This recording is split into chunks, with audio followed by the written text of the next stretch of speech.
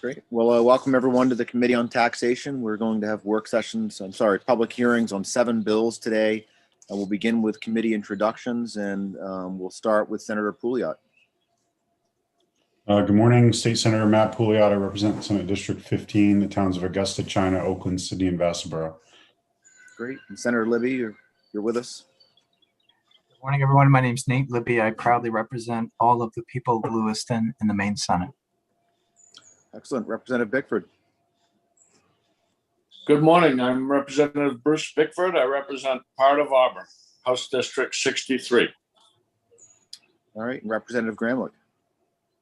Good morning, Senator. Good morning, everybody. My name is Lori Gramlich, and I represent House District 13, which is the lovely seaside community of Old Orchard Beach. And Representative Perry. Good morning. Thank you, Senator. My name is Joe Perry. I represent part of Bangor and part of Orange. Representative Sachs. Thank you, Mr. Chair. Good morning, everyone. My name is Melanie Sachs, and I'm honored to represent House District 48, which is Freeport and part of Pownell. Great. And I'm Senator Ben Shipman. I represent Senate District 27, which is part of the city of Portland. We have a few members that will be joining us soon. House Chair Representative Terry is in another committee, I believe, presenting a bill, but will be with us soon. We heard from a couple other members that will be joining us as well, but also want to introduce Avery Page, who's our committee clerk, and Julie Jones, our committee analyst, are also with us today. And so we'll be having public hearings on 7 bills. The order's a little bit different than how it's listed because of some requests we had from sponsors. So we'll be starting out with the public hearing on LD 1261, followed by 1118, 1251, 1257, 428, 1335, and we'll conclude with the hearing on LD 966. And then after the hearings, we'll be having some discussion on tax expenditure reviews as well. So folks can stick around for that. That would be great. So we'll now open up the public hearing on LD 1261. This is sponsored by Representative Hepler, an act to improve camping opportunities in Maine by exempting certain campground rental fees from the sales and use tax. And we'll hear from the sponsor, Representative Hepler, and then we will, following her, we'll hear from Kathy Dyer from the Maine Campground Owners Association. Welcome, Representative Hepler. I think you're on mute, perhaps. Yeah, you're on mute. I had to move my computer around because the sun is streaming in behind me. It's not as nice a view as what you have, Senator Chipman, but I'll do the best I can. So good morning, everyone. Senator Chipman, members of the Taxation Committee. I'm Allison Hepler, and I represent the towns of Arousik, Georgetown, Phippsburg, Woolwich, which is where I live, Dresden, and a small part of Richmond. And I'm here today to present LD 1261, an act to improve camping opportunities in Maine by exempting certain campground rental fees from the sales and use tax. It's sort of like these academic titles I'm used to. I first want to note that when I sat down to write the testimony yesterday, I realized there were some drafting errors that Julie Jones, your OPLA analyst, is now aware of. And so my apologies for not catching that the first time it came back from the revisor's office. I'm presenting this bill on behalf of the many RV owners who stay in campgrounds across the state, as well as tent campers. This issue was brought to me by a constituent who, as an RV owner, already pays a sizable excise tax on his vehicle, as well as a personal property tax. As a historian, I learned that a tax on, quote, living quarters, sleeping, or housekeeping accommodations in hotels, rooming houses, tourist or trailer camps, end quote, was first enacted in Maine in 1959. And while 29 states currently charge a lodging tax, no other state in the Northeast levies a campsite lodging tax. In my testimony, I have Vermont, but after digging into Vermont's legislative information, the campsite is separated from everything else on the campground.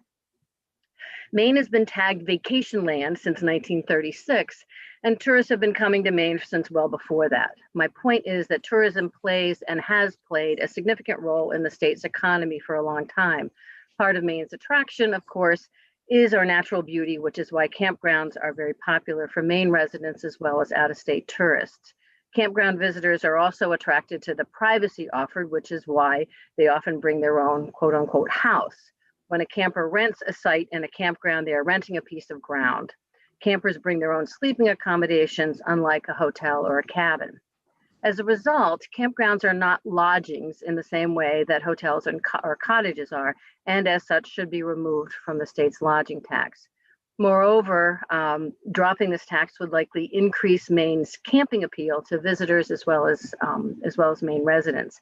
As the gentleman from Sebago, Mr. Good, said on the House floor in 1959, quote, "This tax goes right down to the little fellow," end quote.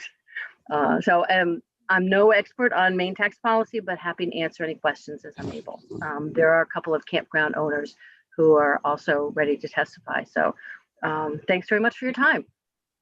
Great. Thank you, Representative Hepler. We have a question from Representative Perry. Thank you, Mr. Chairman. Thank you, Representative, for presenting this bill. My Zoom broke up just as you were saying what Mr. Good said. So I didn't hear it. Can you tell me what Mr. Good said? Thank you, Representative Perry. This guy says, this quote, "This tax goes right down to the little fellow." Okay, thank you.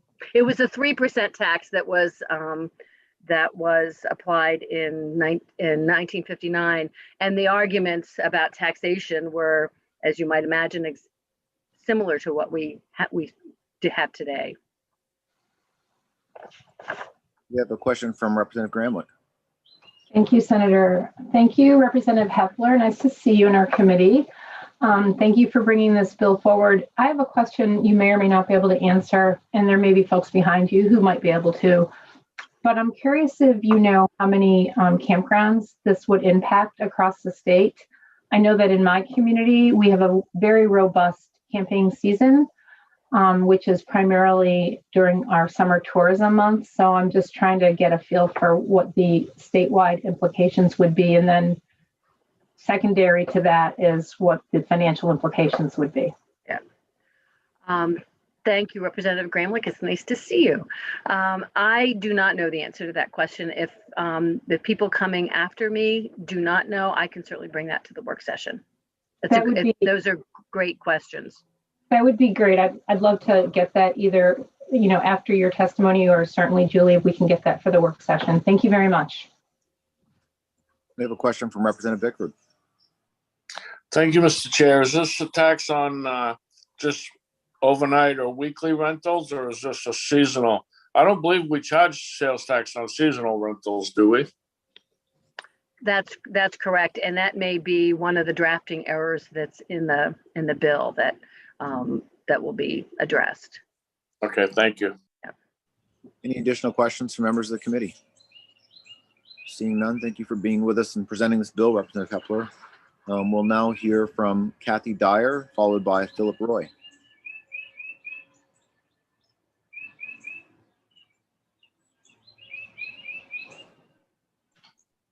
Oh, good morning. Good morning. And thank you, Senator Chipman, Representative Terry, and members of the Joint Committee on Taxation. My name is Kathy Dyer. I'm the Executive Director for the Maine Campground Owners Association. We represent the private and public RV and campgrounds in the state of Maine. Currently, there is approximately 335 private campgrounds in the state of Maine. 181 of them are members of the Maine Campground Owners Association. So I think that answers the question that I just heard asked by Representative Gramlich, I believe. So yes, there is a large economic impact with the campground industry. We don't know exactly how much. And also I'd like to address, I think I heard a question that asked, do our seasonal folks pay a lodging tax? And the answer to that question is yes, they do. All of our guests at our parks currently pay this lodging tax. And so we have been, I did submit written testimony, so you can look at that, but I'm just sort of going off the cuff right now. And that has been sort of a thorn in our side for a long, long time, because, I mean, if you look at it, campgrounds offer the property, and the folks that are primarily the seasonals that we're trying to target on this, they bring their own sleeping quarters. So we really feel strongly that piece of it especially before anything really needs to come out of this equation, if it can. And not to mention that should come out of it because they bring their own sleeping quarters, such as their beautiful RV. Many of these folks, it's their vacation home, if you will, and they're coming for the season. And so they really should not have to pay that 9% lodging tax every year. Not to mention they pay tax when they buy the unit, the recreational vehicle, excise tax, property tax on some. And obviously, again, remember that the campgrounds are also paying property tax on the property. So there is just a continued amount of taxes being paid to the state from basically the same person day in and day out. I'm happy to answer any questions if I can. I know that we have a gentleman that actually owns a campground that probably has many seasonals that he can attest to. So he's here too. But again, if I can answer any questions, let me know. Thank you. Great questions from members of the committee. Representative Bickford. Thank you, Mr. Chair. My question, I'm not sure is for her or not, but for the work session, can we know when this law took effect that we are taxing seasonal campsites? I remember a while back, I had a seasonal site and I don't remember paying sales tax on it, but I don't remember what I had for breakfast this morning. So I could be, just not remembering very well. And I know that we don't pay sales tax, for example, on golf memberships or for a seasonal ski pass, only for the short term. We rent for the day, or we, anything that we do very short term, we pay tax on. But I wasn't aware that we pay tax on seasonal campsites. So if I could get that information, that would be great. Could I address that? Yes. Thank you. So yes, again, we do pay lodging tax on our seasonals. We have, as far as I know, ever since I can remember. Now, I've been part of the Maine Campground Owners Association for 20 years. When I looked into the lodging tax, I was able to find out, and I think somebody mentioned it earlier, the lodging tax on campgrounds was implemented, oh my goodness, I'm going to say 60 some odd years ago. And it started out, I believe, at the 3% on the lodging tax. And I do want to throw in another word that comes to mind. And I think what we're offering as far as our sites is a service, and very similar to that of the boating industry. And that is another area for which is, they're not paying the lodging tax. So I feel strongly that it is a service that the campground owner is offering. And it's a little foggy because we are lodging, and we appreciate that. And we do, and obviously we contribute to the marketing fund and all of that. And that is a big deal for us. But this piece of it, I think, is where we're struggling, because like I said, people are bringing, it's their own home, it's their own unit, it's their belonging, it's their lodging, and the state is taxing that. So again, I think I'd like you to consider the word service on that end of it, if you would. Thank you. Thank you. Excellent. A question from Representative Sachs. Thank you, Mr. Chair. Thank you for being here this morning, Ms. Dyer. Thank you. So I'm struggling, and perhaps I should have asked the sponsor this as well. Is the point of the bill because you feel this is an undue burden? Is it prohibiting usage? Is it misclassified? I'm trying to figure out the intent of getting rid of this tax. I think it's probably all of the above, and the word fairness comes into play as well. I think it just, this is something that we've struggled with year after year. And I think it's hard because it's in place now to get it out of the category. I think it might be miscategorized, that piece of it, especially. So in fairness, that, like we keep talking about the amount of tax that keeps getting paid on that one site in that one unit, if you will, to that same person or whoever is renting the site or to whoever owns that unit. So it's an overabundance of circulating tax, if you will. Thank you very much. You're welcome. Any additional questions from members of the committee? Seeing none, thank you for being with us, Ms. Dyer. Appreciate your I testimony. appreciate it. Thank you. Now hear from Philip Roy, followed by Michael Allen. Welcome, Mr. Roy.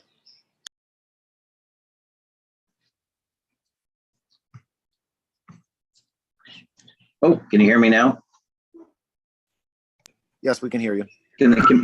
Thank you very much. Senator Chipman, Representative Terry, and the Committee on Taxation. Thank you for hearing me again. I did testify on LD 611, and my testimony is very similar. That is written that you may review at your leisure. But I'd like to address a few of the questions that have happened today and also on 611. And ask that the committee, when it does go to work session, if you could have myself or Ms. Dyer available to your asking of questions, we might be able to help in answering your questions in a quick and timely manner. But it is about fairness with taxation of long-term rental at a campground. Right now, they're paying a sales tax when they buy the unit. They pay an excise tax every year when they rent the unit. When they license the unit. And if they don't license the unit, they're equivalent to a property tax by the municipality. And then they're submitted to a 9% lodging tax on top of that on the very same unit that they're towing around from campground to campground, or i.e. leaving at a campground. The state does not tax someone that might lease from Great Northern Paper or back years ago, Irving property up in Northern Aroostook. They don't tax a lodging tax when they rent a piece of land. And that's what us as campground owners are doing, is we're leasing a plot of land to an individual. And then we're actually required to pay property tax on that land, which is understandable. This is what we do. But then the actual leaser has to pay a lodging tax on that very same piece of property. But yet Irvings and these big corporations and things that lease land to everyone for camps don't pay a lodging tax or have to pay a lodging tax, and the individual doesn't have to pay that lodging tax. Well, it's the exact same thing in a campground. One of the questions that came up on 611 was about New Hampshire, and there was a misunderstanding that they actually charge a lodging tax or a property tax on a site. They actually do charge a property tax if the RV is not licensed or registered in the state of New Hampshire, and the municipality is responsible for charging that lodging tax. I know one of the concerns were from one of the representatives, and I apologize, I don't remember which one, was concerned about his small municipality being able to lodge that property tax on that individual. One of the things that you have to remember is the owner of the campground is already paying property tax on that parcel of land.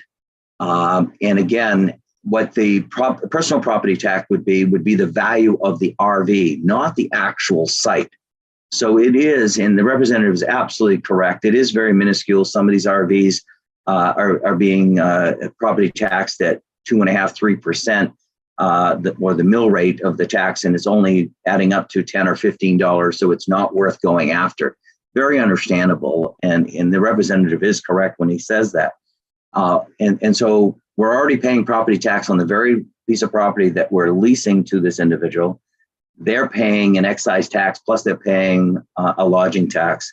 And I think Ms. Dyer says it correctly. It is about fairness, and we're trying to equal the playing field for everyone, considering the municipalities and states adjacent to us do not tax lodging tax to long-term stays, 28 days, 3 months, whatever you folks choose. We just like to bring that to the table and to be able to play on an even playing field with our counterparts in other states that are getting our business. And we've had 3 seasonals this year alone move to New Hampshire because of the tax. Now, it's not a lot of money, and they may be other online areas, but their reason for moving was they're tired of being taxed. So if you can help us, we'd appreciate it as campground owners. And I know as an RV owner myself personally, we'd also like to stop paying that lodging tax here in the state of Maine, if it's possible. And again, I'd love to be able to be available for your work session if that's possible, because I think we could have been able to help the committee answer some questions that maybe the representative that put the bill in wasn't able to. And but I'm open for questions. And thank you again, Senator and representatives, for hearing me today. Great. Thank you, Mr. Roy. We have a question from Representative Gramlich. Thank you, Senator. Thank you, Mr. Roy, for being here. Appreciate your lived experience being an owner of campgrounds. As I've reviewed the bill, and this might have been a question for the sponsor, but I understand the language has been inserted to include campgrounds as opposed to tourists, and it kind of changes the language a little bit on that. But when I think of campgrounds, I think of putting up my tent. I don't own an RV, so in your estimation, I presume the campground you own has mixed use in terms of RVs and tents. And in your experience, would this be applicable to tent campers as well? Honestly, I can only talk about our campground here at the Birches Lakeside Campground right here in Litchfield. We don't consider long-term lodging and tenting, meaning that most of our tenters stay for a week, 2 at the most. I think in our history of 6 years, we've only had one tenter that stayed a month. I'm not saying other campgrounds don't have those, but most campgrounds do not, to my knowledge. It's more short-term for tenting. I think we're looking at, and I believe the representative that put the bill together is looking at more longer-term housing that they're bringing their house with them. Don't consider a tent a house, although some may, but more of an RV type scenario than a tent scenario. In our campground, tenting is not typically 28 days or more. Follow up, if I may, Senator. Sure, go ahead. Thank you. Thank you for that explanation, Mr. Roy, because I know the bill says, and maybe this is one of the pieces of language that the sponsor wants to take a look at, I'm not sure, but it does specify 28 days or longer. So I do appreciate that, but I'm just curious, I guess the bigger picture question is, for those short-term campers who do tent camp, is there a tax charge to them? Do you charge a sales tax to them for renting the space, the property that they're camping on? That is correct. Typically, all lodging tax is charged to everyone that stays at our campground. If it's 1 day or 6 months, it is charged for the amount of the cost of that site for that period of time that they stay. So no one is exempt from the lodging tax in any campground, either tent or RV. Thank you very much. And you do have a beautiful site up there. I used to live on Oak Hill Road up in Litchfield many years ago. So lovely area. Thank you. Thank you. Question from Representative Krajicek. Yes, thank you, Mr. Chair. I apologize for being late. I'm Ted Krajicek. I serve as the House lead on this committee, and I represent Acton, Lebanon, and part of Shapley, District 20. Mr. Roy, I was the one that brought up the issue with the campground we have in our town, where a lot of the people not only do seasonal, but they leave their campers there year round. So we were charging real estate tax because they're not registering them. But I mean, they have gardens around them, and so they're more like homes.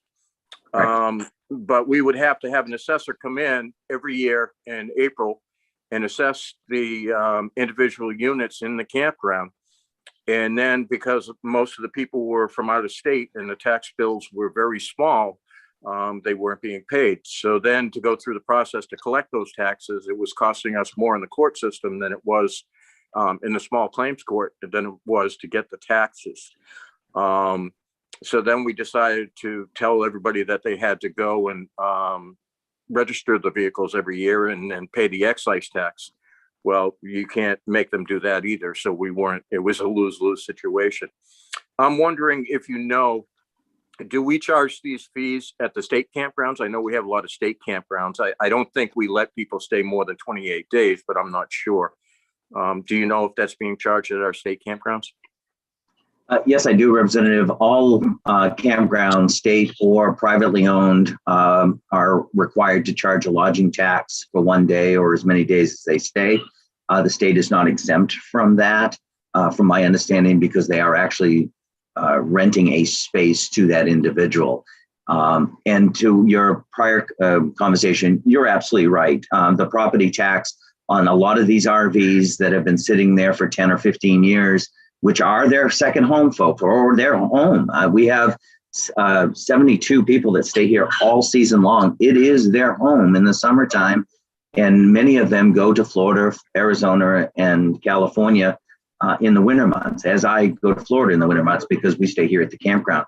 And it is a minuscule amount. Unfortunately, it can range from $5 to as high as $25. And the representative is absolutely correct. It's a minuscule amount of money to try to go after, and it's a nominal fee. Some of the newer units, because you're actually doing the personal property tax against the actual unit itself. Some of these units are $100,000 to $120,000, $30,000, so that does mean a lot of money. But most of them, the representative is absolutely right. It's almost fruitless for a town to go after that. But the lodging tax itself at 9% on and if you look at my testimony, on a $2,800 a season site, equates to $252. That sometimes can mean that lodging tax cost can mean if a person goes camping or not. It becomes a burden, very big burden on that individual. But thank you, Representative, for identifying yourself. I didn't remember your name and I apologize immensely. Please accept my apology. No problem. Follow up, Mr. Chair. Sure, go ahead. Does the state allow people to stay more than 28 days? I'm under the impression that you can only get like a week at a time. Is that correct? I believe you are correct. I don't even, I think it's 7 days is the max, but the state has such a low cost of renting a site. They usually go very quickly once the state opens up for rental. So they, I believe, only allow a 7-day rental, I believe. You are correct. And the fee is included in the daily fee? The taxes are included in the daily fee? It's a daily fee plus the 9%, sir. Oh, okay. All right, thank you. Question from Representative Bickford. Thank you, Mr. Chair. Good morning again, Mr. Roy. Good morning, sir. I guess my question is kind of referring to a bill that we heard, I believe, yesterday about an impact fee of 0.5% for those that own second homes that stay in them less than 180 days a year. That would impact these $100,000 homes that stay on the site year round, but they only are there in the summer. Is that correct? My understanding of the bill from yesterday, and again, I'm not 100% understanding it totally, but my understanding is, yes, you are correct. And most of the campgrounds in the state of Maine are only open approximately 5 to 5.5 months at the max because of the weather itself. Yes, absolutely. And just a quick follow-up. Now, I know that if you own a mobile home and you have that on a rented lot, you don't pay a sales tax on it, but you do pay a personal property tax, which is, again, that's pretty minuscule. So would that kind of be similar to what campground goes through? If the town would levy a property tax against an RV, it would be very similar to a mobile home park where the personal property tax, which is the same thing as property tax, it's the same mill rate, it's just called different. A personal property tax would be assessed on the value of that mobile home.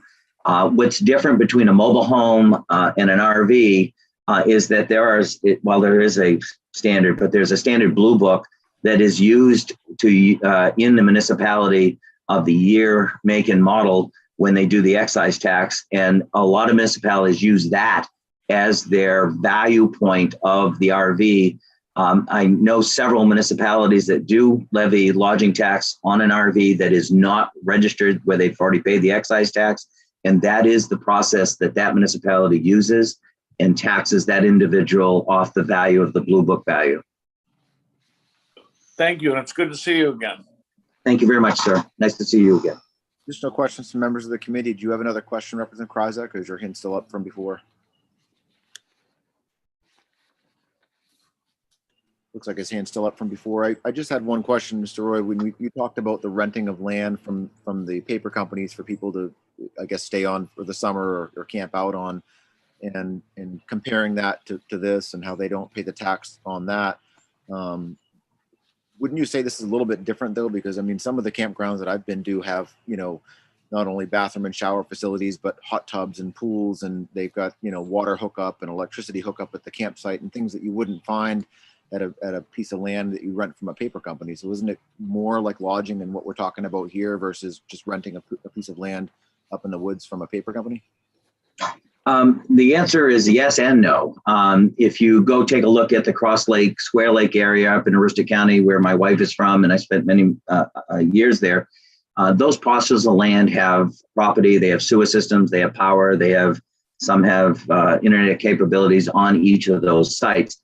And Irving used to assess each property depending on what happens to be on that property that was left by the prior person that may have left or what have you. And they're actually sold with that in mind, and they actually pay the property tax for that unit. Now, my understanding from my father-in-law is that when he had his property there, that he was assessed the lot fee plus the property tax that was assessed by the state there, because it was unorganized territory, above and beyond what he paid for the lease of the site yearly. So that is an ongoing. So the question is kind of two-part, but it is very similar to what we do here. If you take a look at Irving and Great Northern Paper and some of these other people, they have hundreds and thousands of plots of land that they lease side by side with each other, very similar to a campground. Yes, they may not be 30 or 40 feet wide. They may be 80 feet wide by 300 feet versus our little 100 feet, 25 by 100 feet. But it's the exact same thing. We're just more condensed. And campgrounds, because they are a transient population, most campgrounds have a transient population, we're required by state license to have certain types of facilities on there for the transient population. We have to have a place for them to use as the restroom and shower facility. And we're required to have certain amenities to hold our license. So that's more towards the transient population.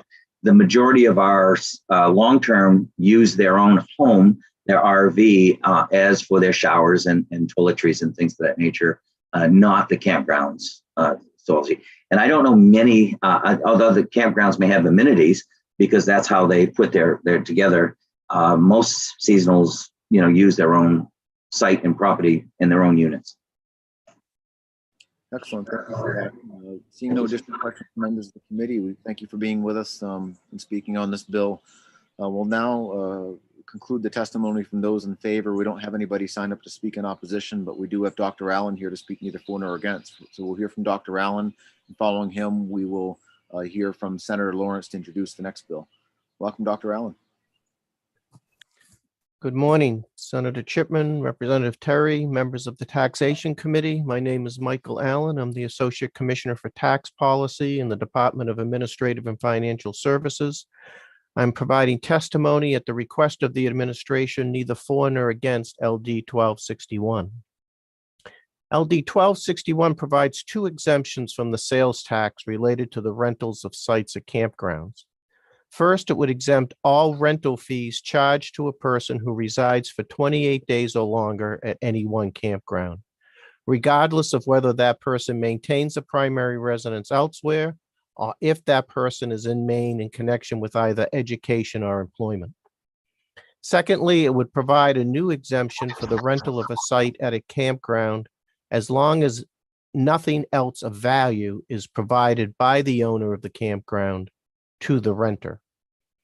This bill is broadly similar to LD 611, an act to exempt long-term lodging from the 9% sales tax on lodging, which received a divided report in this committee. If the committee is interested in making changes to the 9% lodging rate or what it applies to, we would encourage the committee to include the Department of Economic and Community Development, Office of Tourism in those discussions. MRS has many concerns with this bill, ranging from questions of intended scope to technical language and administrative issues. The bill would repeal the definitions for tourist camp and trailer camp and replace those terms in Title 36 with campground as defined by Title 22. This definition may be broader than the sponsor intends, as it includes premises where rental cabins and cottages are permitted on 5 or more sites, which may include motels consisting of rental cabins. Nothing else of value is not defined and could result in exempting all rentals of lodging at campgrounds from the sales tax. The language in this bill was previously presented to the Taxation Committee in the 127th legislature as LD 859. Testimony for that bill construed nothing else of value to mean sleeping accommodations. But a campground could still provide amenities such as access to Wi-Fi, electricity, or even access to campground facilities, which would still be of value. The preliminary administrative costs of the bill are currently drafted are negligible. The administration looks forward to working with the committee on the bill. Representatives from MRS will be here for the work session to provide additional information and respond in detail to the committee's questions. Thank you. Thank you, Dr. Allen. We have a question from Representative Sachs. Thank you, Mr. Chair. Good morning, Dr. Allen. Good morning. What was the disposition of the bill in the 127th? If you have that information. I don't think I have it in front of me. Let me check. That's quite all right. It And died. happy to It have was later. unanimous, ought not to pass. Thank you. Any additional questions from members of the committee? Seeing none, thank you for your testimony, Dr. Allen. Appreciate you. being with us. So that concludes all the testimony that we have on this bill. So we'll now close the public hearing on LD 1261 and we'll open up the public hearing on LD 1118. This bill is sponsored by Senator Lawrence. It's an act to promote reliable rural high-speed internet.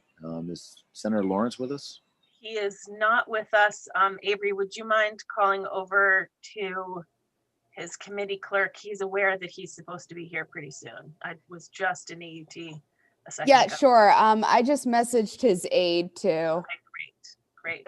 I'm sure he'll be here any moment. He was aware of his place in line. Okay. So we'll just wait momentarily for him so we can keep the order going the way that we wanted to today. That'll be great.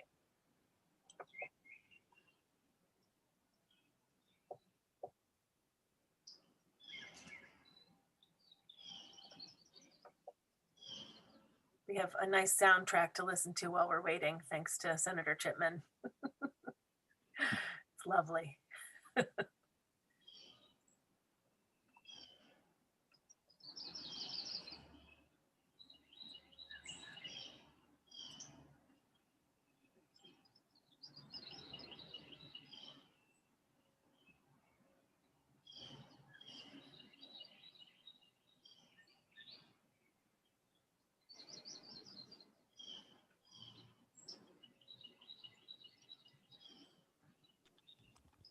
So the EUT clerk says that he's currently introducing a bill there and answering questions. Okay. So should we wait, Representative Terry, or should we try to move to the next bill and then come back? We don't have a lot of people signed up on the next bill, so we could do that. It looks like Representative Arata's here. I think maybe that's a great idea. We can jump into We'll turn off, 1251. So we'll Okay, I promoted Representative Arata. we'll now open the public hearing on LD 1251. This is an act to encourage charitable giving, sponsored by Representative Arata. Welcome.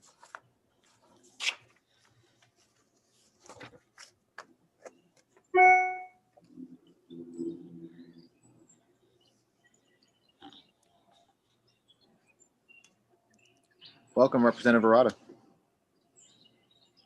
Thank you, Senator Chipman and Representative Terry and esteemed members of my former committee, the Committee on Taxation. It's so good to see you all this morning. I have a very simple bill and I'm not going to talk a lot about it, so that's probably a good thing. This is a bill that would eliminate the itemized deduction limits with regards to charitable giving in Maine. Currently, itemized deduction limits are eliminated for medical and dental expenses, which is as it should be. And I'd like to add charitable giving to that. I'm not sure if you've received it yet, but the Maine Philanthropy Center gives out, they do an annual report. And I had one of their most recent annual reports sent to you. And what is of note is at the bottom of the report, it's kind of disturbing. Maine ranks 50th out of 51 in annual giving. So we are only ahead of Rhode Island, which is pretty sad. So I think that we need to do more as a state to encourage and reward charitable giving. And I don't believe it's really moral to have a tax on money you give away. I mean, if you're not keeping it, spending it, investing it, you're giving it to whatever charity you want to, whether it's Maine People's Alliance or the Baptist Church, that doesn't matter. You shouldn't pay taxes on that. So anyway, and I guess that's really all I have to say. Either you like my idea or you don't. Thank you, Representative Arata. We have a question from Representative Bickford. Thank you, Mr. Chair. Good morning, Representative Arata. My Morning. question is, do you have any numbers and is it possible that you can get them for the work session on charitable giving over the years since we've enacted legislation? And I think it was 4 years ago where we eliminated the unlimited charitable giving and set a threshold for it. Can you show, is there a big drop in charitable giving since that was enacted? Well, the report that I sent to you, I believe the numbers were from 2017, because the numbers that come into that report come from the federal government, so there's a lag.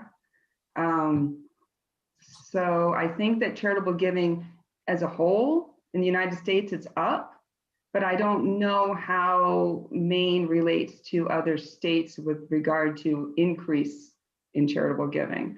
Okay, so you don't think we can get a Maine, like maybe MRS could get it for us possibly from the year before we enacted that to what's happened since? Because we have a lot of Maine nonprofits that rely on charitable giving.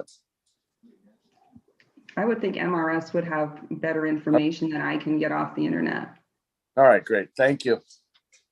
Any additional questions from members of the committee? Go ahead, Representative Gramlich. Thank you, Senator. Hi, Representative Aird. Nice to see you again. Do you have written testimony that you've submitted? I don't see it on our webpage. No, I don't. It's just such a simple bill, and I know you're inundated as I am. So no, I didn't submit any written testimony, but I did submit the report from 2020. I appreciate that. I do read the submitted testimony, so thank you very much. You're a good person. Any additional questions from members of the committee? Seeing none, thank you for being here to present the bill. It's good to see you back in the committee here today. So we will now hear from Lisa Harvey McPherson to speak in support of the bill, followed by Dr. Allen, who's neither for nor against. I'm not done. Okay. Is Lisa Harvey McPherson with us? I don't see her. Don't either. I do see she has written so she submitted written testimony. Okay. But I don't see her on here too. I know she is a very busy lady on usually testifying in HHS. Okay, so we don't, I guess if she does join us before we end the public hearing, we can come back to her, but without her being here, we will now hear, if we can, from Sarah Austin, who I believe is here to speak in opposition to the bill. If you can promote Sarah Austin, and then we'll hear from Dr. Allen to speak neither for nor against.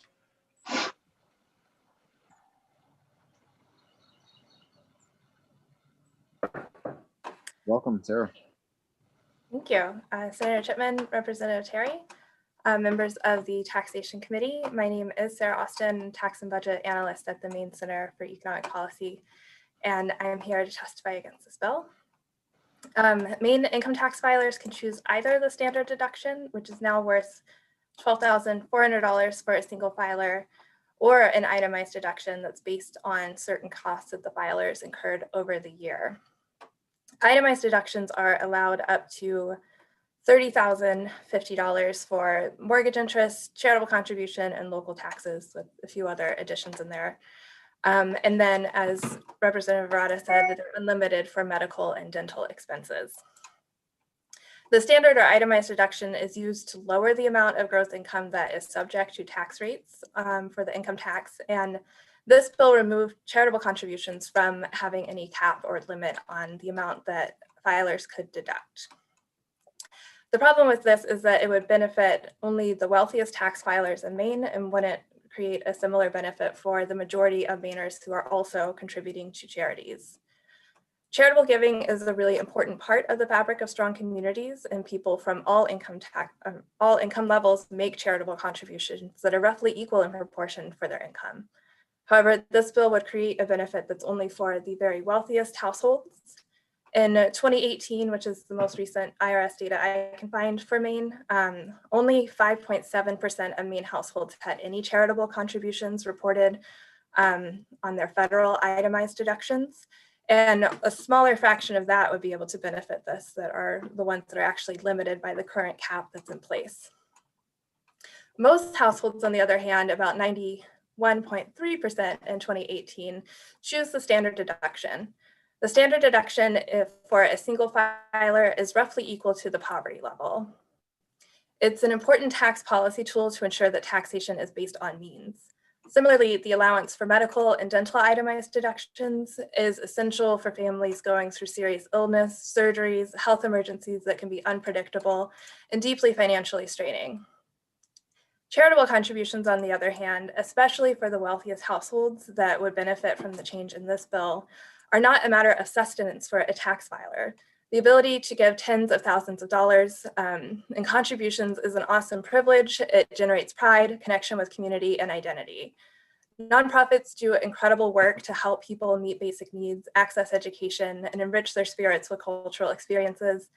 And contributions to support this work are really important, but creating a benefit only for the wealthiest households that are making these contributions, those that are the least income constrained in their ability to give to charity, is likely to result in more, is unlikely to result in any more contributions going to the charities, and will come at a cost to state resources that are also vital to our communities and the nonprofits that serve them. Maine's top income tax rate is only 7.15%. So this deduction for charitable contributions would only lower the total cost of giving by $7 for every $100 that's donated.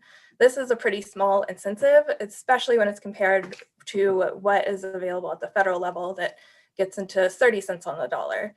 And even still, we see that families across the income spectrum are giving about the same proportion of their income to charities. So it's unlikely that that's really having effect on having higher income people giving more to charity because of that tax benefit. So for those reasons, I urge the committee to vote ought not to pass on this bill. Thank you very much for your time to talk about this, and very happy to take questions. Excellent. We have a question from Representative Bickford. Thank you, Mr. Chair, and good morning, Sarah. Listen, my question, I guess, is, aren't these the exact people we are targeting because we want them to give even more? You know, I can understand that your average person in Maine can't give enough to charity to get a benefit from this. But those wealthy individuals, we want them to contribute even more to charity. Charity needs those dollars. How do you respond to that? I mean, I think that is real. Nonprofits definitely need more resources. They're always on shoestring budgets, especially those that are responding to needs in the community. But the idea that getting $7 back for every 100 that you contribute to that as being a real incentive to change behavior is just not something that has been supported in the data. So I think it's important that we encourage charitable giving, but I don't think the tax code is going to be successful in that, at least not in this form. Okay, and to follow up, can you show us where that data came from? And how do we know people that don't itemize, they take the standard deduction, how do we even know what they donated to charity? Yeah, so there's the... Is it a wild?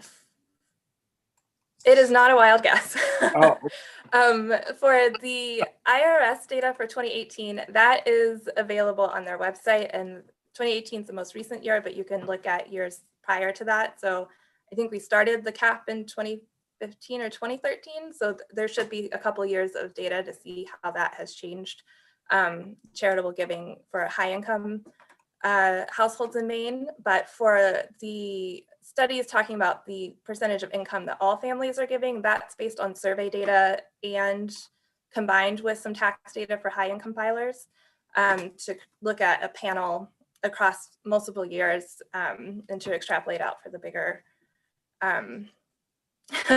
data scientists, much smarter than I am, put these together, and it's using a couple of sources to try to get at this question. okay, so it's by a survey, it's not by actual factual knowledge. Is that correct? It's a mix.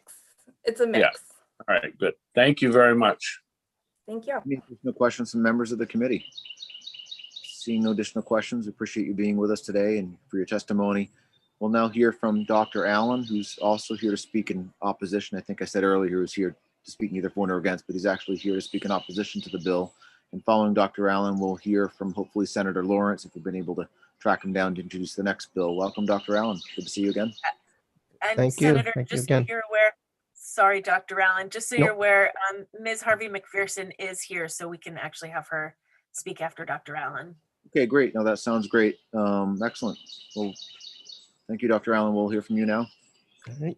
Good morning again. My name is Michael Allen. I'm the Associate Commissioner for Tax Policy in the Department of Administrative and Financial Services, and I'm here at the request of the administration to testify against LD 1251.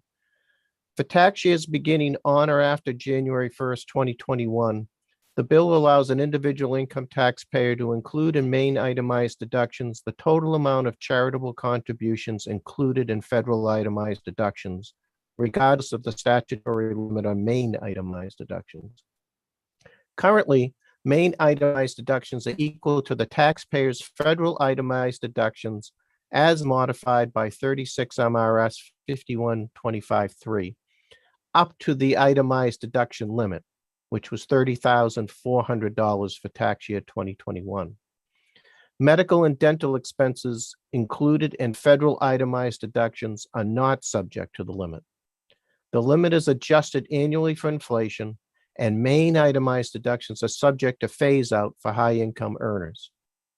Public Law 2013, Chapter 590, allowed taxpayers to include in main itemized deductions up to $18,000 of charitable contributions in excess of the main itemized deductions limit for tax years beginning in 2016, to the extent included in federal itemized deductions, and for tax years beginning after 2016, the total amount of charitable contributions included in federal itemized deductions. However, Public Law 2015, Chapter 267 later repealed the additional charitable deduction prior to it taking effect. While the bill would provide a tax cut for taxpayers below the end of the phase-out range for itemized deductions, it is unlikely to effectively incentivize additional charitable contributions due to its limited applicability. The administration notes that for clarification, the word "or" first usage on line 6 of the bill should be changed to "and." The preliminary fiscal impact estimate is not available at this time. The preliminary administrative cost is estimated to be $11,000 for computer programming to add a line to the individual income tax return. The administration looks forward to working with the committee on the bill. Representatives from MRS will be here for the work session to provide additional information and respond in detail to the committee's questions. Be happy to take any questions at this time. Great. Thank you, Dr. Allen. We have a question from Representative Bickford. Thank you, Mr. Chair. Good morning, Dr. Allen. Good morning. The question is, if it's not likely, in your opinion, to change behavior much, then the fiscal note should be fairly minuscule, if almost close to nothing. Is that correct, as far as the tax fiscal note? We haven't done the fiscal note yet, and I don't want to describe a fiscal note as minuscule or large. Everybody has a different view on on what a relative size of a fiscal note. But the point that we were just trying to make there is that both the standard deduction and the itemized deduction is phased out for high income taxpayers. So they don't get any itemized deductions. And even under this proposal, they would still be phased out at the same point of their itemized deductions. So it's a small group of taxpayers that are currently itemizing and that would get additional itemized deductions that this proposal would help. Remember that in the federal tax reform, the federal standard deduction was increased substantially. At the moment on state returns, the combination of the higher standard deduction, which we conform to at the federal level, and the phase out of itemized deductions and the standard deduction, I think at this point, less than 10% of state returns have any itemized deductions for those two reasons. Okay, thank you very much. Any additional questions from members of the committee? Seeing none, thank you for being with us, Dr. Allen. Appreciate your testimony. We'll now hear from Lisa Harvey McPherson, who's here to speak actually in support of this bill. And then following Ms. McPherson, Harvey McPherson, we'll hear from Senator Lawrence introduce the next bill. Welcome, Ms. Harvey McPherson. Thank you, Senator Chipman, Representative Terry. I'm Lisa Harvey McPherson, and I'm here to speak in support of this bill on behalf of Northern Light Health. And what I apparently don't do well is try and guess where the fourth bill in your series of bills today was going to be heard. So I apologize, I'm late, and I am genuinely appreciative of the opportunity to testify. I'm speaking today on behalf of the Northern Light Health Foundation in favor of this bill. The Northern Light Health Foundation is the charitable arm of Northern Light Health, and people donate to our foundation with the understanding that 100% of their gift will go to the program of their choice. And people are passionate about what they choose to donate to. It may be cancer care, it may be premature babies, it may be home care or hospice care at home. People donate because in their heart, they want to support a service or program that is offered by Northern Light Health. And the testimony that you've heard, there aren't a mass of donors that would be impacted by this bill. The reason people donate is that personal choice. It's not a tax incentive that prompts that donation, but within that window of taxpayers that would benefit from this bill and the changes in this bill, we believe it would incentivize the size of their donation. Tax policy would prompt them to perhaps make a larger donation for the benefit that they derive. And it's not the massive numbers that we have donating to our charity that would benefit, but for those that do, we want to support any tax policy that advances a donor's ability to derive some tax benefit from the donation that they make. So that I will conclude with my comments there. And once again, thank you for letting me come in at the back end of the hearing. Of course, anytime. It looks like we have a question from Representative Bickford. Yes. Thank you, Madam Chair, and good morning. And along with what's it called, Northern Light Health, we have Central Maine Healthcare, we have Maine Health Partners, we have many large hospitals in the state of Maine. I believe I heard that we had like 17 total.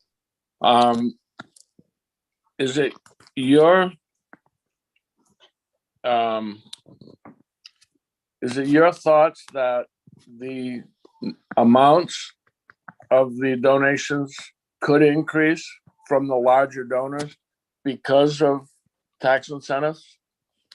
For the donors that would qualify within the broader text policy of having this limit removed, I believe the donors that would be impacted would have an incentive to donate at a higher rate. And you're right, Northern Light, Maine Health, Central Maine, there are a number of charitable options that individuals have when they want to donate to healthcare in their community. Along with, Red Cross, Goodwill, Correct. all of those. Yeah. All right. Great. Very good. Thank you. Any other questions for Ms. Harvey McPherson? Seeing none, I just have one quick question for you. Have you seen a change in charitable giving since the deduction switch, or since the switch in tax policy several years ago? I think it was 3 years ago. Yeah, I can ask our foundation. I will say that our foundation did advise me that they didn't see a significant, like for the thousands of people that donate to us en masse, they would all be impacted by this policy. But once again, for those that are impacted, they did see positive tax incentive to make the donation. But I can find out more specifically once the changes went in place, what did we see for impact? And I'll be glad to provide that to you for the work session. That would be great. Thank you so much. Any other questions? Seeing none, thank you very much for your testimony, and we will close this hearing on LD 1251 and start right in with Senator Mark with LD 1118. Welcome, Senator Lawrence.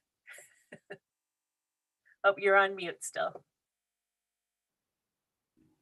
There you go. Thank you, and Representative Terry knows I'm technically challenged this morning, so she just presented a bill in EUT, and I had all kinds of problems, and so now I'm bringing my mistakes over here to you guys. Excellent.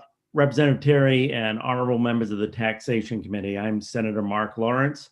I represent Senate District 35, which comprises 6 towns in southern York County along the New Hampshire border. And it's good to see some familiar faces in this committee. It's good to see Representative Hanley, who I served with on AUT, and Representative Collins, who I served with on insurance and financial services. And Representative Hanley will understand the background of this bill. And it's a bill I brought in last year. And so it's one you've seen before, but I'm convinced that it is a good potential vehicle for trying to find ways to expand internet into high-speed internet into rural areas in Maine. This is one of the greatest challenges we face on the Energy Utilities and Technology Committee, is finding ways to extend high-speed internet into rural areas in Maine. And it's become even more apparent during this COVID-19 crisis that people are relying on reliable internet. And it's also very important for economic development in Maine to get internet into these areas. One of the great challenges is figuring out how to finance it and how to do it. And we've relied on bonds, we've relied on municipalities trying to set up their own challenges. And not to go too much into detail, but we have private companies who put fiber into areas, and they do it as any for-profit company will, up to the point where it's profitable for them. And they essentially stop there into more rural areas where it's not profitable, where they're not going to get the number of customers for the amount of wire they lay.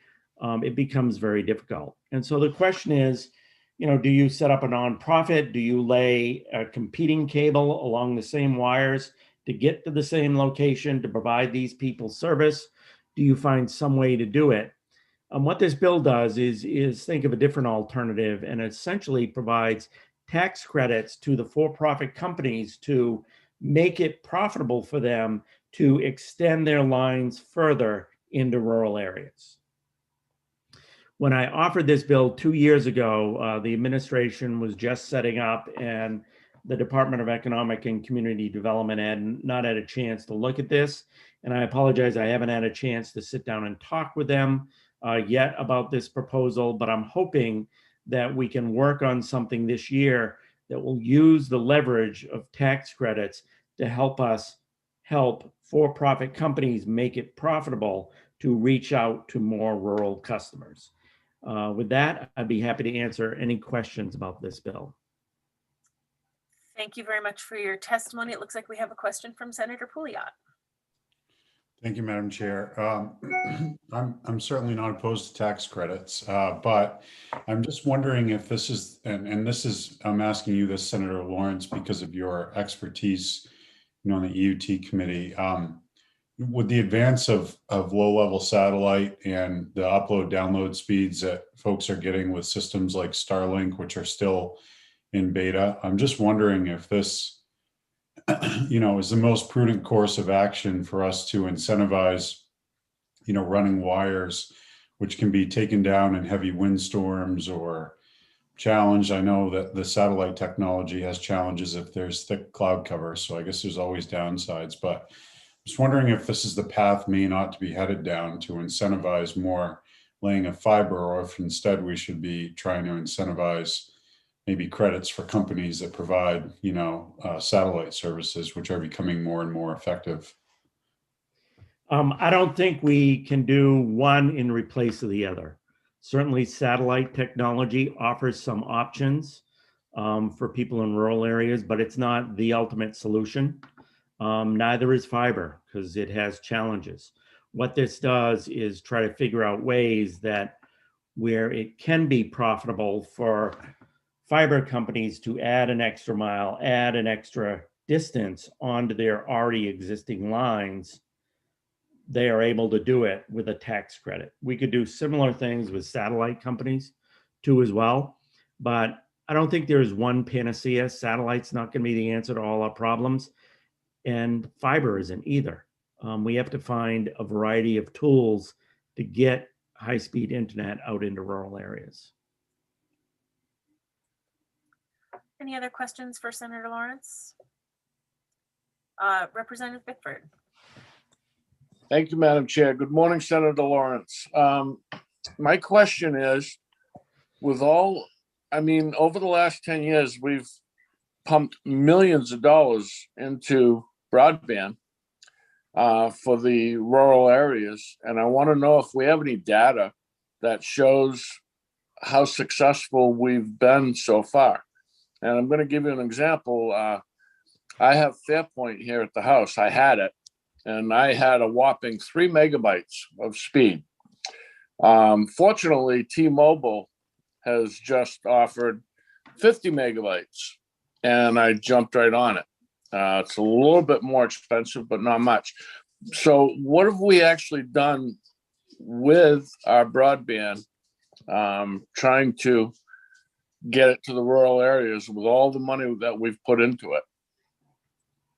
So I don't have that data right at my fingertips. I can try to get some from our analysts on our committee. And there are certainly very knowledgeable people following me who are in the industry who may have some data on how to make things successful. My purpose in introducing this bill is to say, we've done bond issues, we've done subsidies, we've done other things like that. It's to give us a varied tool to get into areas where sometimes it's more difficult to get into. As Senator Pouliot suggests, satellite presents many options. It also has some drawbacks.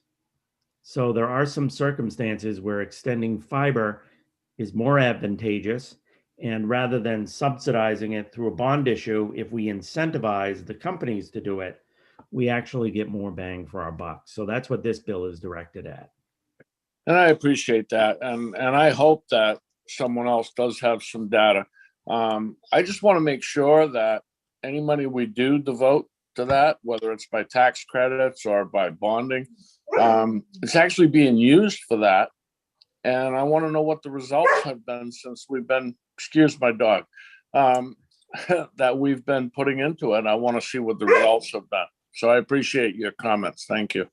And one advantage of this bill, the tax credit has to be directly used to extend broadband access. Thank you very much. Looks like we have a question from Representative Sachs, followed by Representative Collings. Thank you, Madam Chair. Good morning, Senator. Morning. I was reading your bill and I see that it actually is for qualified projects. And I was interested in that section. Is that the section where it is in some complement to Representative Bickford's question, trying to direct it to rural areas? So is this last mile projects?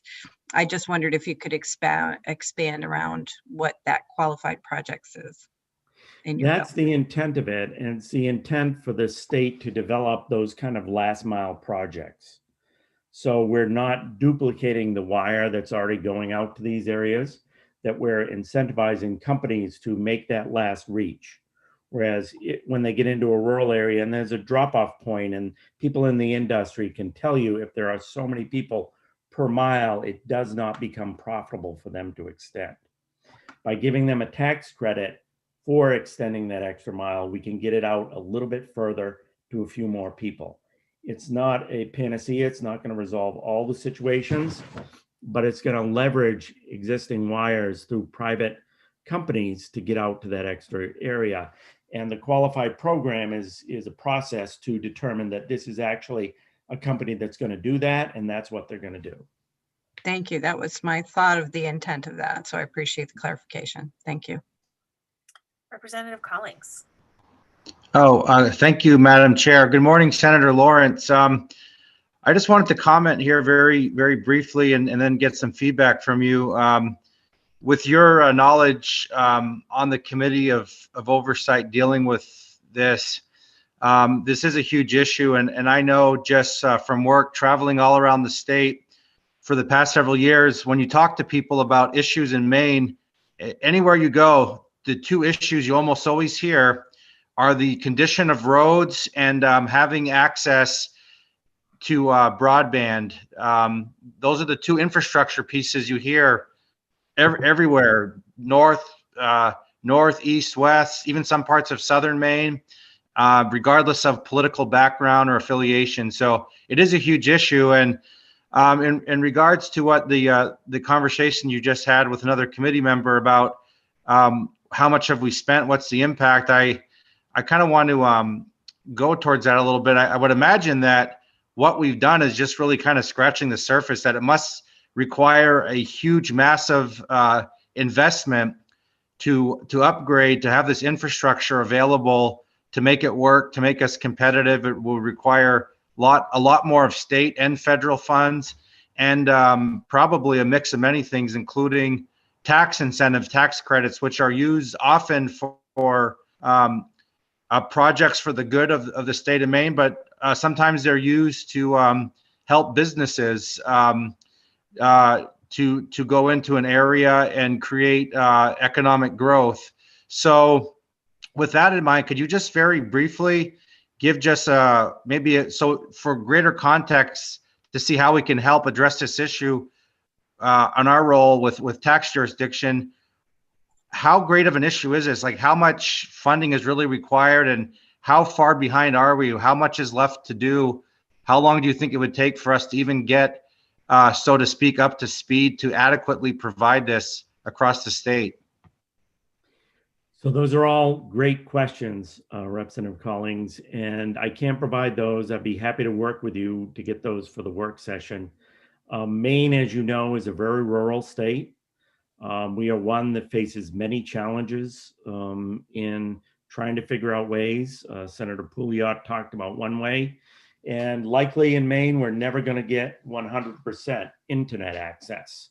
And likely those most distant areas, satellite is going to be in many circumstances the best option. So I can try to get you some of that data. You know, your analogy to roads is very true. Connection to the internet is kind of the roads of today. You know, that's how people get to work, operate at work, and do those types of things. So to guarantee that in the state of Maine is an absolute for economic development. We have to figure out a way to increase the amount of what we're doing. And it changes from year to year, just in the amount of time where we were out of session in the legislature, those numbers change and they will always evolve. So we do have some people in the industry after me who can start helping to provide some statistics. But this bill, again, is get at one particular situation where private companies have extended to the best they can do in a reasonable, business environment to an area, and to give them a little incentive to reach out a little bit further in their areas to try to pick up more people. Any other questions for Senator Lawrence? I have one, and it relates to the bill that you presented to us a couple of years ago. I was here when that happened. And I recall getting a little wonky with the numbers and making sure that it was the right numbers to work with the companies, so it was an actual incentive and it wasn't something that they could, that they weren't interested in pursuing because it wasn't enough or it was too much for us or whatever.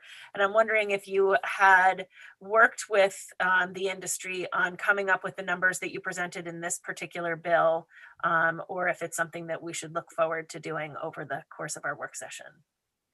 So I would encourage you to look forward to doing it over your work session, and I would be happy to be included in it. I see Chris Hodgson here to testify after me, and obviously this is a bill that affects his industry. I'm more than happy to sit down and work on this issue with them and with the Department of DECD. My purpose in bringing this bill forward is no pun intended. This idea is not a dead end. There is something out there that I think we can use to enhance broadband access. We need to just sit down with a group of people and work through how it could be structured in the state of Maine to best give that advantage. Excellent. So I'm happy to work in any work session or any work group. Great. I'm taking the pun. That was pretty good. Any other questions? Seeing none, thank you very much. You're welcome to stay for the rest of the public hearing.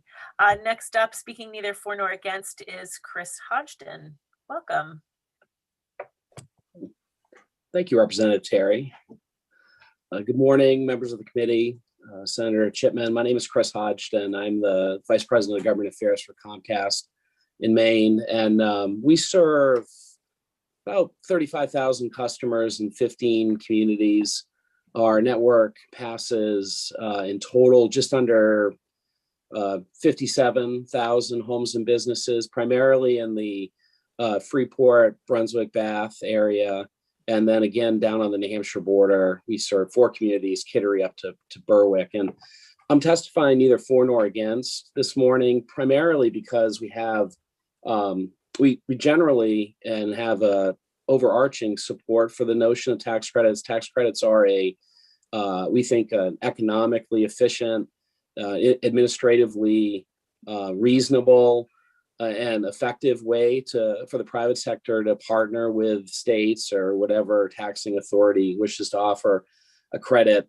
We do think that tax credits are also more so than perhaps other subsidy constructs or programs, the type of program that encourages sustained investment in networks. I mean, it is logical, but probably is necessary to point out that when companies earn tax credits, they're highly motivated to continue to innovate and invest because they want to, in the future, be able to utilize those tax credits. A unsustainable or unprofitable project won't generate tax liability and wouldn't be of that much interest to a company if they had tax credits. So the overall construct of tax credits are, we think, very good and a wise thing for policymakers to look at.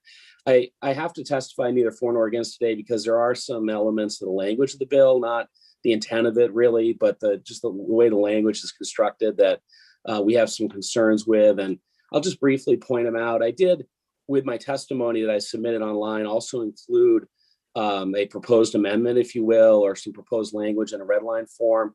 But just generally, the bill references fiber optics specifically. And in the telecommunications industry, we don't think of fiber optics as a technology. It's more of a construction material. What's important in the industry is whether or not you build your network to deliver desirable speeds. So we would propose a language tweak to the bill just to make it clear that any wireline infrastructure that can deliver the desired speeds, which this bill calls for 20 meg down by 20 meg up, is eligible for participation. We should be careful not to limit providers who can deliver the desired speeds just simply because they deploy a wired infrastructure in a different way than others, trying to be technology neutral, so to speak. The other issue with the bill, and I think this proposed edit is very much in line with what Senator Lawrence just said, is that it talks about averaging across a defined geographic area what areas would be eligible for the tax credit. Essentially, providers could draw their own geographic boundaries around an area if the average within that area were 20 homes or less. And what we'd like to see in a bill is a bill that focuses the tax credit program on areas that are unserved and not allow areas that are already served or have much higher density to be lumped in with less dense areas. The benefit of focusing investment in areas that are unserved are that limited tax credits are consumed only where they're needed, and the incentive doesn't go to areas that either already have the investment, already have high-speed internet. And you also, there are some programs out there where a averaging might make sense if it's a very low tax credit policy. But with this bill, as much as $27,000 per mile subsidy or tax credit available is a very financially attractive amount of money for the wired broadband industry. So you don't need to lump in areas that have higher densities and already have service to achieve the goal of creating an incentive for providers to go where they have not been able to go already. And then the last, I'm sure I'm bumping up against my 3 minutes. The last item is there's a reference in the bill to pricing relative to the consumer price index. We think that it's perfectly appropriate to say to a provider, hey, you can't charge more in a rural area than you charge in the metropolitan area. But when you add in the consumer price index, you're adding in an element of rate regulation that raises preemption issues. So we suggest a tweak to the bill that essentially says you've got to offer the same pricing everywhere. You can't offer pricing in rural areas that are more than you offer in your metropolitan area, but de-link it from the CPI concept. So I'd be happy to answer any questions that the committee may have. My testimony is online, as well as our proposed red line of the bill. Great. Thank you very much, Mr. Hodgson. Anyone have any questions? Seeing none, thank you very much for your testimony. We appreciate having you here. Thank you very much. Next up is Melinda Kinney.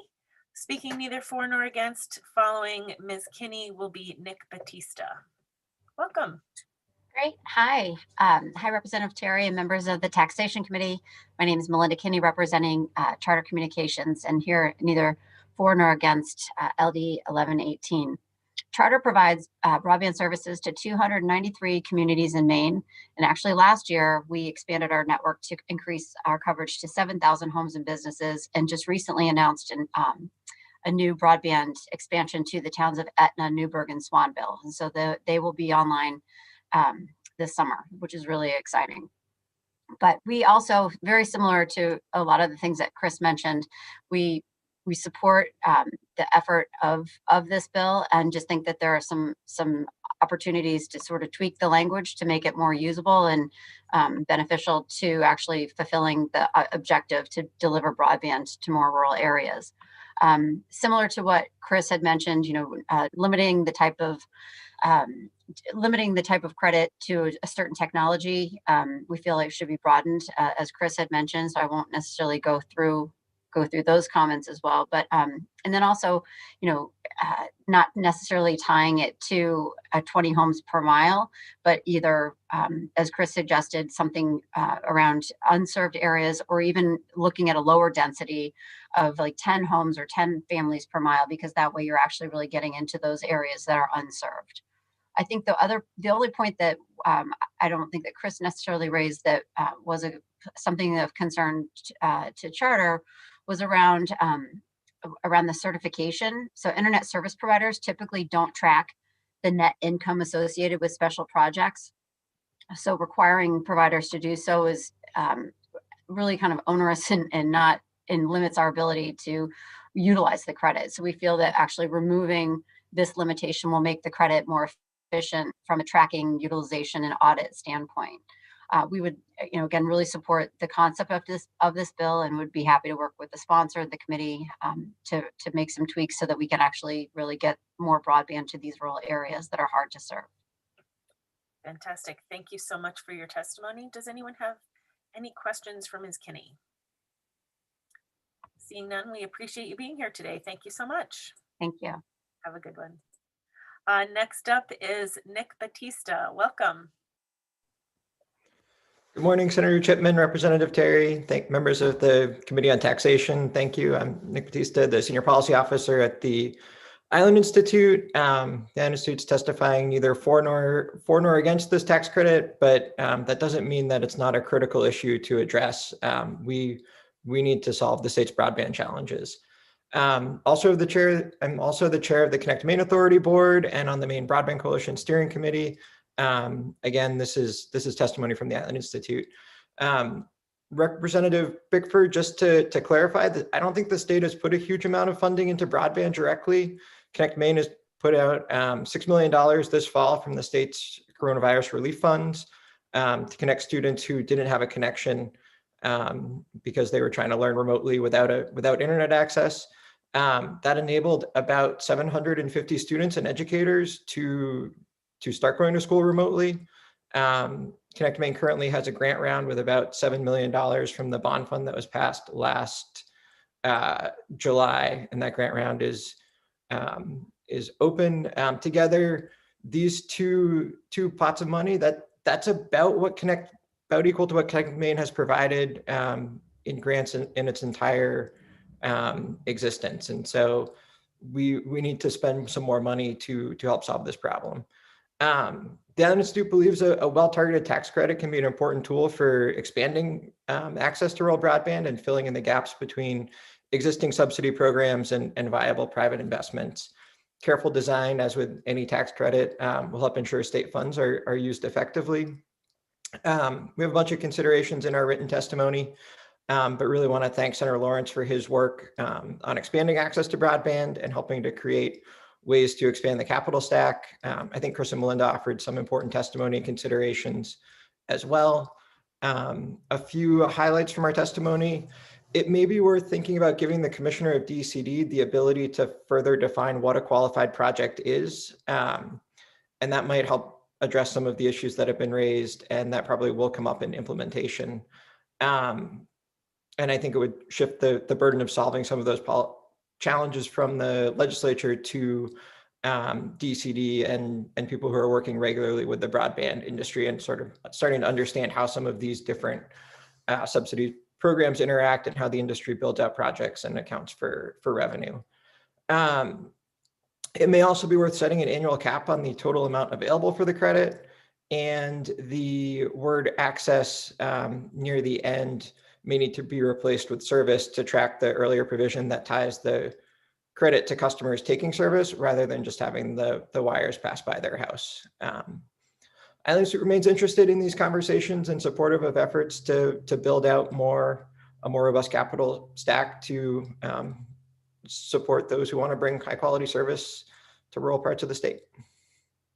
Excellent. Thank you very much for your testimony. Any questions for Mr. Batista? I have one for you. Just hoping that you'll be here for our work session, and if possible to wear two hats, not just of the Island Institute, but also with your Connect Me hat, or bringing someone with you from that if you're not comfortable with being the spokesperson. That would be great. I appreciate that. We'll very much try to be here for the work session, and I know Peggy's been listening, so I'm sure she'll Great. One of us will be here.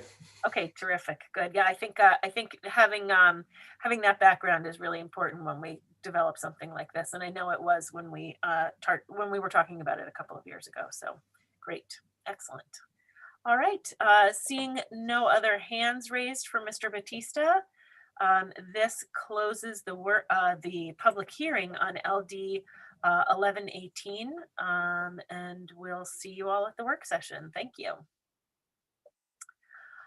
Next up is, let's see, LD 1257. 1257 is an act to encourage inclusionary zoning in municipalities by increased revenue sharing. And that is being brought to us by Representative Lookner. Can we promote him? He's on. Morning, I've been promoted. Good morning. Congratulations on your promotion. Thank you, Representative Terry. Honorable members on the, Senator Chipman is here as well. Honorable colleagues on the Committee of Taxation. My name is Grayson Lookner, and I represent the neighborhoods of Libbytown, Nason's Corner, Rosemont, and Strawwater in Portland.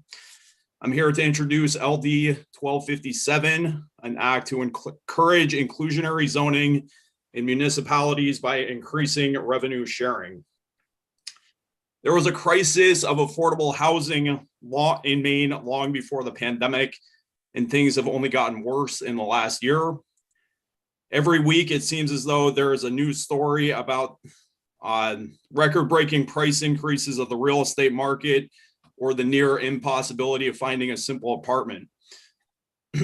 For some, these developments have proven extremely lucrative. For many others, the reality of facing displacement and homelessness becomes an ever more pressing and terrifying prospect. The state must act. There are many factors contributing to our housing crisis. Like with any commodity, the law of supply and demand dictates price. Maine has become a coveted place to live in recent years, so demand for housing is high, but the state's housing stock is also among the oldest in the nation, so supply is low. This simple economic equation explains in part why the crisis has become so acute. Maine also has a strong system of home rule in which municipalities exercise broad authority to set housing and zoning policies with their jurisdictions, and it is their right to determine what kind of development they want to pursue. For most towns, that means it makes the most sense to create the kind of development that contributes the most to their tax base, preserves the town's characters, and other factors that local planning boards weigh to increase the desirability and livability of their towns for those who call those towns home. Unfortunately, this dynamic can also fuel policies that make it hard to create adequate, affordable, and inclusive workforce housing in those same towns, further exacerbating the housing shortage. One way to address this is to make it more appealing for towns to create quote unquote inclusionary zoning ordinances to increase the supply of affordable workforce housing. Inclusionary zoning is a set of policies that I have outlined in my bill. And actually, you should have received written testimony from an organization called Grow Smart Maine. They suggest that we change some of the definitions or tweak them perhaps in the work session. But in my bill, what I've called inclusionary zoning ordinances that will increase supply for housing for the quote unquote missing middle of income earners, folks who are working hard and earning an income yet who cannot find housing that is affordable for their needs. This can be accomplished by increasing municipal revenue sharing from the state to towns that meet certain requirements to create more inclusionary zoning. With these extra funds, towns can invest in their schools, infrastructure, parks, and general assistance programs as if they were collecting taxes from high-end housing developments. Additionally, these policies in the long run will lead to more vibrant towns with more young people contributing to the labor force and the culture of those towns across Maine. Revenue sharing in general helps towns keep property taxes low, which in turn contributes to affordable housing, especially for renters when landlords don't have to increase rents in order to keep up with rising taxes. Towns shouldn't have to choose between affordable taxes, adequate public services, and workforce housing. With the increased revenue sharing I have proposed in this bill, they won't have to. In 2017, long before the pandemic, when some cities and towns in Maine were among those experiencing the fastest increasing rents in the entire country, the United Nations commissioned a special report on housing titled "The Special Rapporteur on the Right to Adequate Housing." The report cited the pervasive idea of treating housing as a commodity rather than as a human right as the major reason for a burgeoning crisis in housing insecurity and homelessness worldwide. In the long run, this legislature must find ways to shield housing from the same forces that dictate stock prices on Wall Street. Mainers value our communities, our neighbors, and our way of life. And increasing municipal revenue sharing to towns that create inclusionary zoning will help us to do that and to make it easier for young people and working people to establish lives for themselves here. So I urge this committee to vote ought to pass, and I'll stay on to answer any questions. Thank you for hearing my testimony. Excellent. Thank you so much, Representative Lookner. Any questions? Seeing none, thank you so much. You are welcome to stick around for the rest of the public hearing in our little Zoom squares. Great. Thank you, Madam Chair. Next up, we don't have anybody speaking for the bill at the moment. Next up is speaking against Elizabeth Frazier, and I'm just promoting her right now. Give her a sec.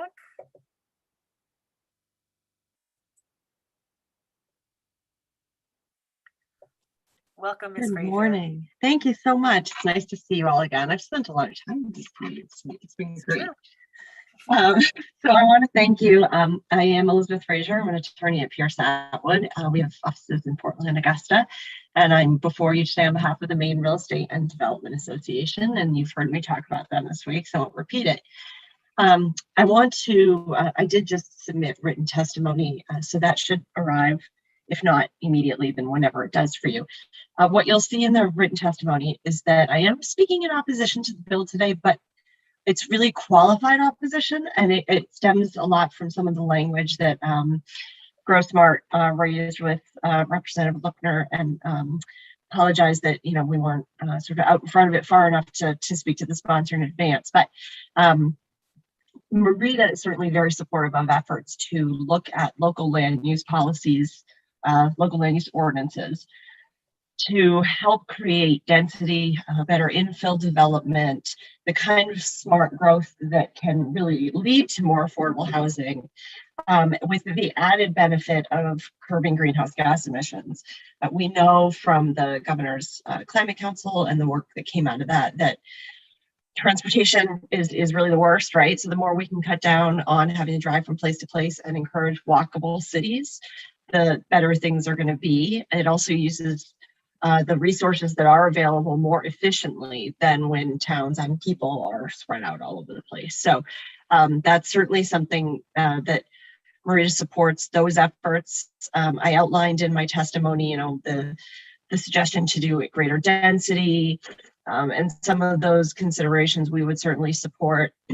We don't support inclusionary zoning as it's sort of typically referred to in the legal parlance, which really refers to requiring that a particular portion of a multi-unit building be affordable to renters or buyers, depending on various factors in the way the ordinance is written. I don't believe that's the sponsor's intent, having heard what I heard this morning, so I'm not going to go into that. If the committee has questions about that type of inclusionary zoning and why we oppose it, I'd be more than happy to share information with you on that. Lastly, I want to say that in addition to supporting the efforts I think that this bill is getting at, and the sponsor may already be aware of this, but I just want to mention it. There's a bill that is coming out of the IDEA Committee, LD 609, sponsored by Speaker Fecteau, that would basically create a commission to take a look at doing the kinds of things that are recommended in this bill. So, what kind of density changes should we incentivize? What types of setbacks should we change it to? Will it work? How do we target it in a way to create more affordable housing? It's specifically for that purpose. And I believe to do it in a way that, it really ensures equity in land use policies, which is also something that I think, we've recognized is important. So we support that bill, and we, certainly hope that effort is going to go forward. We think it will. So perhaps there's a way to coordinate that with this, or at least to know that that's going on. So I wanted to share that. And otherwise, I'm happy to answer any questions and would love to work with the committee, the sponsor, and other stakeholders. We work with GrowSmart all the time. So you can see that there's some question about the bill, but we're all supportive of the intent. So thank you very much. And I will be happy to answer any questions. Great, thank you very much, Ms. Fraser. Anyone have any questions? Seeing none, thank you very much for your testimony. We appreciate you being here. Great, thanks so much, everyone. Have a good day. So I have no one else on my list speaking for nor against, neither for nor against. Avery, do you see anybody else in the attendee room that may want to jump in before we say No, and I haven't heard from anyone. Okay, terrific.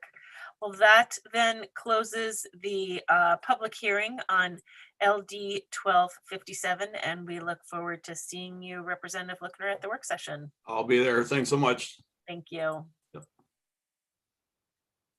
All right. So next up is LD 428. The sponsor is Representative Tepler, and LD 428 is an act to prevent tax haven abuse. Welcome, Representative Tepler, for your marathon with the Tax Committee.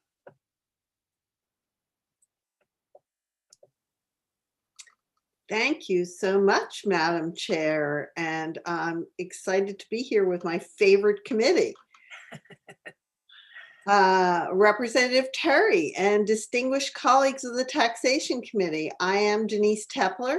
I represent House District number 54, which is all of the town of Thompson. And I'm a former two-term member of this committee, so I owe you some snacks, and I'll confer with your chair, Terry, in regard to your preferences, sweet, salty, chocolate, caramel, to be delivered when we are at an in-person session. I'm here today to present to you LD 428, an act to prevent tax haven abuse. This bill has been presented to this committee each term for at least the last several. Why does it keep coming back? It keeps coming back because it's a question of tax fairness. Is it fair that some Maine incorporated businesses with more resources than others can hide a portion of their profits offshore in other countries? Why should smaller businesses have to pay income taxes on all of their profits, while others use the generous banking and taxation laws of other countries to skip out on their shared obligations? Yes, taxes are a shared obligation for all Mainers and Maine businesses. They are the price we pay to create a just society. This current legal form of tax cheating passes the burden of supporting our schools, roads, bridges, and state parks to those who do pay their fair share. In fact, those using this loophole force others to pay more. Some countries have laws that enable this behavior. That is their right to set tax policy. But here in Maine, we too have the right to set tax policy and can pull these dollars back to Maine without impugning the sovereignty of other nations. We can create laws that disable so-called tax havens, and that is exactly what this bill would do. I came into the legislature with serious concerns about tax fairness in our state, as you will hear when I present other bills today. I am proud that we have begun to deal with some of those concerns, such as the effect of reductions in revenue sharing on our property tax rates. But a number of concerns about tax fairness in asking Maine citizens to contribute to our beautiful state's upkeep remain. This is one that you can resolve this session by disabling Maine corporations from hiding their profits in offshore tax havens and expecting others to pick up their fair share. I also want to add that I know that the federal government has been working on GILTI, which is the offshore tax law that was passed during the previous administration of the federal government. And that you may have some questions about the interaction between this bill and GILTI. And I want to let you know that there are folks who are going to be testifying who can respond to that, and that there is another state that has passed, at least one other state, that has passed this form of a tax haven bill. Thank you for your time. I'm happy to answer any questions you have, but others will follow me with more technical knowledge of international tax law. Thank you. Excellent. Thank you, Representative Tepler. Looks like we have a question from Representative Gramlich. Thank you, Representative Terry. Hi, Representative Tepler. It's great to see you. Certainly we can go through our chair, but my preference is dark chocolate. But beyond that, you mentioned another state that has implemented something similar to this proposal. Can you tell us what state that is? I believe it's Montana, but I also believe that someone testifying after me will have some more information on that. Okay, thank you very much.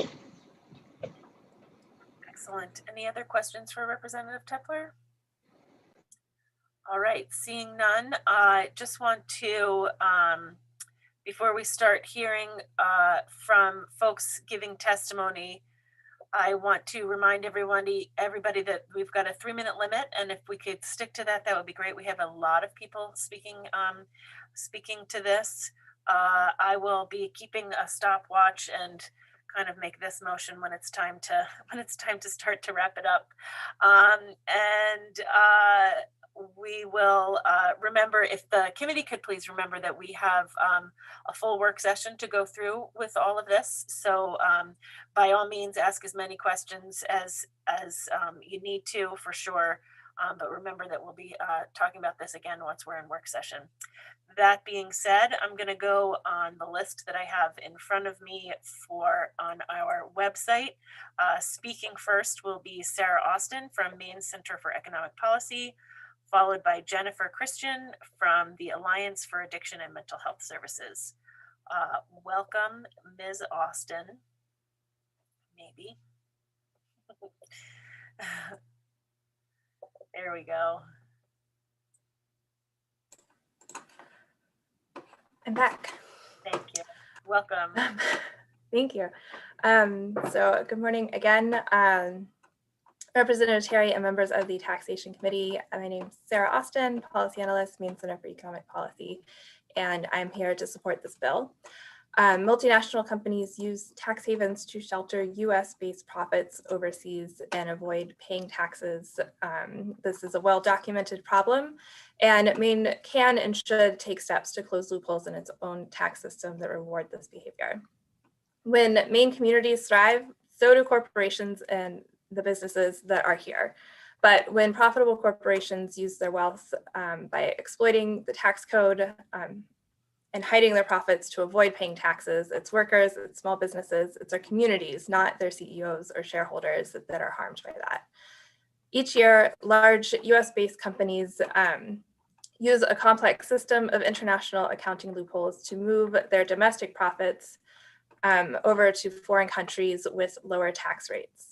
Instead of contributing what they should at home, these corporations book their US-based profits, including those generated here in Maine, to countries with lower tax rates.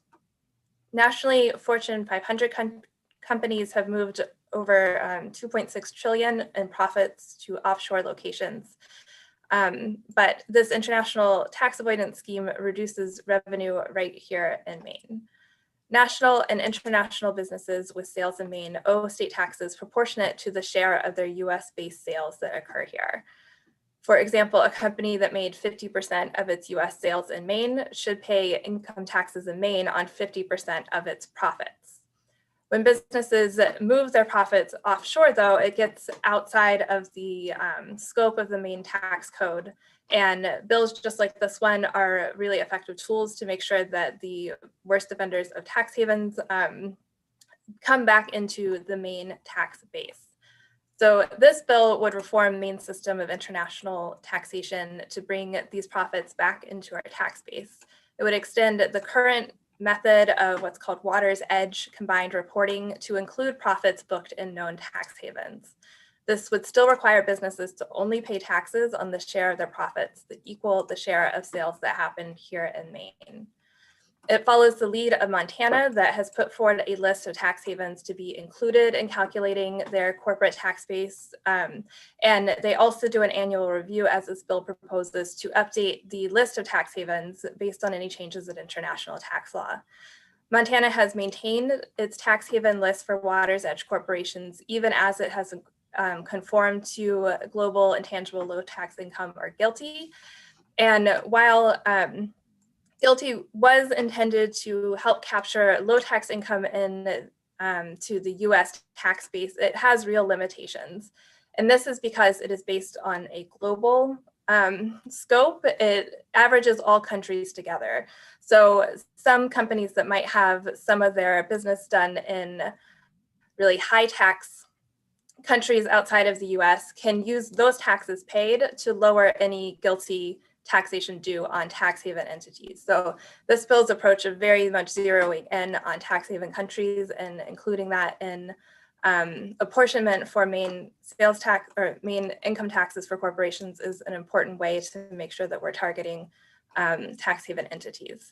And it's also important to note that an amendment to this bill to make sure that that interaction between GILTI and the tax haven list approach works well together is possible, but something that should be done as the committee works this bill if it wants to pass it.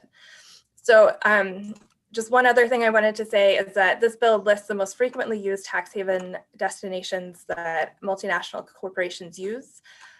This strategy of tax haven abuse really was birthed in Switzerland in the 1920s. And to this day, Switzerland continues to be a major destination for those seeking to hide wealth and corporate profits.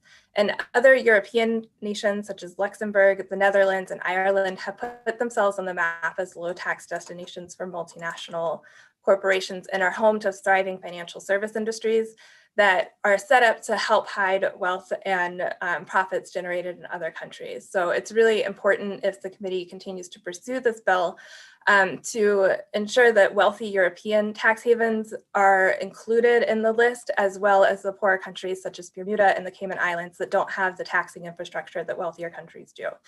So with that, I urge the committee to support LD 428 and am happy to take any questions.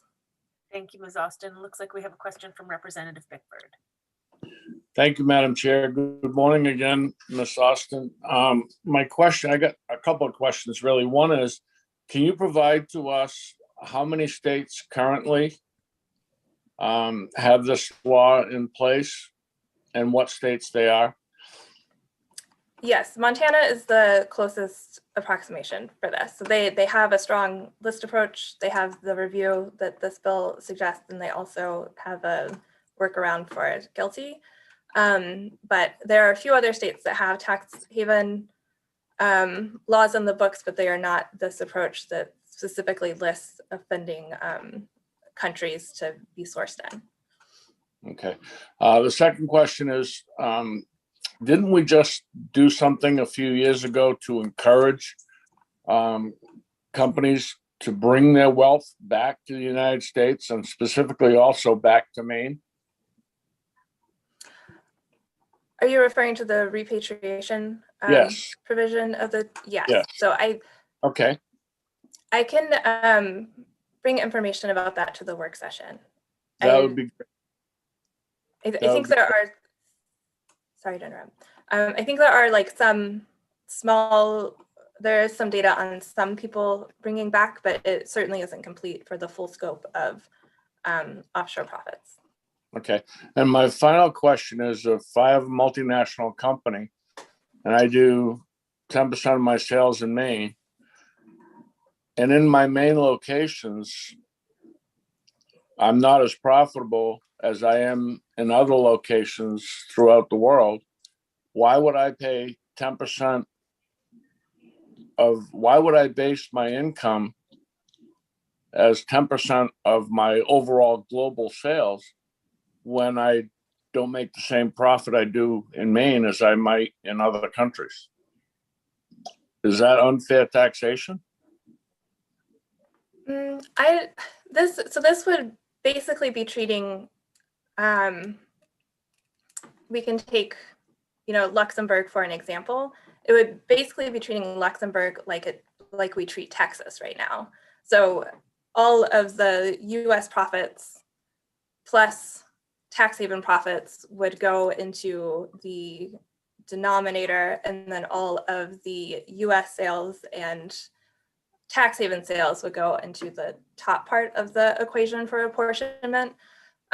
So while it is not a perfect sorting out of where any specific dollar was made, which is, I think, impossible for a company to do, it is how we currently apportion all of the corporate profits within the water's edge right now. So it's the best practice so far that we have for that kind of sorting. The reason I'm asking, Ms. Austin, is because if I owned, for example, Home Depots, and my Home Depot's in Maine, every location, I would have profit and loss statements for those locations.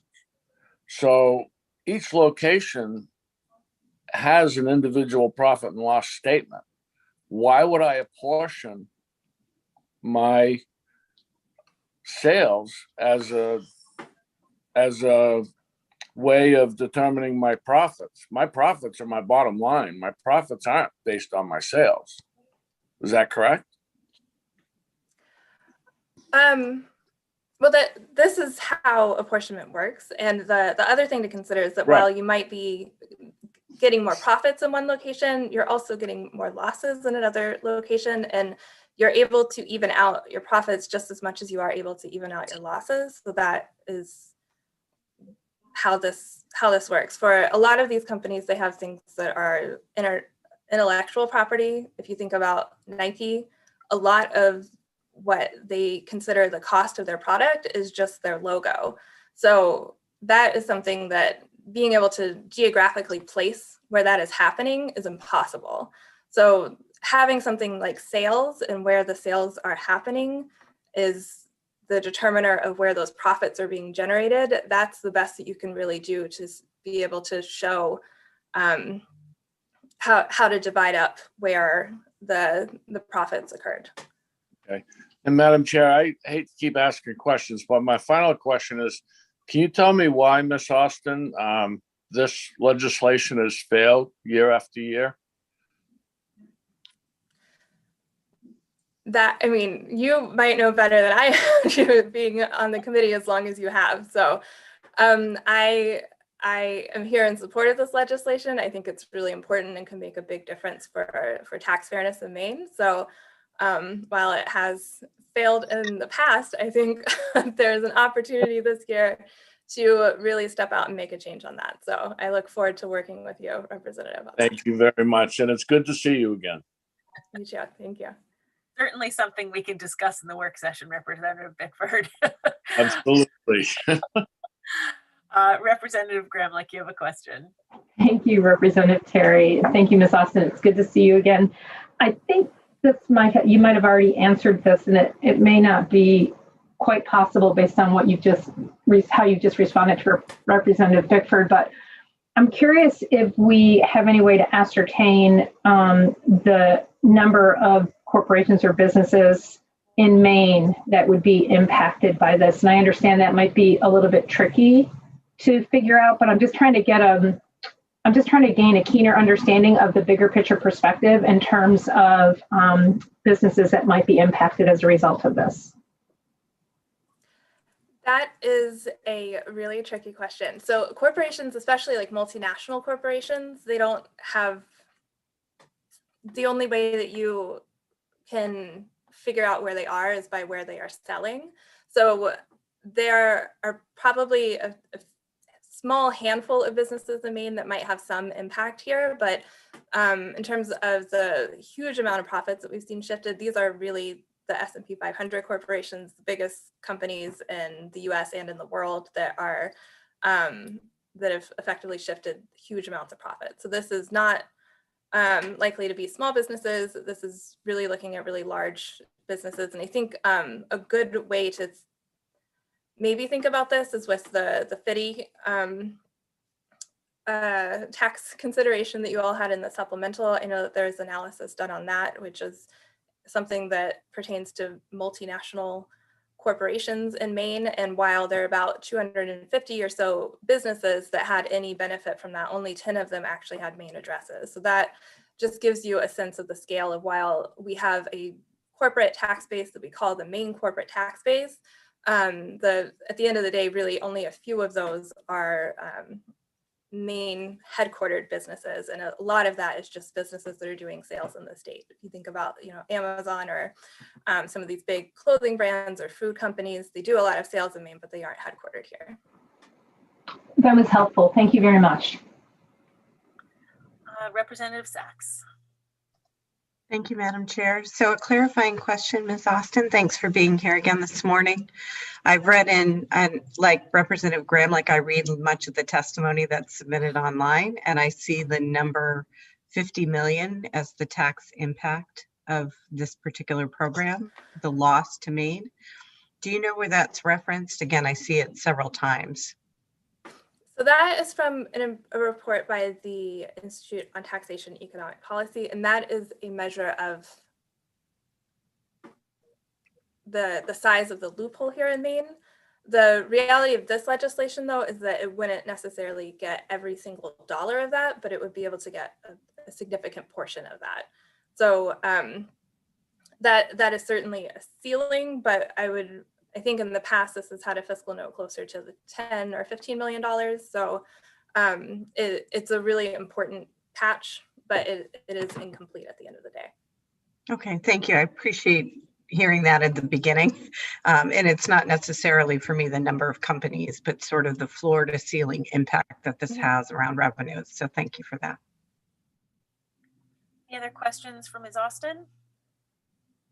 Seeing none, thank you so much for your testimony. We really appreciate you being here. Thanks. Next up is Jennifer Christian, followed by Ann Danforth from Maine Equal Justice. Welcome, Ms. Christian. Good morning. Good morning, Senator Chipman, Representative Terry, and members of the Taxation Committee. I am Jennifer Christian of Dresden, Maine, and the project manager at the Alliance for Addiction and Mental Health Services. Please accept this testimony on behalf of the Alliance in support of LD 428. The Alliance represents Maine's safety net community-based mental health and substance use treatment agencies. We advocate for sound policies and evidence-based practices that serve to enhance the quality and effectiveness of our behavioral healthcare system. When U.S. corporations and wealthy individuals use offshore tax havens to avoid paying taxes, it's an abuse of our tax system. Tax haven abusers benefit from our markets, infrastructure, educated workforce, and security, but they pay next to nothing for these benefits. Ultimately, taxpayers must pick up the tab, and either in the form of higher taxes or cuts to public spending priorities. Tax havens deprive state governments of billions of dollars in badly needed revenues. It's reported that offshore tax haven abuse costs Maine up to $52 million annually. That is money that is sorely needed to boost Maine's economy and infrastructure. At the Alliance, we struggle to find creative ways to boost a behavioral health care workforce that's been crippled by low wages and low Maine care reimbursement rates. Most Maine care rates have not been adjusted for inflation since 2009. Children, youth, and adults remain on wait lists for critical care and treatment because the state does not have the funding to shore up the system and reduce the growing treatment wait lists. Currently, behavioral health providers are in crisis and they are being forced to close essential treatment programs and services because they simply do not have the financial resources to remain open. As of now, we only have one residential medically monitored detoxification center available in the state of Maine, as Milestone Recovery in Portland recently was forced to close due to lack of funding. Young folks are choosing not to be care professionals, as they can make more with less stress working at a fast food restaurant than most behavioral health care providers are able to pay. Mainers are sick and dying as they wait for treatment and care, and all the while corporations are not paying their fair share into the state economy. The inequity of the system ripples out and most affects the people with the least. For the health and wellness of Maine, we urge you to vote for LD 428. Thank you, and I'd be happy to answer any questions. Thank you so much for your testimony. Any questions for Ms. Christian? Representative Bickford. Thank you, Madam Chair, and good morning still. I have one question, and that is, you made some comments about corporations paying next to nothing. Can you provide the data that supports that claim? And also, can you provide the data? You said Maine is losing $52 million. Please provide me that data also for the work session. Sure. Thank you. Great. Any other questions? Seeing none, thank you very much for your testimony. We appreciate you being here. Thank you. Next up is Ann Danforth. Following Ms. Danforth will be Megan Hannon. Welcome, Ms. Danforth. Thank you. Good morning, Representative Terry and members of the Committee on Taxation. My name is Ann Danforth, and I am a policy advocate at Maine Equal Justice. We are a civil legal services organization, and we work with and for people with low income seeking solutions to poverty through policy, education, and legal representation. Maine Equal Justice supports LD 428 because of the opportunity it affords to strengthen Maine's tax laws and reinvest money into our state. At Maine Equal Justice, we work closely with Mainers with low income who pay their fair share of taxes, even as they struggle to make ends meet. At the same time, large corporations that benefit from the provision addressed by this bill are able to avoid paying their share of taxes. LD 428 would help create a more equitable tax system. It would enable us to invest in programs and services that really matter to Mainers, and particularly Mainers with low income. COVID-19 has made it all too clear that our economy and governmental systems are failing many low-income Mainers, particularly those from Black, Indigenous, and communities of color. Even before the pandemic, Mainers were struggling to meet their most basic needs. COVID-19 has made these hardships even more acute. Now, nearly 1 in 3 Maine adults report having trouble covering usual household expenses. As we look to rebuild our economy, we have the opportunity to create a more equitable future for the children and families in our state. LD 428 can help move us in this direction. By closing tax loopholes for multinational corporations, many of which have increased profits during the COVID-19 pandemic, we can generate revenue that can be invested in supporting Mainers who have been financially harmed by the pandemic. Revenue withheld through tax loopholes, like the one addressed by this bill, could be invested in programs that will keep more Mainers healthy, reduce our state's high rates of hunger, and increase access to education and training to make more families economically secure and better meet the workforce needs of the 21st century. Thank you for the opportunity to express our support for this bill, and I'm happy to answer any questions that I'm able to. Great, thank you very much for your testimony, Ms. Danforth. Looks like we have a question from Representative Hanley. Yes, thank you, Madam Chair. Ms. Danforth, if you can't answer it, maybe others can that are listening, but have you got a compiled list of the companies that would be affected by this law? I don't have that personally, but I would look to others who may have that, who are also testifying. Okay, maybe for the work session. Thank you. Absolutely. Any other questions for Ms. Danforth? Seeing none, thank you very much for your testimony.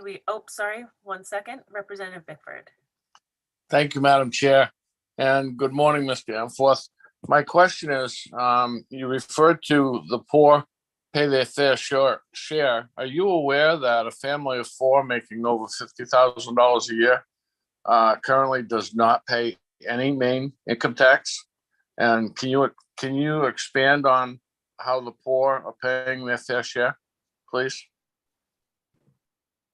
I'm not familiar with what you referenced, but I would argue that the poor are paying even more than their fair share of taxes, and are really struggling to get by, while more wealthy are not. So I'm not familiar with what you're referring to, but I would love to take a look if you wanted to share that.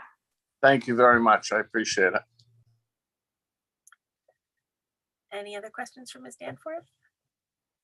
Seeing none, thank you very much for your testimony. We really appreciate you being here. Next up is Megan Hannon. Let's see, from Mainers for Tax Fairness, followed by Dusty Homan Sprague from the Maine Women's Lobby. Good morning. Thank you. Good morning, Representative Terry, Senator Chipman. I can't see on my screen anymore. I think you might have left. Members of the Taxation Committee and Representative Tepler, thank you for bringing this back today. My name is Megan Hannon. I'm the Executive Director of Maine Community Action Partnership, but I'm here today representing Mainers for Tax Fairness. Mainers for Tax Fairness is a coalition of 22 organizations, including my own, that represents teachers, healthcare providers, policy experts, workers, small business owners, advocates for children and families with low incomes, and other groups fighting to improve tax fairness and build a stronger, more inclusive economy for Mainers. Mainers for Tax Fairness supports LD 428 because Maine should not allow massive profitable multinational corporations hide their profits overseas to avoid paying taxes. All people and communities do better when everyone has the resources they need to prosper and thrive. Decisions about tax policy affect whether we have the resources to keep money flowing to families, towns, and our economy. Taxes are how we all pitch in to pay for investments that create a better quality of life for all of us. Schools, housing, transportation, healthcare, clean air and water, parks and family supports like food and childcare assistance that make sure nobody gets left behind. But today, these large multinational corporations, or MNCs, benefit from Maine's public investments but aren't paying their fair share in taxes to support public services. Policy would improve Maine's tax code in several ways. It improves fairness in our tax code. Mainers invest a lot to create the strong economy where businesses can succeed. Large corporations benefit from Maine's schools, public roads and bridges, and services like childcare and healthcare. But instead of paying to sustain and improve economic conditions for future generations, they're paying lawyers and accountants to exploit offshore tax havens. This tax avoidance scheme is unfair to Maine families and Maine small businesses who pay their taxes every year to support their communities. It will make our tax system more efficient by forcing corporations to claim US-based profits and updating the list of tax haven countries every year. It makes it easier to ensure tech giants, oil companies, and other huge companies are paying their fair share. It raises revenue at a time when Maine must invest in its communities. Our state had many unmet needs before the pandemic, but now COVID-19 has cast the cracks in our system in sharp relief. Families, schools, small businesses, and Maine's public health infrastructure lack the resources necessary to prevent widespread hardship during the pandemic. Our society is better off when our tax code ensures that we have the resources necessary to ensure all Mainers have real access to opportunity and prosperity. Finally, it sends a message that policymakers believe our tax code should work to ensure opportunity and prosperity for Maine people, not a rigged system for big corporations. The tax haven loophole didn't show up in federal and state tax codes by accident. Well-connected, well-funded special interests fought hard to create systems that let them pay less in taxes while corporate profits skyrocketed. By working to close this loophole, Maine policymakers can send a message to those special interests and begin unrigging our tax code. Passing this legislation is a proactive step the Maine legislature can take to close an unfair loophole that puts corporate profits ahead of Maine people. On behalf of Mainers for Tax Fairness, I urge you to vote ought to pass. Thank you very much. I'm happy to answer any questions, although I warn you, I am not one of those here testifying today with expertise in international tax law. Thank you, Ms. Hannon, and spot on the 3 minutes, like kind of perfect. I appreciate it. Anybody have any questions for Ms. Hannon? Excellent. Seeing none, thank you very much for your testimony. Next up is Dusty Homan Sprague from the Maine Women's Lobby. Following Ms. Sprague will be Patricia Kidder. Welcome. Hello, good morning. Good morning to Representative Terry and members of the committee. Senator Chipman, if you're there and I can't see you.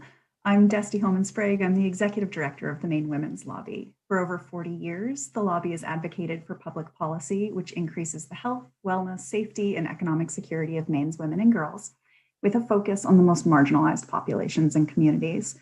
We're here today in support of LD 428 and thank Representative Tepler for sponsoring this important bill. Many of us are familiar with the persistent gender disparities that we still face in Maine and across the country. For instance, women in Maine are more likely to live in poverty, still make between 66 to 83 cents for every dollar that white men make in Maine, more likely to experience sexual harassment and violence, discrimination in the workplace, and so forth. Also less likely to be represented in the United States government and making decisions about taxes and tax policy. Yet we don't often think about how our state budgets, how we raise and spend our resources, are constructed in ways that either exacerbate or improve gender equity. Our budgets are an expression of our values, and we can use them to shape equity across many spheres, including gender.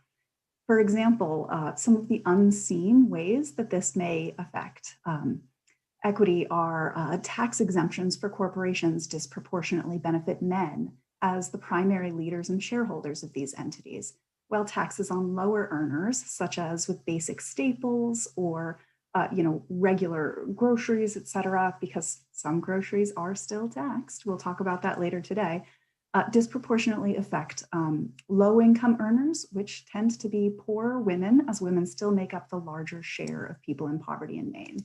So when our budget doesn't meet the basic needs of its people, women, especially those with marginalized identities, are more likely to be left holding the bag without access to adequate healthcare, food security, and overall economic security.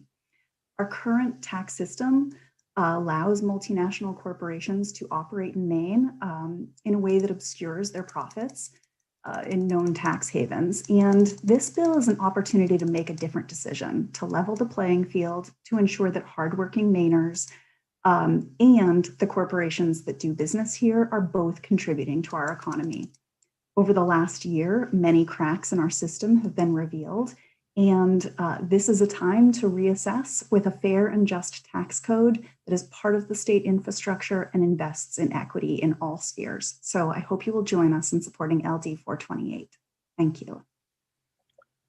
Thank you very much for your testimony. Does anyone have any questions? Great. Seeing none, you're all set. Thank you very much. Thank you. Next up is Patricia Kidder. Following Ms. Kidder, looks like John Kaczynski is next on my list, but Avery, I'm not seeing him on the attendee list. So perhaps maybe if you wouldn't mind promoting Rafael Marquez. I see that too. Yeah, he's there. Great, thank you so much. Welcome, Ms. Kidder. Thank you for joining us. Thank you, Representative Terry, and honorable members of the Joint Standing Committee on Taxation.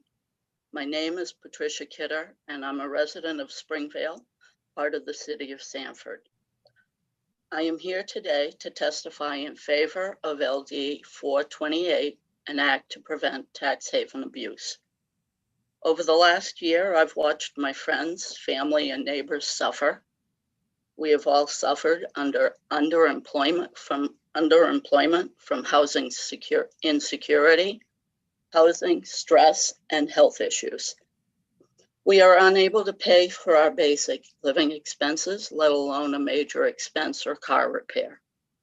We are suffering the effects of the pandemic and from chronic poverty on our mental, physical, and financial health.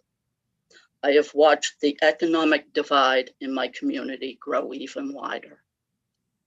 Maine needs to invest more in low-income housing, better access to affordable health care, our public schools, and our infrastructure. We need more rent and mortgage relief and affordable access to high-speed internet. We need more access to public transportation and affordable addiction treatment centers. We need our state to invest more in our cities and towns to help their budgets recover. And we need to create living wage jobs while protecting our state's environment and working on our CO2 emissions reduction goals. Maine has an awful lot of unmet needs. We may have federal dollars to help us right now, but they're not going to last. And Maine will be facing a revenue crisis for years to come. If someone testifies against this bill claiming how hundreds of corporations they represent will suffer and stop doing business in Maine, please ask them how many corporations they represent are currently using offshore tax havens. Not many, I bet. So they aren't really representing hundreds of corporations in Maine, are they? Maine needs to increase its revenue flow going forward, or our needs are going to go unfunded and die on the appropriations table as they have in years past. I'm urging you to please pass LD 428 to prevent tax haven abuse for huge corporations who do business in our state. It is time huge corporations pay their fair share to help fund the programs our state needs to create a Maine that works for all of us. Honorable members of the Joint Standing Committee on Taxation, thank you so much for your time. And if you have any questions, I'll do my best to answer them. Thank you very much for your testimony. We really appreciate it. Yeah, spot on the 3 minutes to the second. Anybody have any questions for Ms. Kidder? Seeing none, thank you very much for your testimony. We appreciate it. Next up is Rafael Macias. How'd that go? Close. Close. Yeah. Macias. Macias, very nice to meet you. Thank you, Representative Terry, and thank you, Senator Chipman, and honorable members of the Joint Standing Committee on Taxation. My name is Rafael Macias, and I'm a resident of Topsom. I'm here today to testify in favor of LD 428, an act to prevent tax haven abuse. Where do I sign up? If I understand all this testimony correctly, my company, Acme Anvils, can sell my $100 anvils and its patent to my two international companies, Bermuda Getaway Boats and Red Hat Independence, for $10 and a handshake. And I'll store the anvils here in Topsom. And if one happens to sell for $100 to someone in Brunswick, Bermuda Getaway Boats just made $90. And of course, red-handed patents deserve their $9. And I just made $1 for my Latino veteran-owned Made in Maine anvil business. Thanks. Although I can barely afford high taxes on my modest business income, I did promise the state of Maine that my business would bring huge tax revenues and good paying jobs. But how can I afford to pay my employees such high wages with the tax collator taking my last 2 dimes? Why would any business ever want to come to Maine with such high taxes and lax tax laws and enforcement? What can you do? I'm optimistic that our nation is waking up to these deplorable tax cheating tactics that only hurt our nation's true economy by robbing all of us of our owed revenue. Corporations don't have to say out loud, this is a robbery from a getaway boat to get away with it. They're just doing it. Are we going to continue to let them get away with our resources? Stealing office supplies from any place of business would get someone fired. Stealing resources from the state of Maine and its people should have some consequences too. If you haven't seen President Biden's non-defense discretionary budget, there's a boatload of money going to the Department of Commerce for more IRS agents, so you may as well be on the same side as the feds, like you all did with PPP conformity. Representative Tepler's got a way to beach the tax cheaters' boats. Her bill is LD 428, an act to prevent tax haven abuse. You should vote for it. Thank you all for your hard work sticking up for the people of Maine. Thank you very much for your testimony. Anyone have any questions? Seeing none, we appreciate it. And thank you for your hard work and having a small Maine business. Appreciate it. Next up, it looks like John Kaczynski has joined us from the MEA. Welcome. Wonderful. Thank you so much, Representative Terry, other esteemed members of the Taxation Committee. My name is John Kaczynski, and I'm here on behalf of the Maine Education Association to testify in support of LD 428, an act to prevent tax haven abuse. The MEA has testified in support of this bill in the past. We remain committed to it and appreciate the sponsor bringing it forward. For us, quite simply, this bill is about priorities. You often heard, in fact, just yesterday, you heard me talk about the 55% that the voters asked for, 55% funding for our schools. that the voters asked for in 2004 and then reiterated in 2016. Yet every budget, there's the notwithstanding language that says we can't get to 55% right now, but we'll try again in 2 years. But that has been going on since 2004. And it just seems like it's misplaced priorities that we continue to allow loopholes to exist for corporations in our tax code while we continue to shortchange our communities and our students. So just put simply, we think this bill is about priorities. We support it because we'd like to see our state get to 55% state funding. And this would be another avenue, another revenue mechanism by closing this loophole to hopefully help us get closer to finally fulfilling that goal and that commitment to Maine voters and Maine taxpayers and Maine students. Thank you so much for your time, and I'm happy to answer any questions you may have. Thank you very much for your testimony, Mr. Kaczynski. Also, kudos to the timing. Anybody have any questions for Mr. Kaczynski? Excellent. Seeing none, thank you very much. We'll see you soon. Next up is Jerry Marks. Following Mr. Marks will be Jeff McCabe. Welcome, Mr. Marks. I think you might be on mute. There we go. Can you hear me now? We can hear you now. Okay, great. Sorry about that. Good morning. My name is Jerry Marks, and I'm the director of NASW in Maine. That's the National Association of Social Workers. We have 5,000 licensed social workers providing health services in the state of Maine. And NASW Maine is here today to support LD 428. We really feel it's a matter of social and economic justice, a matter of fairness when so many Maine families and small businesses are struggling during this pandemic and related economic downturn. Multinational corporations doing business in Maine use these offshore tax havens, as has been discussed here today, to avoid paying taxes to the American government.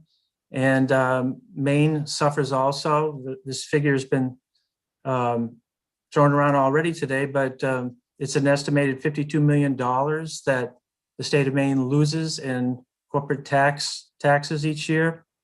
And this comes at a time when those funds could be used for transportation, public education, affordable housing, and healthcare. Again, you might ask, well, how does this affect social workers? Well, social workers promote the health of the Maine workforce. We had a survey of our members statewide in 2019, which showed that social workers' biggest concerns in Maine were low pay and low reimbursement rates. And these conditions result in long waiting lists and shortages of services by social workers. Low reimbursement, for example, contributes to many social work clinicians not accepting Maine Care residents, some of the most needy residents of our state. And so for these reasons, I urge you to support LD 428. And again, we're looking to prevent corporate tax abuse of these havens, but also promote tax fairness in Maine. Has been said already today, Patricia Kidder's testimony I thought was very moving. Many Maine families are struggling, and these are funds that could go to help them. So thank you. Thank you very much for your testimony. Does anyone have any questions for Mr. Marks? Seeing none, thank you very much for being here. We really appreciate it. You're welcome. Next up is Jeff McCabe from MSEA. Following Mr. McCabe will be James Parakilas. Welcome, Mr. McCabe. Thank you. Good morning, Senator Chipman, Representative Terry, and members of the Joint Standing Committee on Taxation. I am Jeff McCabe, the Director of Politics and Legislation for the Maine Service Employees Association. We are a labor union representing 13,000 workers and retirees across the state. We're here in strong support today of LD 428. And I would be remiss if I didn't pause for a minute just to reflect on all the people that testified before me this morning. And, quite a great group of folks doing such important work across the state of Maine. LD 428 seeks to curb the abuse of tax havens by multinational corporations that do business here in Maine by requiring them to claim US-based profits, which are currently stashed in known offshore havens when they file their taxes. This bill, in our view, would help unrig Maine's tax code by taking a step towards making everyday workers, not Maine's wealthiest multinational corporations, the priority. The additional revenue that would be generated by closing this tax haven loophole could go a long way towards addressing the long list and the growing list of unmet needs in our state of Maine. As our union and many of our coalition partners noted in February 22nd, 2021 letter to the 134th legislature, our tax code perpetuates inequities and austerity. It prioritizes wealth and the wealthy over the investments that would strengthen our community and build a stronger, fairer economy for all Mainers, but in particular, those low to moderate incomes. Unmet needs in our state of Maine continue due to unfunding of state aid to education and state and local revenue sharing programs, and failing to increase Maine's earned income tax credit, just to name a few. State agencies across the state have been understaffed and underfunded for the last 3 administrations. Before the pandemic, 1 in 5 Mainers couldn't afford their monthly bills, and Maine housing market is among the least affordable in the nation. Also, 1 in 8 adults and 1 in 5 children experience food insecurity yearly. The hardships fall disproportionately on people of color. There's a lot of talk and thanks for essential workers these days, and we feel that it's time to see legislation such as this move forward and mark that thanks with legislative action.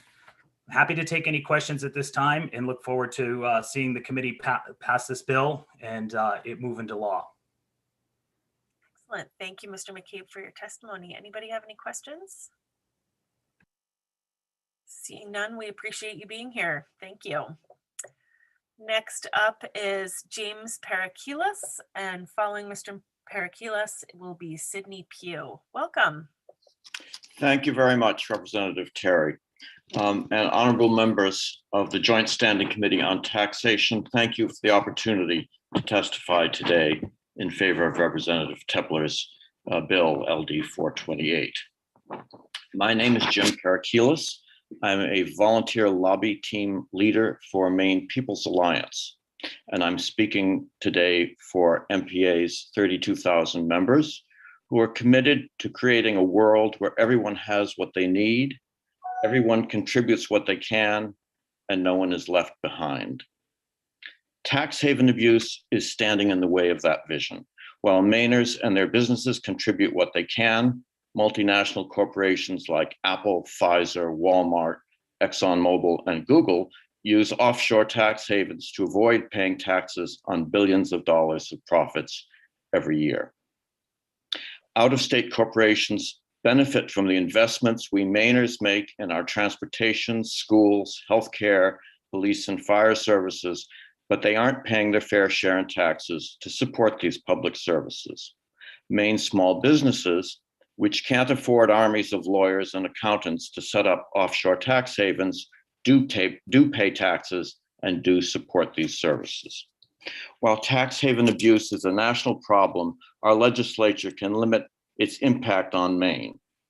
Companies that do business all over the US pay state income taxes based on the percentage of national sales generated in each state. And that's why Walmart, which is based in Arkansas, still owes taxes in Maine. According to Sarah Austin's report, corporations exploit the tax havens loophole to avoid up to $52 million to the state of Maine each year. What could we do with $52 million a year? We could raise wages for childcare workers, expand the children's health insurance program, create a family caregiver tax credit, expand rental assistance and housing vouchers, improve our unemployment insurance system, expand Maine Care to cover dental care, restore Maine Care access to immigrants, and still have about $5 million left over each year. Let me end with a personal experience. Years ago, when I taught music at Bates College, I was in charge of the concert series there. I arranged for a world-famous Dutch cellist to perform for us. On the evening of the performance, I brought him his fee in the form of a check, and he said no, he wanted to be paid in cash. This artist, a highly respected and wealthy member of his society, not only wanted to hide his foreign earnings from his own tax collector, but he wasn't ashamed to make himself known as a tax cheat. So how did the Dutch get to that point? It's a vicious spiral in which an unfair tax system begets cheating, which causes the government to raise tax rates until everyone feels that only suckers pay taxes. The way out of this spiral is to make sure that everyone has what they need, because all the beneficiaries of our economy, including big out-of-state corporations, contribute their fair share to the common good. Thank you. I'm happy to answer any questions. Thank you very much for your testimony, Mr. Parakilis. That is a very interesting story. Does anyone have any questions? Seeing none, thank you very much for your testimony. We really appreciate it. You're quite welcome. Have a good day. Next up is Sydney Pugh from Andover, and following Mr. Pugh will be Steve Turner. Welcome, Mr. Pugh. Good morning. Cheers, Chipman, Terry, and committee members. My name is Sydney Pugh. I'm a resident of Andover, and I'm here today to testify in favor of LD 428, and I urge you to vote in favor of this bill. This act would hold corporations accountable to pay taxes on all the profits from income generated here in Maine. The tax havens that corporations abuse help them avoid paying their fair share of taxes, and it needs to stop. For 35 years before I retired, I owned a small business, and every year I paid taxes on the profit my business made. Why is a corporation allowed to hide some of their profits in tax havens? In Maine, there is no tax haven that protects citizens or small business owners from paying taxes on the income or the profit they generate. I was a school board member for 20 years, and I'm now chair of our town's planning board. In these roles, I have seen students struggle to access basic services and observed landowners deal with rising property taxes. It's appalling that corporations are benefiting from a tax loophole where education, social programs, and property taxes are being negatively impacted. The taxes raised from this legislation will go a long way in closing the revenue shortfall for those and other needed programs.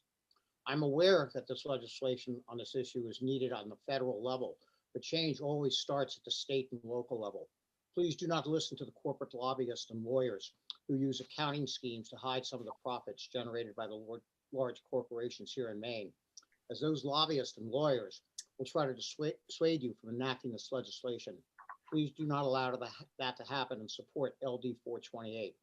Thank you for the consideration of my comments and for the opportunity to express them to you today. Thank you very much for your testimony, Mr. Pugh. Does anyone have any questions? Seeing none, thank you very much. We appreciate seeing you today. Next up is Steve Turner. Welcome, Mr. Turner. Hello, hi y'all. Good morning. Can you hear me? Can. Wonderful. Senator Chipman, Representative Terry, and honorable members of the Joint Standing Committee on Taxation. I'm Steve Turner from Mechanic Falls, Maine, and I'm testifying in favor of LD 428, an act to prevent tax haven abuse. Multinational corporations should pay their fair share toward the public investments that help them succeed. Tax haven abuse by multinational corporations unfairly shifts the cost of economy-boosting investments onto local Maine businesses and law-abiding Maine citizens. The arrogance of these multinationals must be curbed. If not, we will become, if we aren't already, the indentured servants of a pan-global corporate dictatorship with the trappings, with the appearance, but not the substance, not the reality of a republic. This corporate threat to our republic, what's left of it, has been a long time coming. A few quotes ought to illustrate our danger. Quote, our government has been captured by corporate interests abetted by both major political parties, end quote. Maine Senator Richard Bennett. The biggest corporation, quote, the biggest corporation, like the humblest private citizen, must be held in strict compliance to the will of the people, end quote. President Theodore Roosevelt. Quote, corporations have been enthroned and an era of corruption in high places will follow, end quote. President Abraham Lincoln. Quote, the merchant has no country, end quote. President Thomas Jefferson, author, Declaration of Independence. Quote, all business is war. Peace is only a name, end quote. Plato, philosopher of ancient Greece. If certain multinational corporations consider Maine's business climate unfriendly, and if they threaten to leave Maine, good riddance. We have plenty of Maine businesses that will gladly take over their suppliers, vendors, workforce, shippers, retailers, and customers. We, the people of the state of Maine, proud citizens of the United States of America, have the ultimate power to decide who does business in the state of Maine and who does not. We have our dollars to spend or withhold. We have our votes to uphold or cast down governing bodies if we think they are aiding and abetting multinational corporations to shirk paying their fair share toward the common good. And if we believe a corporation has grossly violated the public interest, we have our corporate charter revocation laws.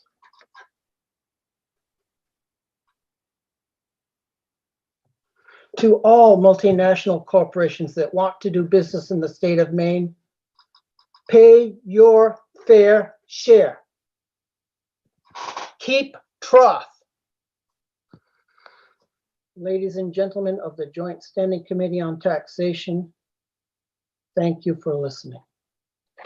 I especially owe thanks to Representative Denise Tepler for sponsoring LD 428, an act to prevent tax haven abuse. Thank you.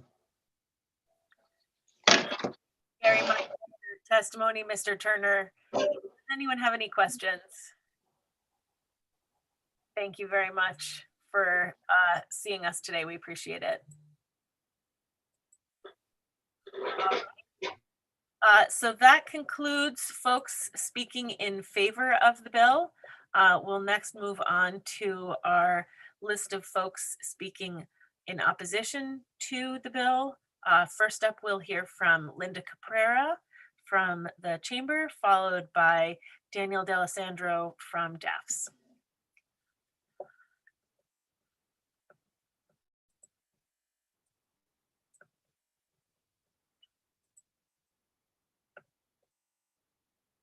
Ms. Caprera, are you with us?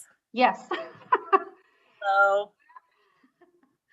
Wow, it's been a long time. Yeah, whole 24 hours. Good to see you Folks have again. been on a roll for 2 days. Sure. Good afternoon, Representative Terry and members of the committee. My name is Linda Caprera. I'm a resident of Winthrop and I represent the Maine State Chamber of Commerce, and I'm testifying in opposition to LD 428. Various renditions of this bill have been in front of the Taxation Committee numerous times over the past few years and have been discussed at length. As drafted, the bill would produce a blacklist of countries labeled as tax havens, countries where there was a premise that companies are somehow avoiding paying taxes on income generated. Maine companies would be required to include income derived in these countries in their income apportioned to Maine. And as we have argued before, just because a company establishes an affiliate in another country does not mean a company is doing it to avoid taxes. Instead, we have argued there are legitimate reasons why companies do this and include customer bases, markets, proximity to those. Every year we've opposed this legislation as unnecessary and a threat to our state's international relations. We feel that the issue of tax havens has been addressed by Congress in the Tax Cuts and Jobs Act legislation that was passed back in 2017. Provisions in this bill were intended to address this issue and update our nation's tax policies to make our system of taxation competitive with the rest of the world, and also to incentivize companies to make investments here in the US as opposed to making those investments elsewhere. The TCJA aligns US corporate tax rates with the average rate of the world's 30 largest economies, lowering that top corporate tax rate to 21%. And this was designed to encourage companies to locate here in the US and recognize their profits here. Less noted by the public due to its complexity, but equally important, were provisions within this law that were intended to increase incentives, and this is FEDE and GILTI. They were intended by the TCJA legislation to work hand in hand with one another, and both do so with the income. Both have to do with the income that is generated on sales to customers located outside the US. FEDE, which is the carrot, benefits companies located in the US where income is recognized on their US return that is resulting in a non-US sale. The greater the income that is subject to taxation, the greater the FEDE benefit. And because more income is recognized in the US, if manufacturing and R&D occurs within the US, the provision encourages investment in these activities. GILTI, which is the stick, harms companies that make international sales if they recognize that income outside the US. Prior to tax reform, this income would not be taxable in the US unless each portion of those profits were actually repatriated, which practically rarely happened back then. With GILTI, international profits were generated by having manufacturing and R&D occur outside the US imposes immediate taxation on that income, regardless of whether the income is repatriated. The FEDE provision was eliminated in the supplemental budget this year, with the caveat that it was going to be studied or looked at by Maine Revenue Services as to what businesses exactly this provision impacts.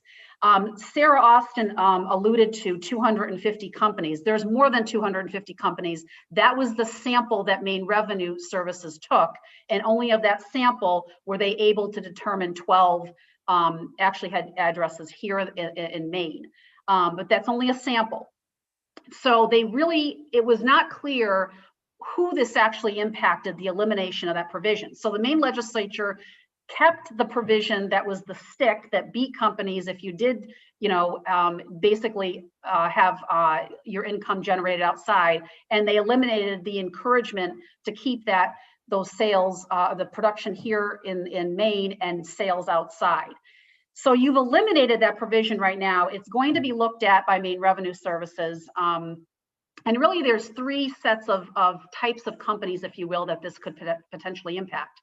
Multi-state companies that just file in Maine. There's multi-state companies that produce here and file, and there's strictly Maine-based companies. When you say multi-state companies, you really have to be careful, because multi-state companies could mean Maine-based companies that operate in multi states across the US. So you have to be careful when you're talking about multi-state corporations. It could very well mean those Maine companies that invest here in the state and provide good paying jobs, etc. But Maine Revenue is going to, from my understanding, look at that this over the course of this year. In addition, we heard that President Biden is also going to be proposing several sweeping changes, broad sweeping changes that would potentially expand the taxation of foreign income. So given that there may be changes at the federal level, and with the ongoing study here in the state on the FEDE provision, we would strongly urge this committee to carry this bill over. Passing this bill without full knowledge of what's happening at the federal level, which I'm assuming we're going to know pretty quickly here within the next, I would say, probably 4 to 5 months, could have an impact on Maine businesses and would be premature and potentially place these businesses, in hardship and at a competitive disadvantage. So again, we urge the committee to carry this bill over pending all of these things that are being looked at currently right now. And we would be happy to answer any questions. Thank you, Ms. Caprera. Melanie, Representative Sachs, you have a question. Okay, you can call me Melanie. It's fine, Mom. Thank you for being here, Ms. Caprera. So you spoke a lot about FDII, which my understanding, the Biden administration is actually proposing to eliminate FDII in their proposed legislation. As a clarification, so going specifically back to the measures in this bill, do you know how many companies it would affect to close this particular provision? I don't. I think maybe the study of the FDII provision might shed some light on that. I'm really not sure. I don't know how many. I know that one more thing I wanted to add is only one other state, according to the Council on State Taxation, has this tax haven legislation in place, and that's Montana. That's the only state out there. So are there other, does every other state have this loophole then? I'm not aware of what other states do. I'm not. The only state, according to cost, that has this legislation in place is Montana. So Sarah alluded to other states. I'm not aware of any other, unless right. And so my question again, would be, I don't know. President Biden, I'm not sure what they're proposing exactly. We kind of heard through the grapevine that there is going to be sweeping changes to, the taxation of foreign income. We've already eliminated FDII, studying it, pending that. I don't know what, and that may be more of a question for Maine Revenue Services. Right, I'm happy to send you a link for that, for the Biden administration. But also, perhaps for the work session, we've heard that there was one other state that has eliminated, but we didn't know how many other states have this. And I think that's important as a benchmark. I believe that Sarah Austin was going to bring that information with her to the work session for Representative Bickford, so we can. From what I was told, a lot of the states were, some of the states were considering this when the feds passed the Tax Cuts and Jobs Act legislation in 2017. That is why they put the provisions in there that they did with the FDII and the GILTI. One was the stick, one was the carrot. One was the stick to encourage the recognition of income and having it be here and selling, exporting outside the US. And the other one was going to penalize you. So you had that in the Tax Cuts and Jobs Act. And I would imagine that a lot of states that were considering this legislation didn't because of that. That's my best guess. Right. However, as we saw in the supplemental, we chose not to conform with many of the alternatives other than PPP to not conform to the Tax Cuts and Jobs Act because that was not good for Maine. So thank you for your testimony, Ms. Caprera. Any other questions? Seeing none, thank you again for being here today. We appreciate your testimony, and we will, I'm assuming, see you in the work session. Thank you. Next up is our final, let's see, I believe our final testimony on this bill, and it is with Daniel D'Alessandro from DARES. Welcome, Mr. D'Alessandro. Thank you. Representative Terry, members of the Taxation Committee, good morning. My name is Daniel D'Alessandro, Staff Attorney for the Office of Tax Policy and Maine Revenue Services. I'm here today at the request of the administration to testify against LD 428, an act to prevent tax haven abuse. This bill establishes a list of foreign countries deemed to be tax havens and requires corporations to include the income of unitary affiliates incorporated in those countries in the computation of Maine taxable income. The bill applies to tax years beginning on or after January 1st, 2022, and requires the state tax assessor to adopt major substantive rules to address complexities associated with including the tax haven income and annually report to the tax committee recommendations of countries that should be added to or deleted from the list of tax havens. The administration notes that LD 403, an act to prevent tax haven abuse, as amended, presented during the 129th legislature, alternatively proposed to utilize an addition income modification to add back the federal foreign derived intangible income deduction, FDII, to Maine taxable income. A similar proposal was enacted in the supplemental budget this year. 6 states and the District of Columbia currently tax income of unitary corporations incorporated in jurisdictions defined as tax havens. But importantly, only Montana uses a tax haven list approach similar to this proposal. Since the enactment of the Federal Tax Cuts and Jobs Act in 2017, states have shifted away from using tax haven blacklists, such as the one proposed, in favor of other approaches. For example, Oregon repealed a similar tax haven law in 2018 and enacted modifications related to the foreign income repatriation and global low taxed income, GILTI, similar to Maine's modifications. Oregon's a really great example of a state that did try this approach and then moved away from it in favor of GILTI. New Hampshire also has a pending bill that would replace Water's Edge apportionment with worldwide reporting, but still with no tax haven list. In considering this bill, it may be useful to the committee to consider one of the ways that the federal government and the state of Maine currently address the issue of tax havens and income shifting. That is GILTI. GILTI was one of the components of the Tax Cuts and Jobs Act. It is income that is earned by a foreign subsidiary of a United States taxpayer that is taxable by the United States and to the United States taxpayer. It is a type of income, so-called intangible income, that is susceptible to income shifting and tax haven abuse. Mechanically, GILTI is taxable at the federal level, that is included in federal taxable income, and then taxable at the state level due to Maine's Internal Revenue Code conformity. In Maine, we have an addition modification that removes the federal GILTI deduction and a state level subtraction modification that addresses constitutional and apportionment issues. Maine's taxation of GILTI raised approximately $15 million for tax year 2018. By conforming to the federal taxation of GILTI, the state policy goals of combating tax haven abuse and effectively taxing income shifted abroad is advanced. Meanwhile, many of the complexities of international taxation are dealt with at the federal level by the Internal Revenue Service. These are complexities that Maine Revenue Service would struggle with. Including tax haven income would overlap with Maine's inclusion of GILTI, resulting in some income being included twice. Not only would that be an equity issue, it would have constitutional implications as well. On the technical side, it would be very difficult to recalculate GILTI in a way that would avoid this duplication and result in shifting complexity from the IRS to Maine Revenue Services. Simply put, Maine's inclusion of GILTI is a more efficient way to address income shifted to low tax jurisdictions and much easier for Maine Revenue Services and taxpayers to comply with. And it raises more revenue than would be raised by this tax haven bill. The administration would also like to note the following technical and constitutional concerns.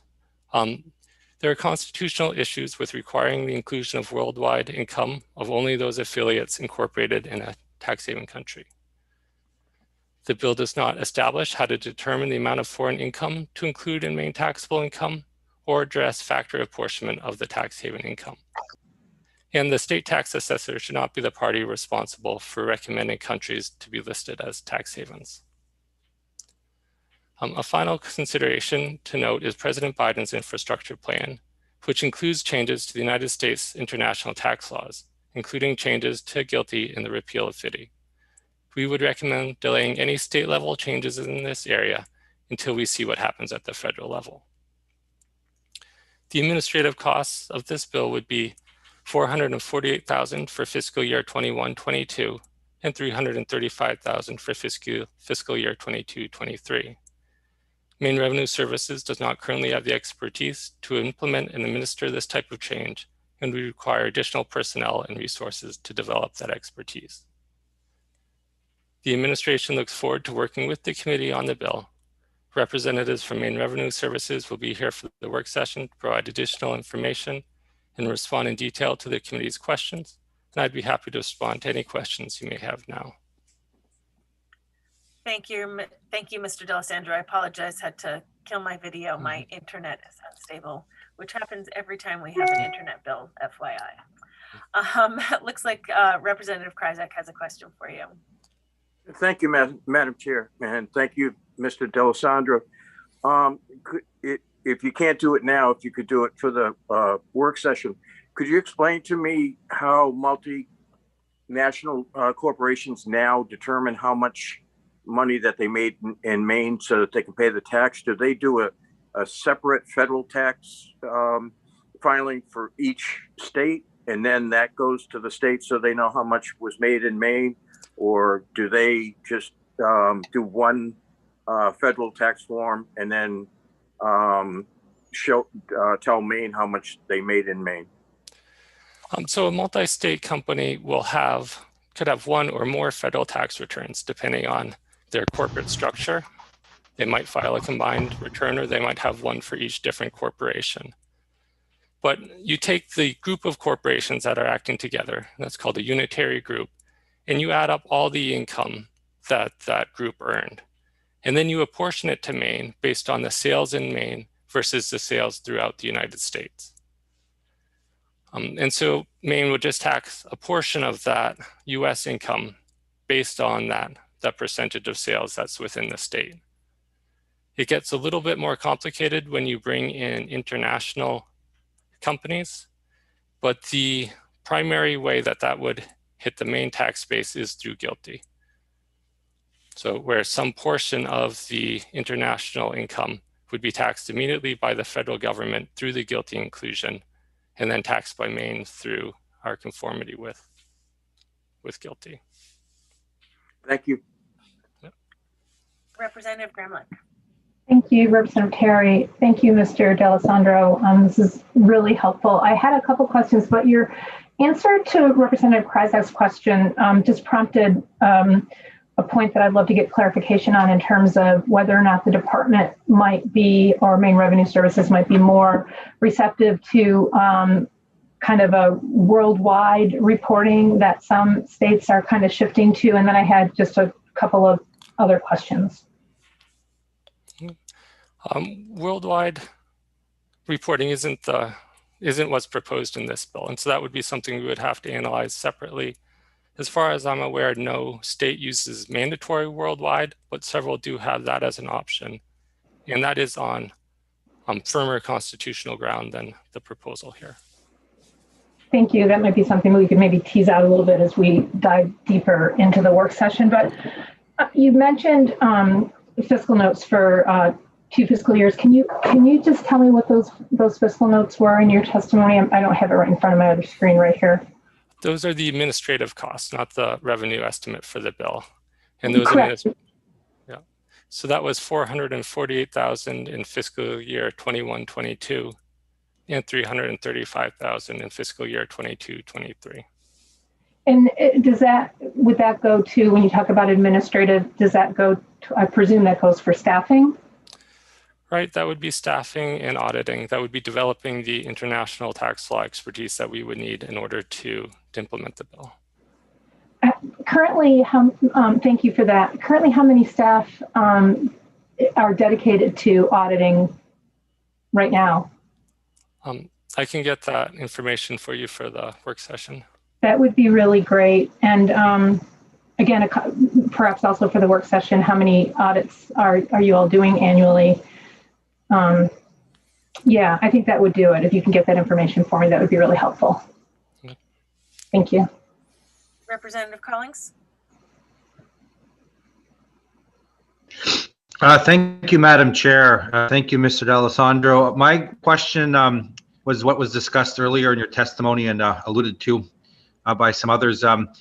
As far as constitutional claims, you don't have to really elaborate fully on that, but is there anywhere you could point me to where I can look and review that so I have more clarity around that? So these would be Foreign Commerce Clause claims, and I can get you some additional information on that for the work session. Great. Any other questions for Mr. D'Alessandro? All right, seeing none, thank you very much for your testimony. We look forward to seeing you at the work session for sure. This closes the hearing on LD 428. And it is 12:09 right now. I would love it if we could all take 12:10, sorry, we got 5 minutes instead of 6. If we could take just 5 minutes so we can all stretch our legs for a sec, and we will come back in 5 minutes and wrap up our day with LDs 1335 and 966. All righty, great. We'll see you in 5.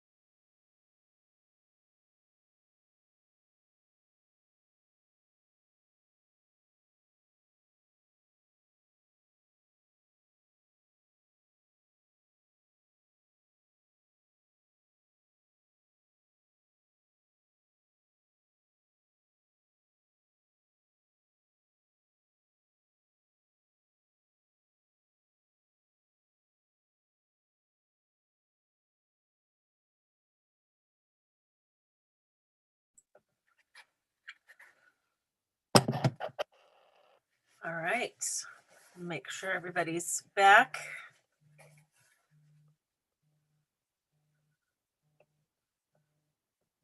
Hello.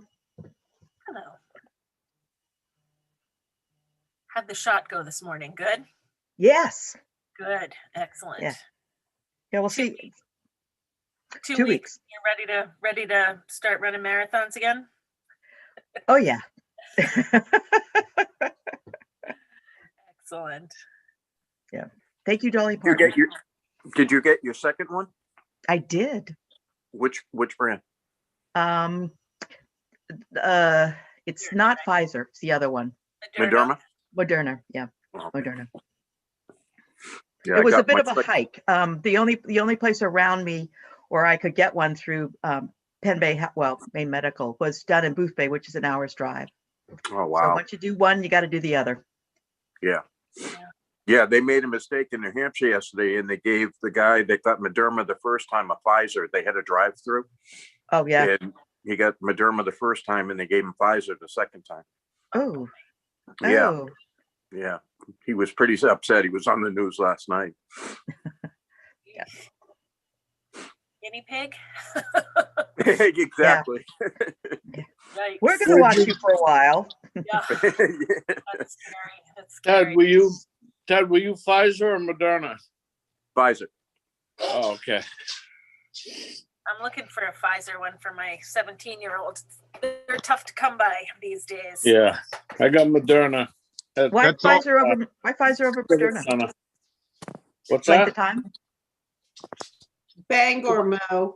Yeah, if you're willing to make the trip to Bangor, that's how I got mine. That's where my husband had to go. I needed him to be vaccinated before he went back to sea. And that's where he went. Good I thing got her my- sister's supposed to- or no. Sanford has them too. Oh, good to know. Thanks, Ted. Yeah.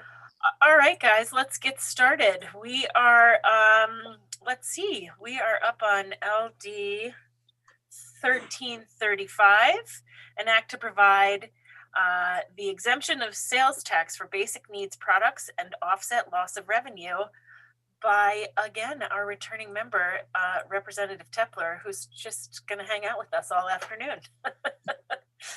Welcome back.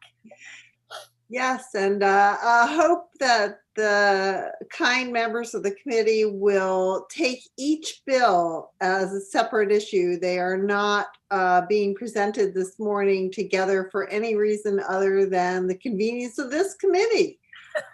So I hope that you will consider them each as a separate issue. And Senator Chipman is not here, but Representative Terry and esteemed members of the Taxation Committee. I am still Denise Tepler, representative of House District 54, all of the town of Topsom. And I'm here now to present to you LD 1335, an act to provide for exemption from the sales tax for basic needs products and offset the loss of revenue. This bill is near and dear to my heart. I have been working on this issue since I was on this committee in the 127th legislature, when I was often the only woman at this, and I guess we can still call it, horseshoe. Maine sales tax exemption list for grocery staples is seriously out of date. I was on the committee when we were scheduled to evaluate this tax exemption policy, and the committee chose not to look closely at the issue, but rather, to quote Representative Bickford at the time, not to open that can of worms. I understood that many members of the committee did not want to spend a portion of their summer taking this exemption apart, and I am not asking the committee to do so now. Rather, I am asking you to recognize that 3 absolute necessities for Mainers belong on this list, even though they are not foodstuffs. Toilet paper, menstrual products, and diapers, both for babies and adults, should not be taxed. During the pandemic, shortages reminded us of how essential toilet paper is in modern life. There was real fear expressed by moms and dads and older Mainers when confronted with empty toilet paper shelves in stores. I saw appeals to strangers on Facebook to offer a roll or two. And taxing menstrual products fails to acknowledge the existence of period poverty, which some people following me will testify to, and the necessity of this product for more than half the population. Others here today will detail the unfairness of this tax on menstruators, menstruation being a process necessary to each of you being here today. Diapers, all types of diapers, disposable or cloth and accoutrements for cloth diapering, are also modern necessities. No one who has a baby in Maine would go without some sort of diaper for their child. But poverty may lead to babies sitting in dirty diapers longer than is necessary. And as we live longer and find ways to cope with the vicissitudes of aging, yet still fully participate in life, adult diapers are a necessity for some of our seniors. Having to ration them would mean only fully participating in community life on occasion, and not when one desires. Rather than allowing these exemptions to create a large hole in the general fund, as has happened when they've been proposed in the past, I am asking Maine Revenue Services to identify some foodstuffs that should not be given the privilege of a tax exemption. Since this exemption was created, luxury grocery products have proliferated. Have you seen how many fancy kinds of vinegar and oil are available at your neighborhood Shaw's, IGA, or Hannaford? How many imported mustards, jellies, jams, or cheeses? These are not grocery staples. Why would we forego revenue on these products? Certainly not because anyone needs them. The timing in this bill is such that if you choose to pass it, MRS will have between now and the second regular session to determine which products it has identified as luxury groceries that should not receive a tax exemption, and to bring that list back to this committee to review with an approximate amount of savings to enable toilet paper, menstrual products, and diapers to become tax-free. They will tell you that this is a very difficult and lengthy process, and it may be, but that is true of many important changes. Past fiscal notes will tell them the value of 2 of the 3 requested exemptions. Identifying classes of items that should not receive the privilege of a tax exemption may be complex, but I believe it is doable, and that MRS has the capable staff who can do this. Some suggested items are listed on my written testimony. Today's computerized grocery cash register should be able to reprogram for these changes without a significant burden on businesses that sell these luxury items. Thank you for your consideration of this bill and your time on my multiple bills today. I'm very happy to answer any questions that I can. Thank you very much, Representative Tepler. I think you know that Representative Bickford has a question. Thank you, Madam Chair. Good afternoon, Representative Tepler. Good Again. afternoon, Representative Bickford. So I guess my question is, can you make the same argument for necessities such as footwear, clothing, disinfectant, dish soap? When do we stop with the necessities? Can you help me? I think I can help you a bit, Representative Bickford. We don't currently have a tax exemption section called clothing, but we do currently have a tax exemption on grocery staples. That is a category that MRS maintains in our tax exemption code. I believe you can find it in your red book or green book or whatever color it is this year? Yeah, the reason I'm asking is because you're classifying these as necessities, and we all have necessities. I mean, we need shampoo for our hair. We need body soap.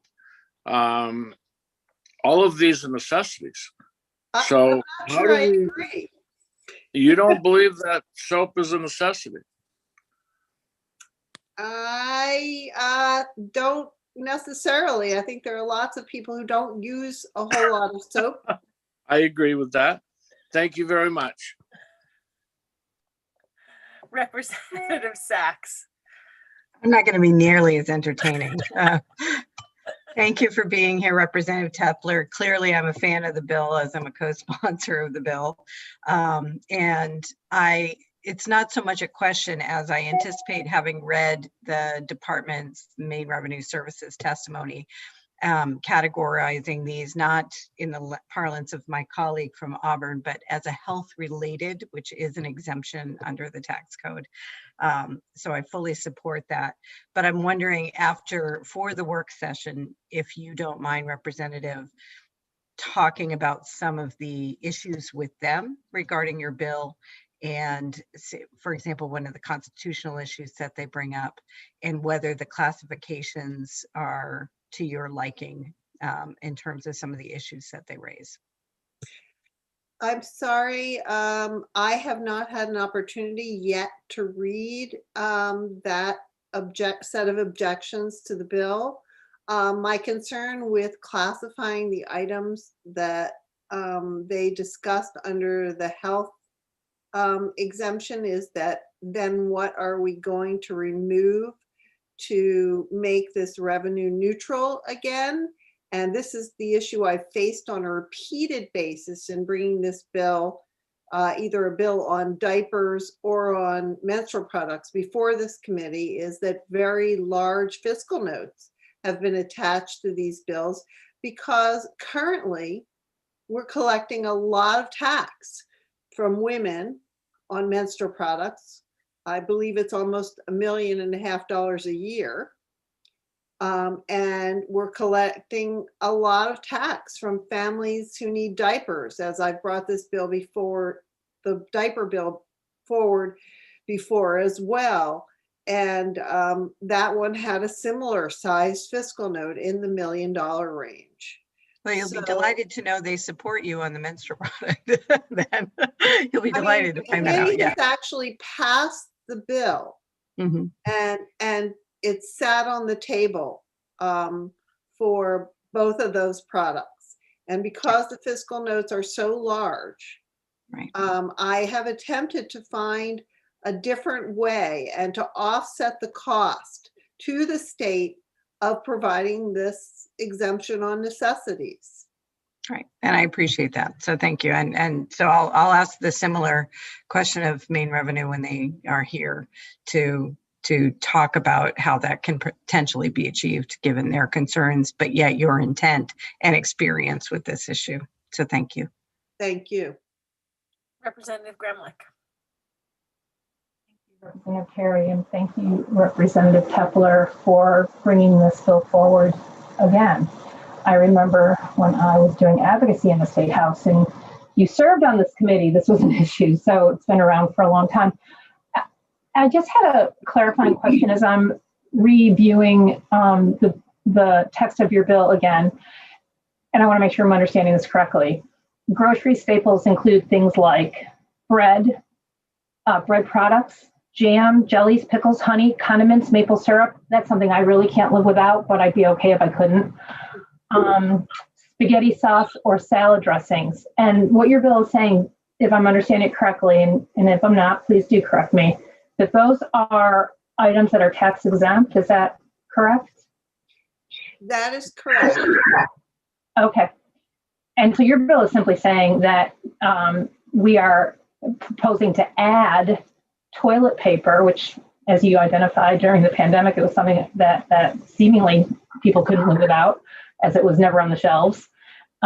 Menstrual products, I know I wouldn't want to live without that. And diapers, as a mom, I certainly wouldn't want to live without that. If I had to choose, I would choose those 3 items over maple syrup, which I love dearly. So your bill is just simply to add these items, which in my opinion, really are a necessity for the folks that need them. Is that correct? Correct. I would like to add those 3 items and have a number of items identified that are luxuries, not necessities, but are currently receiving the privilege of a tax exemption identified in order that this bill can basically pay for itself. Follow up if I may, Madam Chair. So by doing that, what you just identified, Representative Hepler, that would provide an opportunity to perhaps offset some of the costs in terms of providing the exemption for those necessity items identified in your legislation. That is correct. That is my goal. Thank you very much. I appreciate it.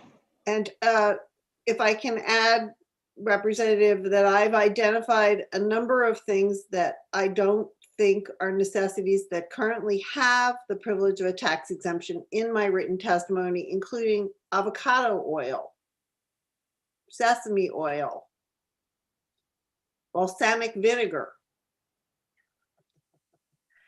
And by the way, it's not like our taxing these items will remove them from the shelves. It will simply create a situation where people who want those items will pay a little bit more. They'll pay 6 cents on the dollar for those items. I'd be happy to pay 6 cents for my maple syrup. Thank you. Thank you. Thank you, Representative Gremlich. Any other questions for Representative Tepler? Seeing none, we will jump into hearing folks that are speaking in favor of the legislation. First up will be Nicole Clegg from Planned Parenthood of Portland, of Northern New England, I think. Following her will be Sharon Hobson of One Less Worry. Thank you very much and welcome, Ms. Clegg. I was going to say good morning, but I need to catch myself because it's now actually good afternoon. Hi, everyone. Senator Chipman, Representative Terry, and members of the Joint Standing Committee on Taxation. My name is Nicole Clegg, and I serve as the Senior Vice President of Public Affairs for Planned Parenthood of Northern New England. And I'm pleased to submit testimony in support of LD 1335. Planned Parenthood of Northern New England provides comprehensive reproductive and sexual health care to more than 14,000 people in Maine at 4 health centers located in Biddeford, Portland, Sanford, and Topsom. People turn to us for affordable, high-quality care, including wellness exams, birth control, disease testing and treatment, cancer screenings, abortion care, as well as a variety of primary care services. We see everyone who comes to us regardless of ability to pay, and in a typical year, we provide more than $4 million in free and discounted care to our communities in Maine. We support this legislation because we see this tax as an example of public policies which perpetuate the economic disparities that people struggling financially face every day. As you evaluate the merits of this legislation, we encourage you to place it in the broader context of the systems and structures that negatively impact people's ability, in particular women, to achieve economic security. In Maine, like other states, the legislature provides exemptions to sales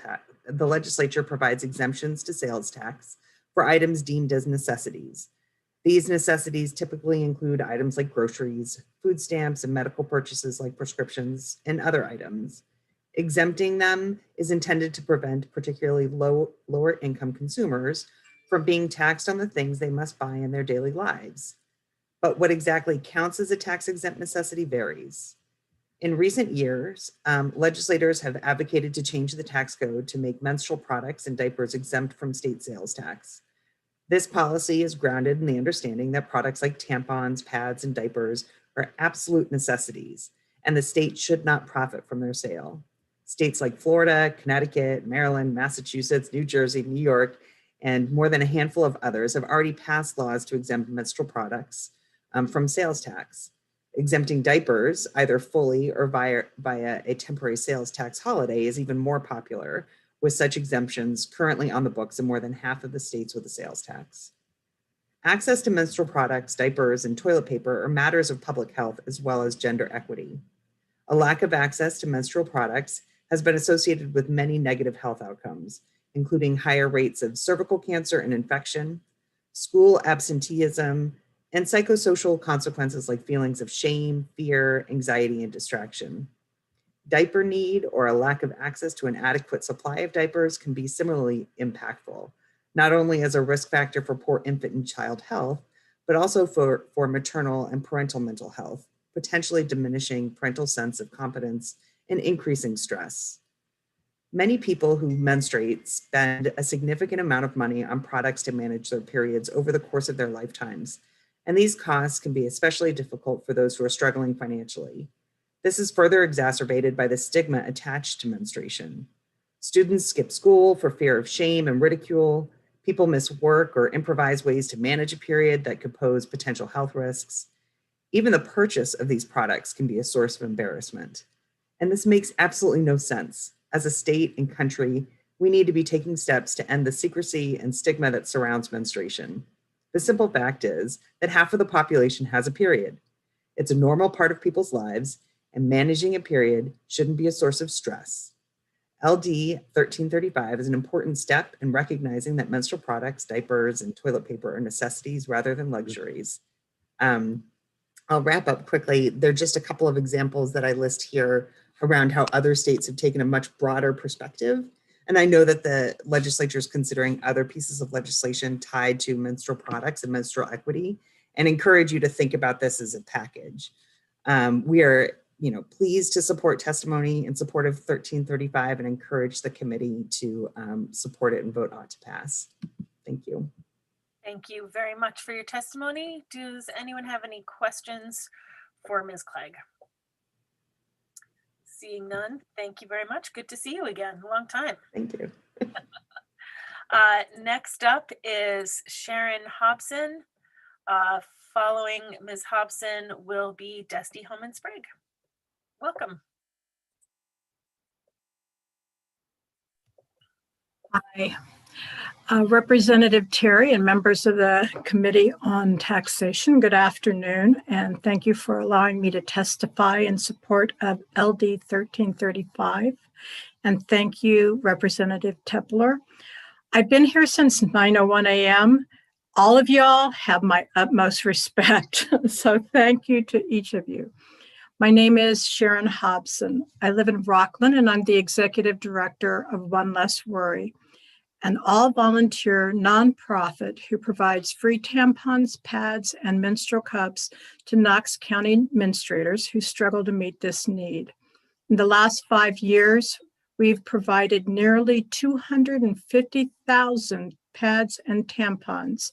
And last year alone, we distributed 350 miles of toilet paper to area folks who need it. These are people I know and people who are important to me. So you see that menstrual equity issues are not an abstraction for me, they're real. Before I begin, I need to tell you that I'm actually sad to be here. The struggle to remove Maine sales tax from period products feels like a sad, reoccurring deja vu. I could tell you about a call I received last winter about 2 young homeless teen girls, one moving nightly from couch to couch.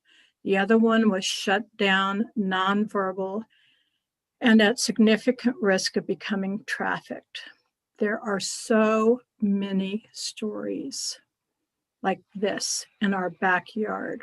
But what I really, really want to tell you and what I want you to understand is how absolutely unacceptable it is to put any obstruction between a menstruator and their period. We are all part of the problem that we must fix. Culturally, we start early by hiding pads and tampons so that they cannot be seen. We do not speak openly about menstruation. We use words like sanitary items or hygiene products that signal that menstrual blood is contaminated somehow. Most schools and other public restrooms, sadly, do not have pads and tampons freely available, creating more negative signaling. And then the state of Maine monetizes those periods with a sales tax solely targeting menstruators. Committees have passed a repeal of Maine's tax on period products in the past. Then we watched them die in appropriations. Maybe we were just kidding, but maybe we don't have a clue on how we could possibly offset that $800,000 we make off your periods. What makes my heart hurt is there is little understanding that this tax should be removed because it never should have been there in the first place. This tax is a giant flashing sign saying, you don't matter as much as the $800,000 we can make off your period. Please fix this. Don't fix it for me, but fix it for your constituent menstruators that you care about. Thank you, and I'm happy to answer any questions. Thank you so much for your testimony. Any questions? Seeing none, thank you very much for being here today. We really appreciate it. Next up is Dusty Homan Sprague. Welcome back. And following Ms. Sprague will be Hillary Manuel. Thank you so much for having me back again, Representative Terry and members of the committee. Again, I'm Dusty Homan Sprague, the Executive Director of the Maine Women's Lobby. I have to confess that going after Sharon Hobson is just, I drew the short straw today because I hope you'll agree with me that her testimony was absolutely compelling and I was riveted, even though I know most of this information. I really just want to share first a thanks, of course, to Representative Tepler, and also to add to what we've already heard today, that we just know that period products are as essential as any other. The reason that we have toilet paper in public bathrooms is because we have all understood and made the agreement that people need to access those things in order to stay safe and healthy. And we're not charging, a fee for every square that people take in a public restroom. We need to be thinking of period products in the same way, and we need to be recognizing that the state has a duty and an opportunity to be thinking about how, again, as I said in my earlier testimony, how we use the tax code to improve gender equity, not exacerbate it. What I also would add here, I'm trying to skip over the things in my testimony that folks have already said, but to reiterate Nicole's points about this being a public health issue, reusing products or using them for longer than indicated is really a health and safety issue. And we know that it's something that happens regularly in our communities and that we have an opportunity to do better around that. And also because these products overwhelmingly affect women, girls, and marginalized populations, such as incarcerated individuals, low-income people, we know that it places a harm on folks who are already vulnerable. In some states, this disproportionate impact on women and girls has been considered tantamount to sex-based discrimination. In fact, a class action lawsuit against the tax for period products was filed in 2016 in New York State, alleging that it violated state laws as well as the Equal Protection Act. It was dropped when the state decided to drop their tax on period products. I also want to say that I really I appreciate Representative Tepler's pragmatic approach to this. I think that by making it revenue neutral, I'm as much a lover of luxury products as other people. I buy lots of cheese and jam. I think we can all agree, though, that we can do better around how we structure this. So I appreciate the focus on making it revenue neutral. I also want to say I appreciate the focus on making sure that it is luxury products. Sometimes we create new tax systems that disproportionately affect poor people, like candy taxes and soda taxes. So I really appreciate that this is taking that into account and not moving in that direction. And finally, I would say, to the earlier comment about whether or not, we should be thinking about clothing or other kinds of issues, just a reminder that you can't get tampons that have already been used at the Goodwill for pretty good reasons. You can buy clothing once, you can buy secondhand clothing, you can make it last a long time. That is not true for people who menstruate every 28 days. So please join me in supporting LD 1335, and thank you all for your time here today. Thank you so much for your testimony. Do we have any questions for Ms. Sprague?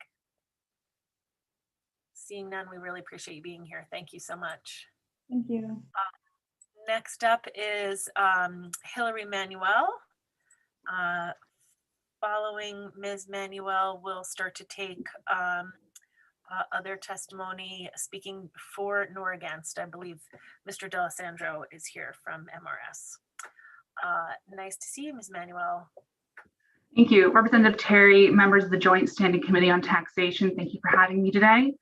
My name, is Hillary Manuel. I'm the president-elect of the Junior League of Portland, and I'm here today on behalf of the Junior League. We have taken an official position in support of LD 1335. We're a volunteer-led women's development organization. For nearly a century, we've helped improve the world for Maine's youth. Our past projects include establishing the Children's Museum and Theater of Maine, the Center for Grieving Children, and developing the backpack program out of Good Shepherd Food Bank. Our current focus area is positive youth development with a special focus on ensuring the basic needs of Maine children and families. Like Representative Tepler, we have identified period poverty as a serious obstacle to Maine children's ability to thrive. A person who menstruates will spend roughly $200 per year on period products. According to a U by Kotex survey, 20% of people who menstruate have reported using substitutes for period products like toilet paper or, heaven forbid, socks, because they couldn't afford to buy more supplies. That same study revealed that only 4% of those with a period know of a local resource where free or reduced cost menstrual hygiene products are available. As has been noted, the current tax structure places an unfair burden on people who menstruate, parents of young children, and those with disabilities.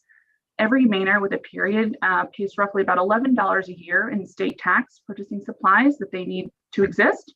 A family with a child in diapers will pay approximately $50 in tax a year for their baby's diaper needs. Anyone who has used a pad or a tampon or has changed a diaper can attest that these items are necessities and they should be classified as non-taxable alongside groceries and medication. As it stands now, the current tax structure places an unfair burden on people who menstruate, the parents of those young children, and those with disabilities. LD 1335 offers a sensible solution to compensate for the loss in tax revenue from those items. To Representative Tepler's point earlier, I think we can all agree that imported cheeses, caviar, jams, jellies, those are luxuries. I too love my maple syrup, but I would pay a little bit more for that. And those items could be taxed without imposing hardships on families. By placing that sales tax on the luxury food items with cheaper alternatives readily available in stores, we would be taxing Mainers for their choices, not merely for biological facts. The Junior League of Portland, Maine wholeheartedly endorses LD 1335 as it would increase menstrual equity in Maine. And on behalf of the Junior League of Portland, I urge you to approve this bill. Thank you for your time. Thank you very much. Does anyone have any questions for Ms. Manuel? All right, we appreciate it. Thank you so much for being here today. Next up, we have those in opposition to the bill. Oops, sorry, I lost my place here. Looks like we have Mr. D'Alessandro from DAPS. Welcome again. Thank you.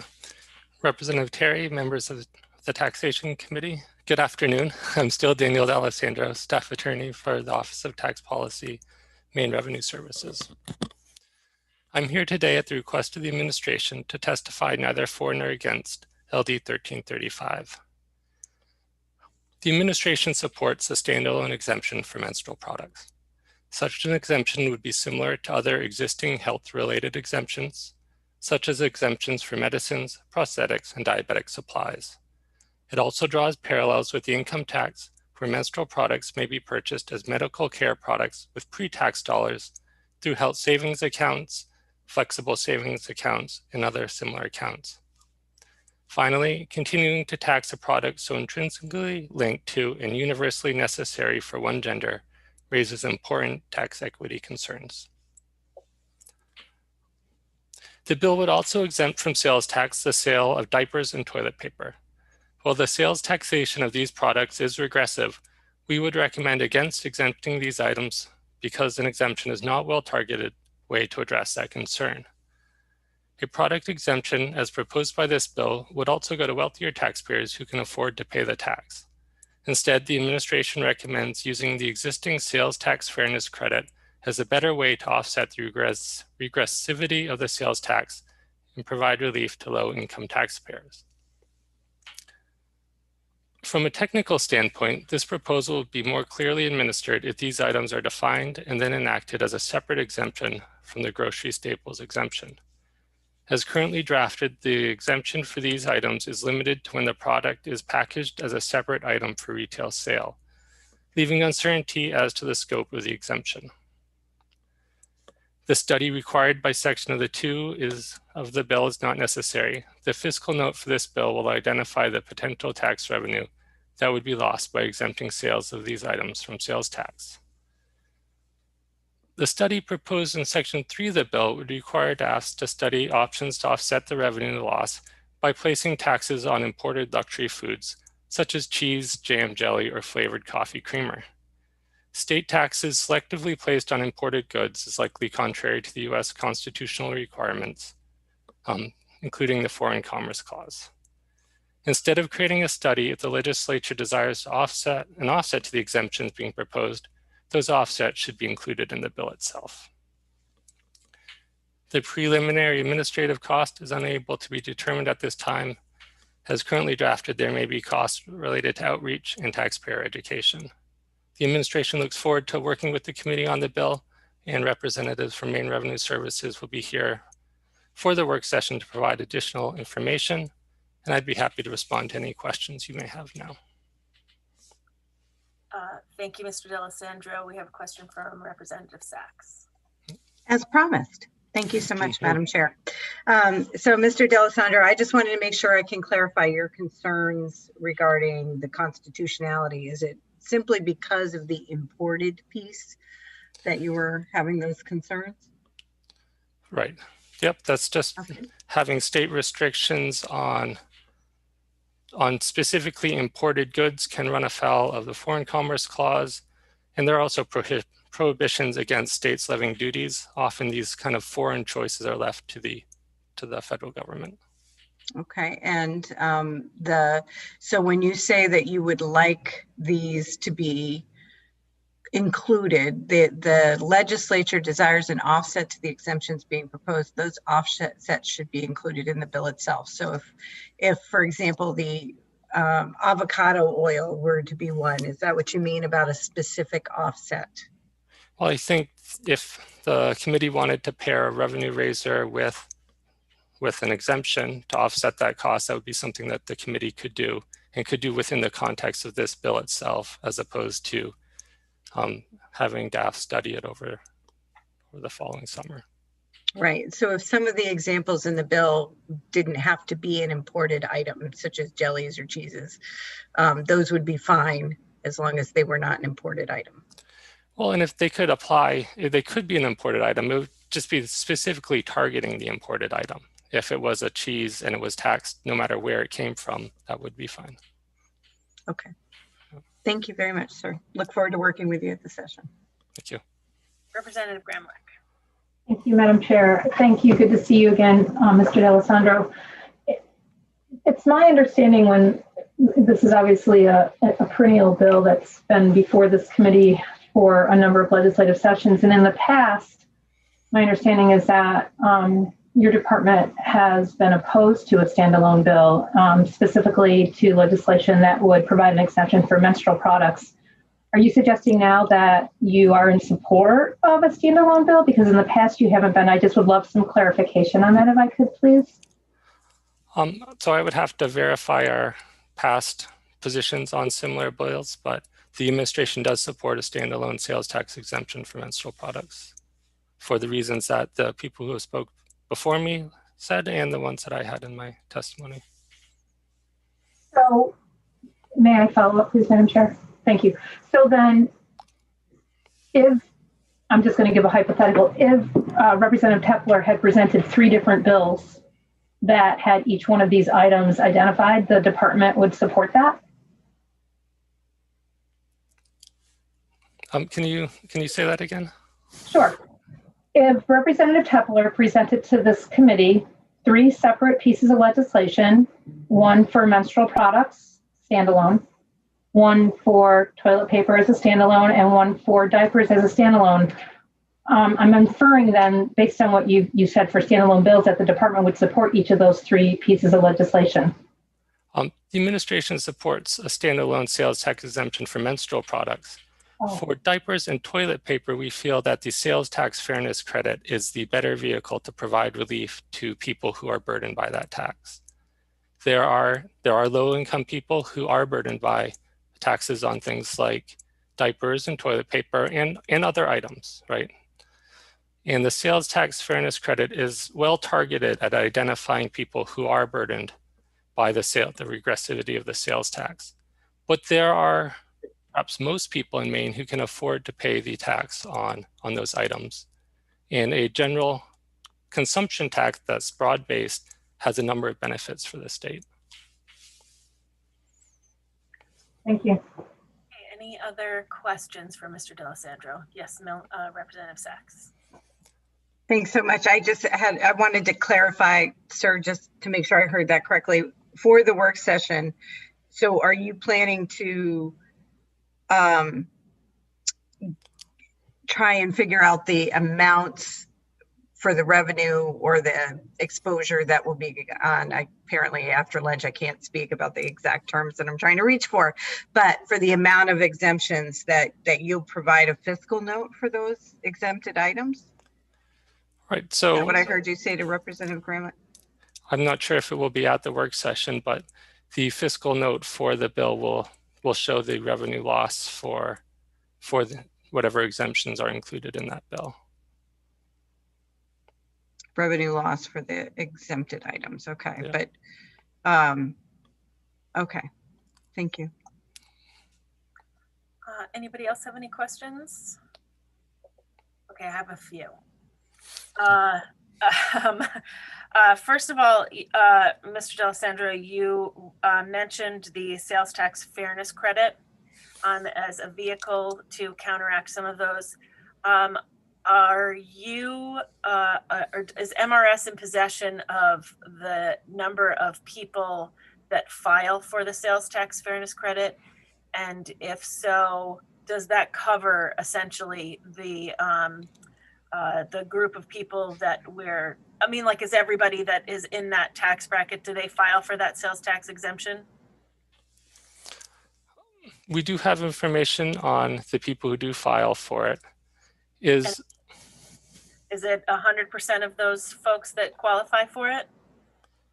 No, it's not 100% of the people who qualify it, but it is a rather high percentage. We recently had a work group that looked into those numbers, and I can bring those results to the committee for the. I think I'm aware of that work group. Okay, that would be great if we could know that. I'm wondering, we were talking about imported cheese or specialty cheeses a little bit ago, and I believe, if I'm not mistaken, at least I know WIC has a set of standards of what qualifies for a WIC purchase. I think SNAP has a similar benefit as well. But WIC, I think, is the one that I kind of want to get to, because that's really where the bulk of the, necessities of what people eat. And I'm almost positive, but correct me if I'm wrong, that if a WIC recipient were to go, and you might not know the answer to this, and I apologize if you don't, that a WIC recipient can go buy a simple block of, American cheese from the grocery store, but it's not qualified to get that same block of, say, aged Gouda, 18-month-old aged Gouda. I'm not familiar with the WIC requirements. Okay, gotcha. And then lastly, I just wanted to talk about the fact that menstrual products can be purchased as medical care products with health savings account and flexible savings accounts. Are you aware of a substantial number of low-income folks that have health savings accounts and flexible savings accounts? This is a rather new change. This was part of the CARES Act, which the state recently conformed to. So this is just getting started. I think these accounts probably are not targeted at low-income people, but my point was just a broader sense that this is a kind of product that has been exempted from tax, at least through these accounts on the income tax side. And so it makes sense to do it as well on the sales tax side. Okay, I would argue, just for perhaps the work session or future conversations, that menstruation is not a medical issue. It's just a human issue. It's just something, it's like sweating. Something that a good chunk of us just do naturally. It's not something that we have to go to the doctor for. All right. Any other questions for Mr. D'Alessandro? All right. Seeing none, I thank you very much for your testimony. Lots of hard questions, and we look forward to hearing, to discussing it with you in the work session. Thank you. Thank you. All right, I see no other people on my list here for people speaking neither for nor against, for or against.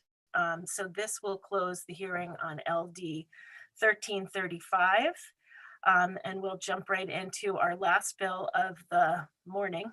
LD 966, a resolve establishing the Commission to study fair, equitable, and competitive tax policy for Maine's working families and small business. And Representative Tepler, I feel like you should be part of this committee again. Welcome back. I'd love to be part of this committee again. You do great work. So Representative Terry, and once again, distinguished members of the Taxation Committee, I'm still me, Denise Tepler, representing House District 54, which is all the town of Topsham. And I'm very proud again to introduce to you today LD 966, resolve establishing the Commission to study fair, equitable, and competitive tax policy for Maine's working families and small businesses. One of the great frustrations of being on this committee is the lack of opportunity to work on tax policy writ large. Each bill the committee examines nibbles at the edge of issues in Maine's tax policy, even though each lever you choose to press, lowering income tax here, raising sales tax there, creating a tax exemption here, potentially creates changes in the balance of the system as a whole. How will an increase in sales tax affect Maine's economy? How will a reduction in revenue sharing affect property taxes? We often use the image of the three-legged stool to talk about the balance of taxes between income, sales, and property tax. But we rarely get to talk about how that balance affects working families in Maine and the small businesses they own and work in. It has been a very long time since Maine has had any kind of comprehensive look at our tax policy and whether it is meeting these goals for our hardworking citizens. The last time Maine had a comprehensive look at tax policy was in the Baldacci administration, starting in the 120th and reporting back in the 121st legislature. We're now in the 130th legislature. Knowing what we're doing wrong and what we're doing right for Maine's people is important for this committee's evaluation of the bills it hears. I am open to changes in date and composition of the committee if it can help this committee support a study of Maine's tax policy that this bill would initiate. This is the same bill that was sponsored by Speaker Fecteau in the 129th legislature, but unfortunately never received a hearing due to the pandemic shortened session. Thank you for your time today, over and over again. And I am happy to answer any questions that I can. And I hope that you'll support studying tax policy broadly. Thank you very much, Representative Tepler, for your long morning with us. Any questions for Representative Tepler? Seeing none, thank you very much again for bringing this to us. So Avery, I have on my list Sarah Austin, who I do not see speaking for, and I think I got a message that Julie Bickford will not be able to join us. Nope. So I promoted Daniel and Linda because they're the only ones we have left. Okay, terrific. Well, let's start with Linda then. Ms. Caprera. Hi, I can't find my photo button is gone.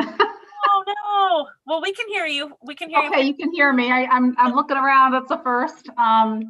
Good afternoon, Representative Terry, members of the committee. My name is Linda Caprera. I'm a resident of Winthrop, and I represent the Maine State Chamber of Commerce. We are testifying in opposition to LD 966. Very quickly, we oppose 966 for a variety of different reasons. A, we feel the legislature is the best governing body to examine tax policy to determine if it serves all the interests in the state. What's considered to be fair to one person may not be fair to another. Therefore, how would tax policy be determined under those circumstances? I mean, fairness is it's a tricky word, and what's fair to one may not be fair to another.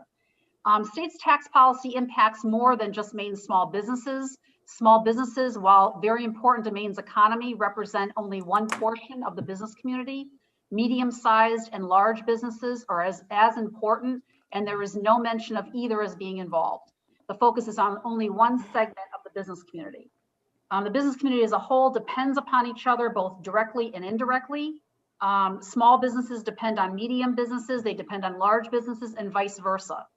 So you can't segment one without, impacting potentially the other. We believe you have to consider the whole. If all businesses in this state are not competitive, the state will undoubtedly lose revenues from the lack of investment and potentially jobs. This has a direct impact on funding important services, as mentioned in this bill, such as education, infrastructure. It's really not an either or type of argument. Again, ultimately, we have our legislature that determines tax policy, and rightfully so, and we urge you to vote no on LD 966. I'd be happy to answer any questions. Thank you, Ms. Caprera. Any questions? Seeing none, I think you're now free to go have lunch. Thank you. Have a good. Thank you. Next up is Daniel D'Alessandro again, speaking for DAFS in place of Dr. Allen, who is unable to join us today. Welcome back. Thank you. Representative Terry, members of the Taxation Committee, good afternoon. My name is Daniel D'Alessandro, staff attorney in the Office of Tax Policy, and I'm here today at the request of the administration to testify against LD 966. The bill as drafted would establish a 14-member commission made up of 6 members of the legislature, 1 member representing the governor, and 7 appointed members representing designated interest or with designated expertise. The commission could request non-confidential information from Maine Revenue Services. The commission would be tasked with studying issues associated with the effects of tax policy on the state's working family and small businesses. Commissions and task force study groups can sometimes be particularly useful if they match up clear need, focused objectives, and the right balance of time and resources. The question for any study proposal is whether it meets those standards on its own terms and in comparison to competing claims on members and staff's time and resources. In the present bill, the duties of this commission as stated in the bill are very broad rather than narrowly focused, and the work would likely involve a considerable time commitment of both its members and of DAFS and MRS staff in responding to Commission's request for information. Further, it is not clear whether the Commission could produce a focused and useful report recommendations, and proposed legislation by November 4th, 2021. Finally, it appears the general objectives of the Commission can be fully advanced through the regular deliberative and legislative process. For these reasons, the administration opposes LD 966. The administration looks forward to working with the committee on the bill. Representatives from MRS will be here at the work session to provide additional information, and I'd be happy to respond to any questions you may have now. Does anyone have any questions for Mr. D'Alessandro? All right, seeing none, it appears as though you too can leave the line. Thank you very much for your testimony, and thank you, Representative Hepler, sorry, for joining us today with all of your work. It feels like all of your work for the whole session. I'm sure you've got plenty more though. So thank you very much. This closes the public hearing of LD 966, and we'll see you all for the work session. Okay, thank you.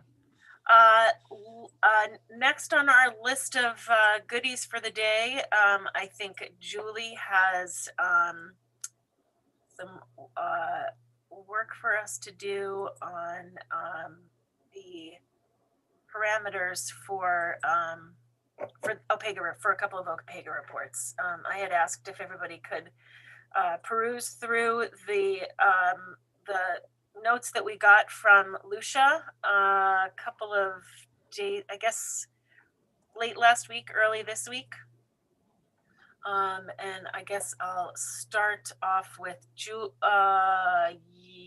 actually, Julie, is it okay if we, no, yeah, go ahead. You go ahead and start the conversation.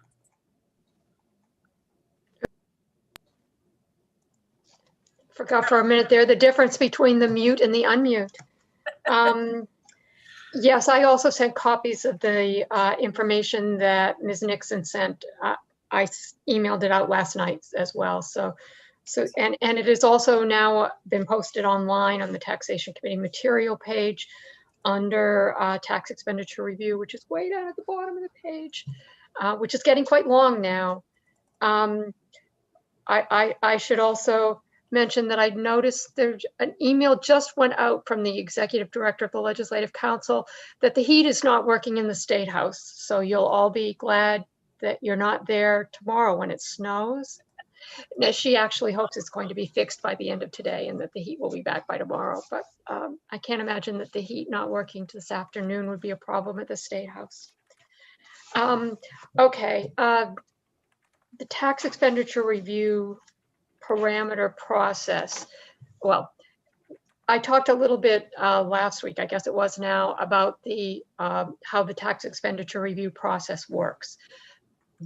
What's happening today is something that happens at the beginning of the process with regard to the full evaluations, which is that OPEGA prepares suggested parameters from the review, provides them to the Government Oversight Committee, and they are required by statute to send those materials to the Taxation Committee as well for comment. The two provisions that this process is just beginning on now are the research expense income tax credit and the income tax credit for historic rehabilitation. Let me share a screen here. It's hoping I've still got them. I still got one of them. So Julie, while you're looking that up, my thought for this is we start this conversation by you walking us through sort of quickly what their intent is and how they're going to go about it. But I'm also hoping that Senator Libby will jump in at an appropriate moment. And Julie, maybe I'll leave that to you for what the appropriate moment is to walk us through what government oversight has been discussing as far as tax expenditures go, sorry, as far as tax expenditure reviews goes, in the hopes that this process becomes I guess more clear, although it's pretty clear if you're a deep reader, but definitely more quickly than it has been before. There have been some challenges with the timing of the reports, the length of the reports, and what we're looking for. So that being said, knowing what the thought process is, Julie, anytime you want to hand it over to Senator Libby, I think that's completely appropriate. Okay, well, I was going to do just a really brief overview of what the materials are that you've received on this parameters discussion, which really sort of, I think, begins that process of looking at the broader function. This is the beginning of that process. You'll see in looking at these materials, how complicated it is, and understand why it is time consuming. The first one that I have up here is the materials relating to full evaluation of tax expenditures, research expense credit. I'm not going to talk a lot really about any of these materials. You've got them and you can read them over. But this is all material that's been prepared by OPEGA and provided to the Government Oversight Committee. The Government Oversight Committee is also required to hold a comment period for stakeholders. They are going to be doing that next Friday, the 23rd, at the Government Oversight Committee. So these materials have been made public and are available to stakeholders who have the opportunity to come to the Government Oversight Committee next Friday morning and provide their comments with regard to the materials. The Government Oversight Committee has sent these to the Taxation Committee as well, which is also welcomed to present comments if you want to go individually to their meeting next Friday, or if you want to provide something in writing to them. So these are the materials. The first is as a description of the credit and the program, basically enacted in 1995, affects approximately 175 taxpayers and costs estimated, I'm sure these are from the Red Book, Maine Revenue Services estimate of about $1.65 million in FY22, $2.18 million in FY23. They then go into a description of the credit. I'm not going to talk about that much here now. They've mentioned that there are changes proposed to the credit this year. LD 308, which has been before you and is currently tabled by this committee, would propose to increase the credit. So they've mentioned that. They then look at the issue of evaluation parameters. The statutes provide that they should look at, that the Government Oversight Committee is required to approve in going into an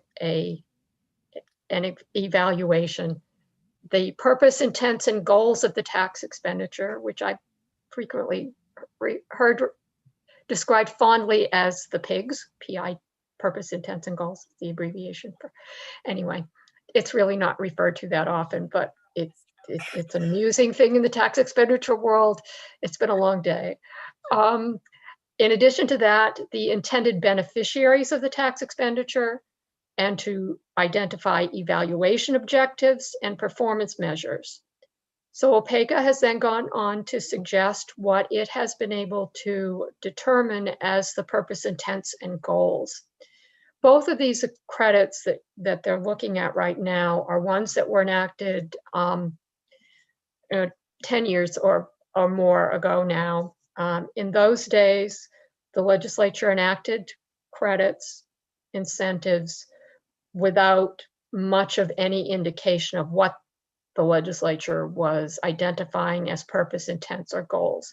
That information might be in the summary of a bill. It might be in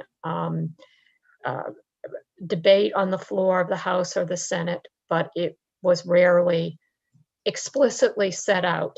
So, and these two, both of these two, OPEGA is indicating that it says absent a clearly stated legislative intent, OPEGA looked at other sources to try to determine. So in this instance, they came up with possible goals to be evaluated. And as you can see from the source, these are based upon federal materials because the state credit is a percentage of a federal credit for the same purpose. And also at an LD in more recent years, which would have provided a different credit for different types of research expenses. So they're looking at other statements that the legislature may have made about its desire to have more research in the state. In terms of intended beneficiaries, the legislature didn't identify intended beneficiaries, but just by the nature of the way the credit works, OPEGA has identified the beneficiaries as businesses conducting and investing in research and development, and indirectly qualified organizations performing research in the state. It comes up with identifying evaluation objectives. This is actually what the legislature provides as in statute, not what the statute provides as objectives for an evaluation.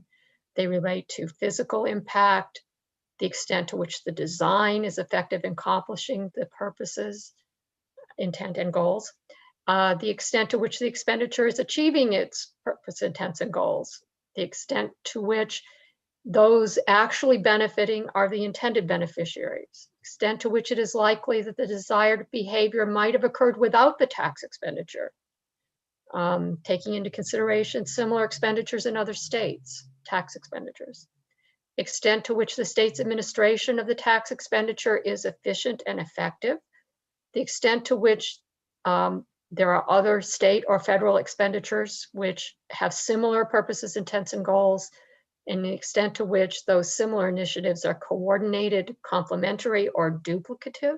Again, this is all language directly from the statute. The extent to which the tax expenditure is cost effective, using resources compared to other options for using the same resources, and any opportunities to approve the effectiveness of the tax expenditure in meeting its purposes, intent, or goals. So looking at the statute, OPEGA then looks at what specifically it's going to look for with regard to this expenditure and identifies performance measures for analyzing the objectives. In this instance, OPEGA proposes to look at the amount of tax credits claimed in past and future estimates, the dollar impact, the dollar amount of tax credits claimed, the dollar impact on the state budget, revenue loss and net impact, the number, geographic distribution, and income of full-time employees added or retained during the period being reviewed, who would not have been added or retained in the absence of the credit, the number and amount of investments in research and development made by credit recipients during the review period, and the direct and indirect improvement in the economy of the state attributable to activities entitled to the credit under this section. So that's it for the research credit parameters that are being reviewed by the Government Oversight Committee next Friday. Could we stop here for a sec? We may. Thank you. Senator Libby, as the chair of the GOC and the body that takes a look at all of these reports first, what strikes me with this, what this paper gives us, is that there is a lot of unanswered questions to OPEGA, from OPEGA to a broad amount of people. Your committee, this tax committee, perhaps the legislature itself. Without proper guidance from us, it appears to me that all of the objectives allowed under MRSA 999 subsection 1 paragraph A is they're going to answer all of those questions. And I think the purpose of us having this discussion today is to determine whether or not all of those questions are the ones that we want answered, or is it one, or is it two, or does it not matter how we answer those questions? The second part of it, for me, what strikes me is that there is, and this goes to the timing of things, there is a proposed change in this particular credit for this legislature, for the 130th legislature. By the time this report is finished, we will be in the 131st legislature, and that change to the law that we're proposing could completely upend this whole entire process. So I guess I'm hoping that at this point, Senator Libby, you can jump in and maybe tell us how frustrating or not frustrating this is on your end. Before we do that, though, would you mind very quickly if we just answered Representative Kryzak's question? He's got one. Representative Kryzak. Thank you, Madam Chair. Sorry, my video's not on, but I'm driving. If I understood Julie correctly, this has been in effect since 1995? Correct. The process has been in effect since 95. No, this actual tax credit. Yes, the tax credit's been in effect since 1995, and you've had an OPEGA report every 2 years since then. No, it's I think it's supposed to be every 6 years, but that's not necessarily the case. Go ahead, Julie. The OPEGA review process was enacted in 2015, and OPEGA and the Government Oversight Committee and the Tax Committee have been in the process of starting that review of provisions. And it was originally intended that everything would get reviewed every 6 years, but it became apparent very early on that that the reviews were going to take more time, and that it was not going to be possibility to do them all that often. This is the first time that these credits are being reviewed under the tax expenditure review policy that was enacted 5 or 6 years ago. So there's no information in the red book we just received about these tax credits? Can you say that one more time, Ted? I'm sorry, we lost you for a sec. I'm sorry. So the red book we just got that's not just no information about this tax credit. We can't stop it until it's. Ted, you have no audio at all. Yeah, I think The he was audio asking was- whether or not this was already available in the red book. That's what I thought that I was hearing him saying as well. The red book has been provided for a much longer period of time. Did you and listen it's again? related to the OPEGA process. I mean, it's statutorily unrelated to it. It is used by OPEGA in providing a lot of the information. The red book itself would identify the number of participants in the credit and the amount of revenue, but it does not evaluate the credit. It simply provides that information in the red book. Thank you. All right, jumping in, Senator Libby. What have you got to say for yourself? Thank you, Madam Chair. There are a few of us on the GOC committee who've been on for several terms and have a good sense of the experience. As Julie noted, this tax expenditure review process led by OPEGA with oversight by GOC and tax committee is about 5 or 6 years old. And so we developed it from nothing. We've used it, we've made adjustments, and we've got 5 or 6 years of experience to reflect upon. I think there are some members of GOC who are interested in considering a few more adjustments in the interest of expediency, in the interest of getting useful analysis from unbiased sources on a quicker time frame, and trying to build a stronger connection between the questions that are raised at the tax committee level in evaluating economic development incentives in particular, and creating a way for OPEGA to be more responsive and turn around research that we trust to be neutral, unbiased, and to have that work done more quickly. As I said, we've had 5 or 6 years of experience. Some of our reports have taken a long time to return. And I think part of that has to do with the fact that the scope in statute is quite large and extensive.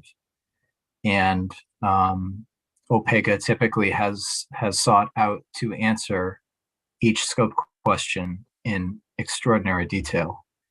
The result is some of these reports take 18 months or more to complete. I'm of the opinion now, having watched this process for 5 or 6 years, that perhaps we need to rethink this a bit and narrow the scope that we're asking OPEGA staff to investigate. Perhaps consider some changes to which tax credits get the full evaluation versus an expedited review, and then considering maybe some expedited reviews that don't really require evaluation. I think the Maine Historic Preservation Tax Credit is a good sort of test case to see if we can get a report turned around more quickly with a narrower scope. That's in part because the advocates for this program have been really helpful to OPEGA in sharing in a very transparent way data they've collected, which is really going to help OPEGA turn this around more quickly. But that's one in particular where I want to see if we can narrow the scope a bit, give the OPEGA staff a bit of a deadline to see if we can turn around something that's substantive, useful, more quickly, and allow the tax committee to take that information and make amendments to statute, within a legislature. My final point to make is, pine tree development zones, for example, that was one of the big ones that we did first. It took quite a while to do the first report. I think it was a couple of years. And then it was presented to both GOC and tax. We all had lots of questions. There were several concerns raised. GOC directed OPEGA to undertake a second round evaluation. That took quite a bit of time. But if you map it out on paper, the beginning of that process and the end of that process, I think, covered 3 legislatures. And, if we're trying to use the OPEGA resource and tax expenditure review to provide independent analysis of tax incentives, if we're not returning that to the legislature, in a timely enough way, I fear that institutional knowledge goes away, context goes away, and its overall usefulness is impacted. So my main message is consideration of, perhaps directing OPEGA to confine its scope and return reports, within a date certain. If we're going to direct OPEGA to do that, we probably also need to consider what the universe of tax expenditures we're asking them to do a full evaluation on. Consider moving some of those to expedited review that take less time. Considering taking some and moving them to no review, again, to give capacity for staff to do the work that's most useful to the legislature. Thank you, Senator Libby. I want to also add that one of the struggles that I think OPEGA faces is a lot of times we'll ask them to put together one of these reports and collect data where the statute that they're evaluating has no requirements for data collection from the places, from the people, from the businesses, whatever, that are taking advantage of the credits specifically. So they have their inspectors at the highest level, especially when it comes to collecting data that is just not easily available. Representative Sachs. I guess that was my question. If I could ask Senator Libby, so the statute that we got, the 999, that's also referenced in the program description. So you're saying that right now, because of the statute, each and every one of these is considered a full evaluation, and that there might be some criteria. And would that be a statutory change to move some of them to expedited, or is it simply the categories that Julie had showed us last time, moving some things into categories? That's an area where I need some clarification on. I mean, we do have an ability to move tax credits between categories, and we've made adjustments at GOC very recently, as recently as last month. I think we can do that because we're all familiar with the subject, and if we do want to move some tax credits around, this legislature's GOC in consultation with tax can do that. I'm interested also, though, in structural changes so that after we're gone, if we decide we want a more efficient process that turns around material more quickly, perhaps we need to make tweaks to statutes so that certain credits are automatically put into the no review category. Other credits are automatically put into the expedited short form review. And then I'm also, thinking about creating criteria for what triggers a full evaluation. And I think, in my experience, the legislature is most often interested in making changes to economic development incentives. We've got one credit that's set up for a full evaluation soon, and that's the deduction for pension income and IRA distributions. That's a $30 million program, but I cannot see a world in which any legislature is going to eliminate that benefit or dramatically expand it. I wonder what the value is of doing a deep dive analysis when so many other states have a similar incentive in place. Contrast that with seed capital tax credit, research expense credit, main historic preservation. This committee is very interested in those three items, and we've, I think, asked OPEGA for some specific criteria to investigate. So I think that might be part of it as well. But to answer your question, Rep, I'll stop there.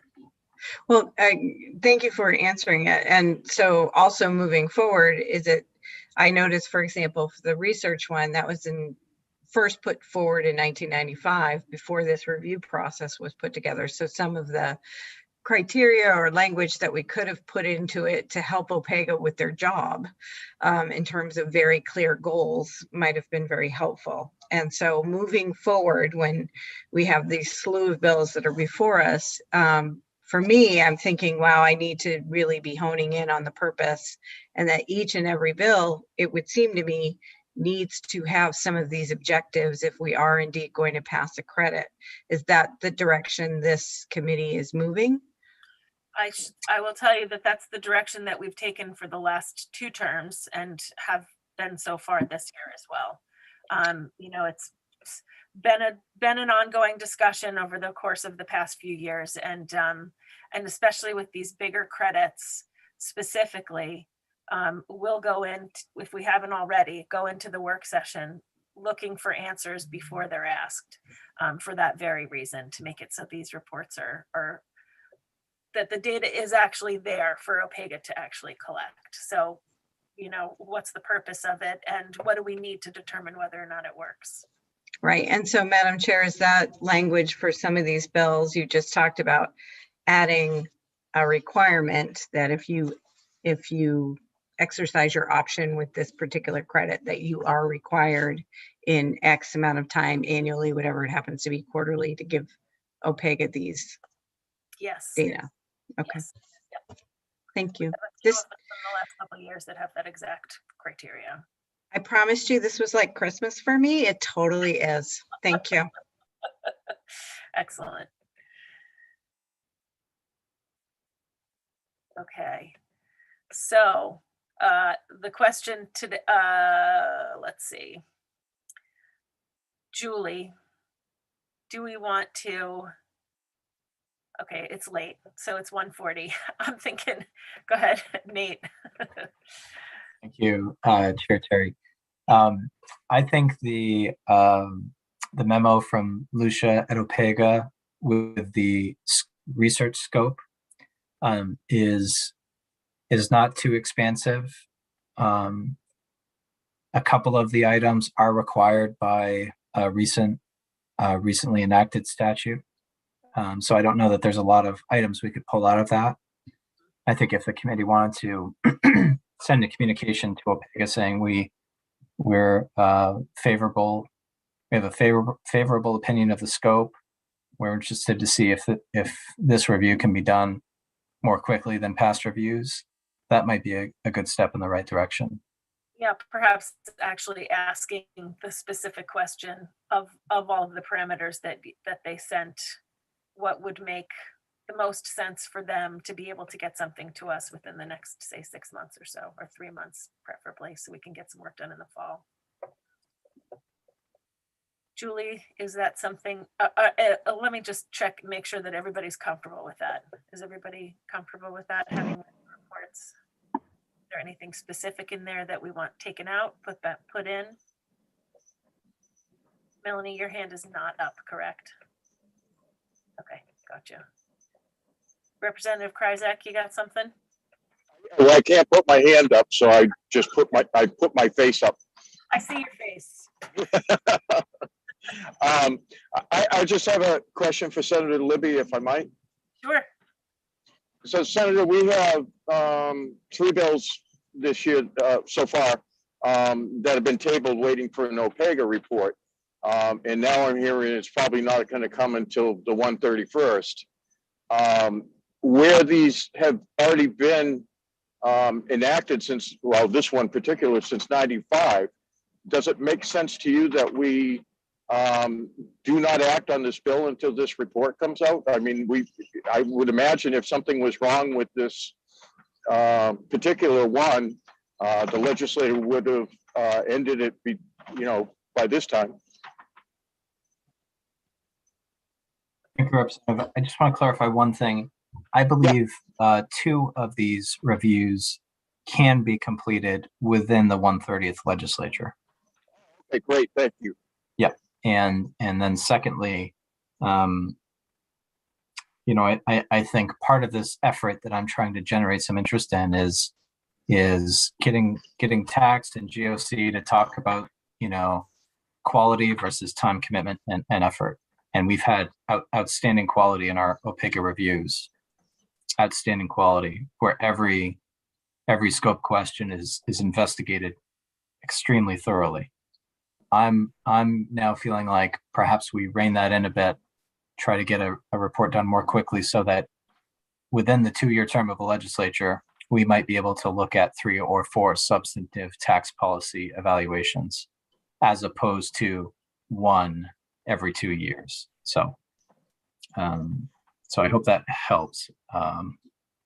It does. Could I have a follow-up, Madam Chair? Of course. Does OPEGA also oversee the hang on just a minute, I'm gonna have to pull over.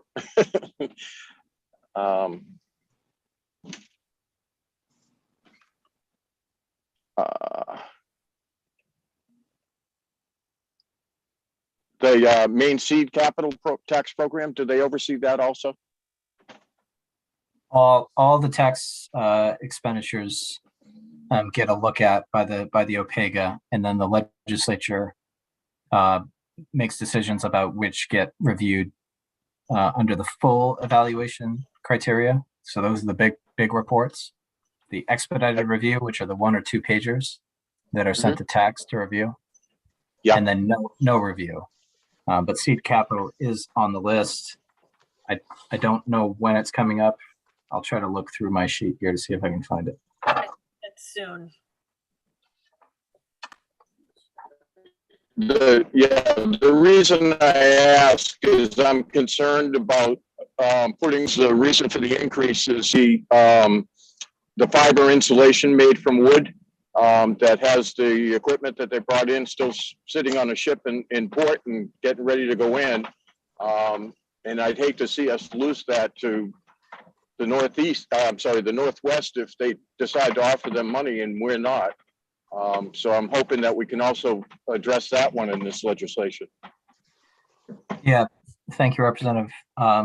Main seed capital tax credit is, the analysis is in progress currently. They're in the field work stage. So that's the OPEGA staff gathering data from the affected parties. So that one is underway. The two that we have under consideration today are the historic preservation tax credit and the research expense credit, which are both in preliminary research phase. That's an earlier step in the process. So main seed capital is underway, and the couple others are the ones that we're focusing on now.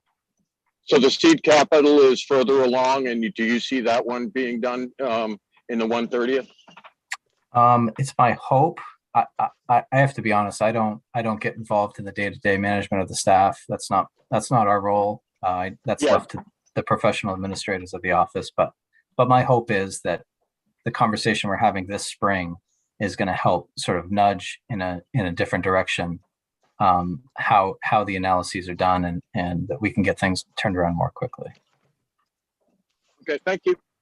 Yeah, and that speaks to the point where we change law. We have the opportunity to change laws every 2 years. So getting this stuff done quickly is really super important. Okay, then that being said, and again, looking at the time, Julie, I think if we send a note to OPEGA, letting them know what our concerns are, and asking for some guidance from them on what they could get done in a short period of time. We'll say 6 months. Is everybody comfortable with 6 months? Yeah. For the two credits that we're speaking of today, specifically the rehab credit and the R&D credit, if you could send a letter saying to them that we're interested in having it be done quickly. What can they get done in that period of time? And then we can look through that, compare it to what we've got here, and make a determination on whether or not that's something that we can count on to have a report by in the fall. Ted. Do you know something that I don't know? Are we going to be in session in the fall? No, it's just just something to give you something to do.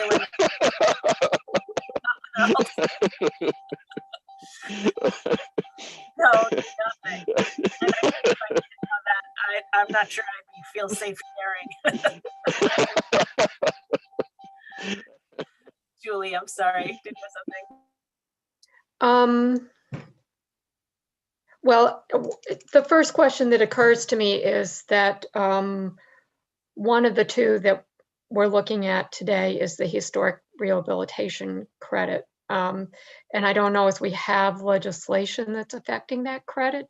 Do you need information on that one in 6 months, or is it mostly the research credit that you're interested in?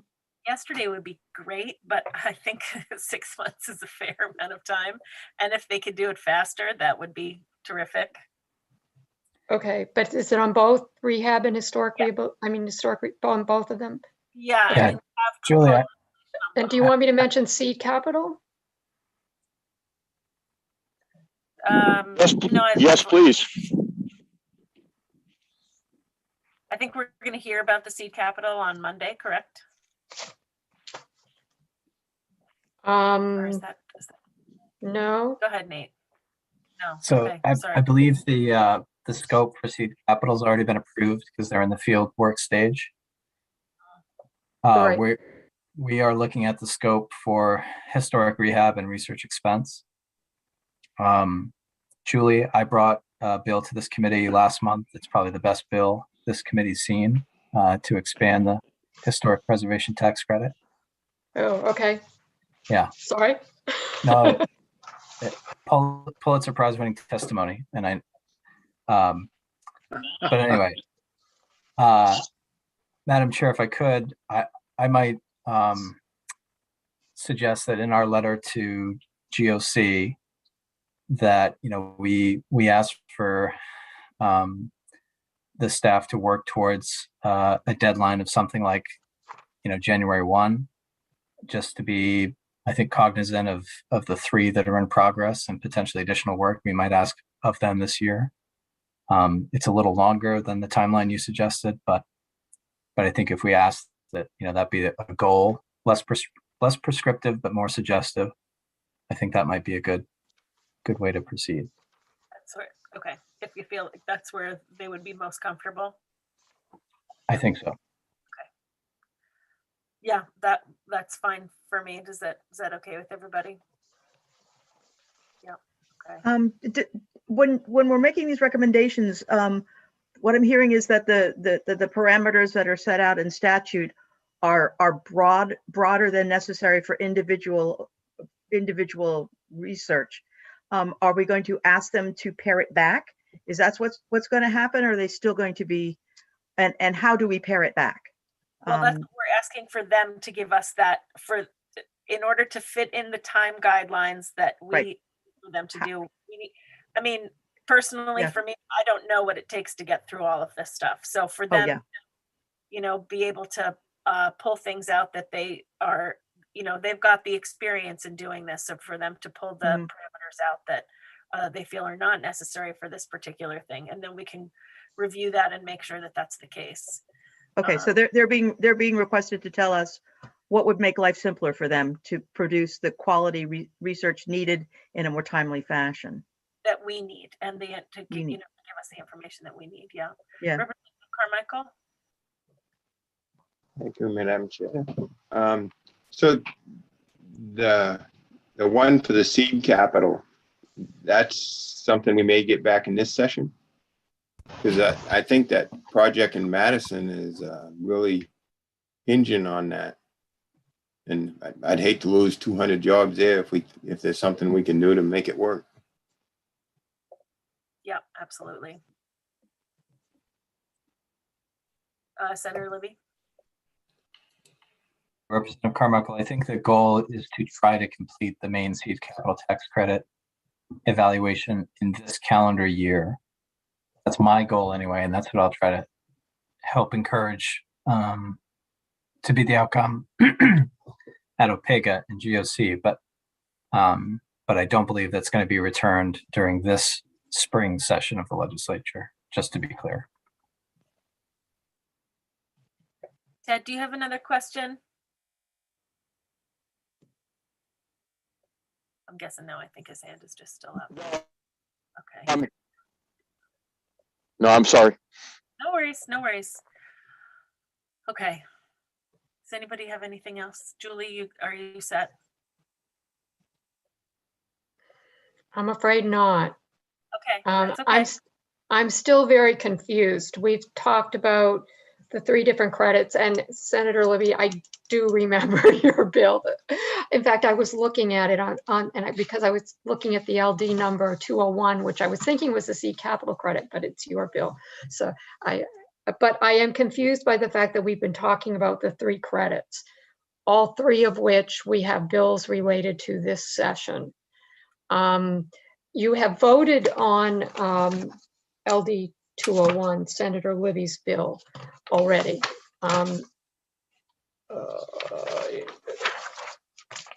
Which ought to pass as amended to extend the date for the historic rehabilitation credit. So I don't know whether you feel I don't know how soon you want more information about that one, given that you have reported that. Well, it hasn't been reported out yet, but it has been voted. Then there's the seed capital, which you have a bill that's tabled because you wanted to try to get information about, that's LD 229. You wanted to try to get information about how well it was working. But I think I understood Senator Libby to say that he was not expecting that report to be done until at least the end of 2021. So you could carry it over, but it would not be available during this session anyway. The research one, yeah, I'm not sure whether what information you want with regard to each of those and when you want it. I think maybe if Representative Terry understands clearly, so maybe she could work with me in trying to help me understand what it is you want and when you want it, so I can put together a draft for you. To ask for that, I think it would be a memo from the tax committee to the government oversight committee, since they're ultimately the ones that decide what OPEGA does. Correct. Yeah, I'm happy to do that, Julie. Okay. Great.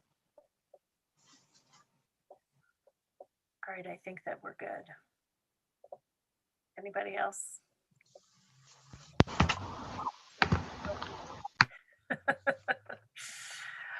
All right, that concludes our meeting for today then, folks. Thank you very much for, oh, no, it's not. Sorry, I was wrong. Julie. Yesterday, we delayed an amendment review of LD 351. Is Representative Carmichael is still with us? Yes, good. This is LD, let me bring it up. Screen share.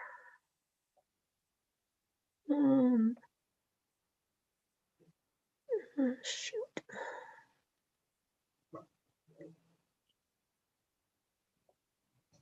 I had it all set to go up, but I need to go in a different way here.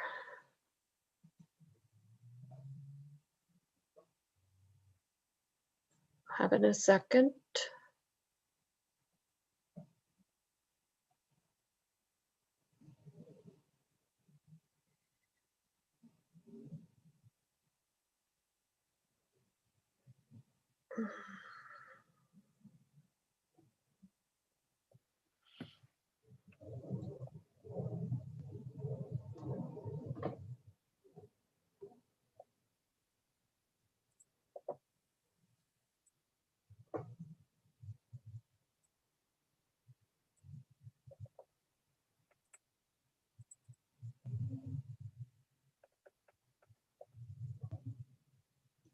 Nothing is working for me here.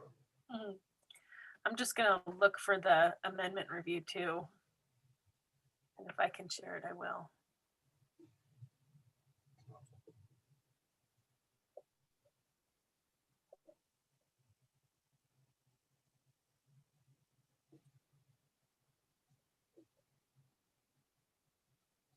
I'm almost there. I got it. Oh, I just found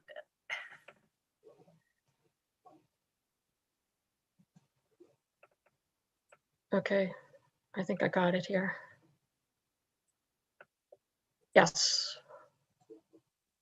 Here we go. Okay, you got it? Yes. You got the screen? Okay. This is LD 351, an act regarding municipal valuation and state-owned property. The original bill would have authorized municipalities to impose a property tax on state-owned property that exceeded 10% of the municipal total municipal valuation.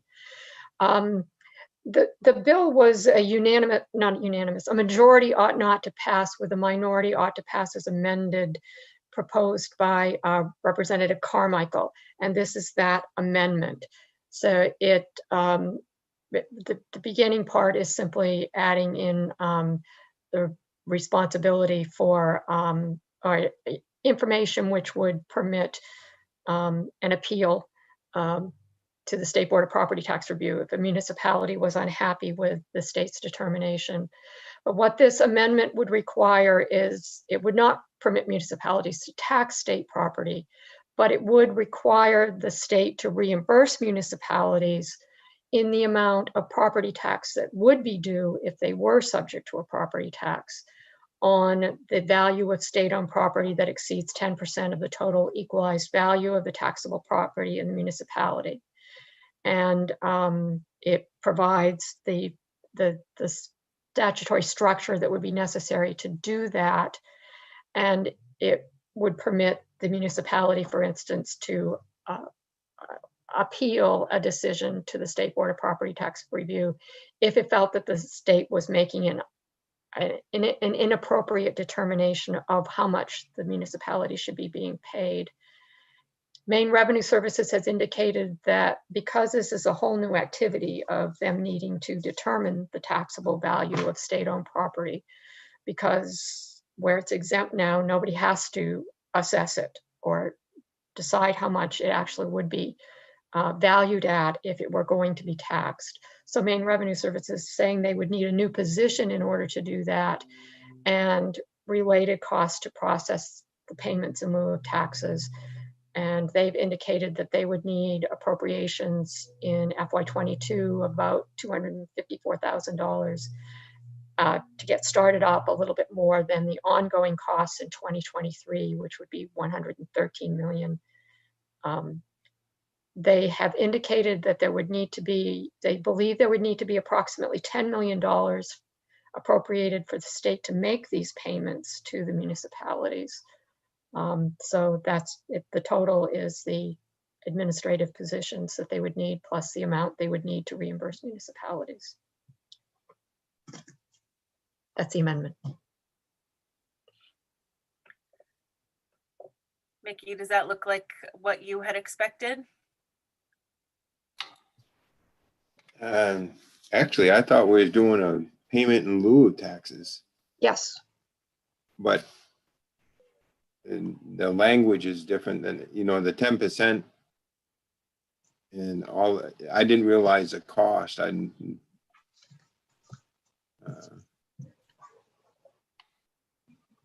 It is a payment in lieu. It is a payment in lieu of taxes, but it provides that the payment is based upon what the property taxes would have been on that property.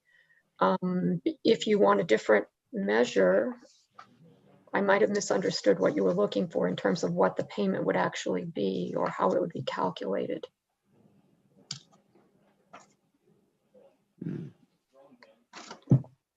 You want to have a few more minutes with Julie to go through that again? Yeah. Could we, I'll dissect that some and then we take it up later. Yeah, absolutely. Yeah. We can just hold off on it. It's still in the committee. The bill is still in the committee's possession. And if I have misunderstood what the amendment is, then we should definitely make the changes. So Representative Carmichael can maybe get in touch with me. I'll do that. Yep. Okay. Thank you. No problem. Yep. Thank you. Looking for a show of hands. We're out of here.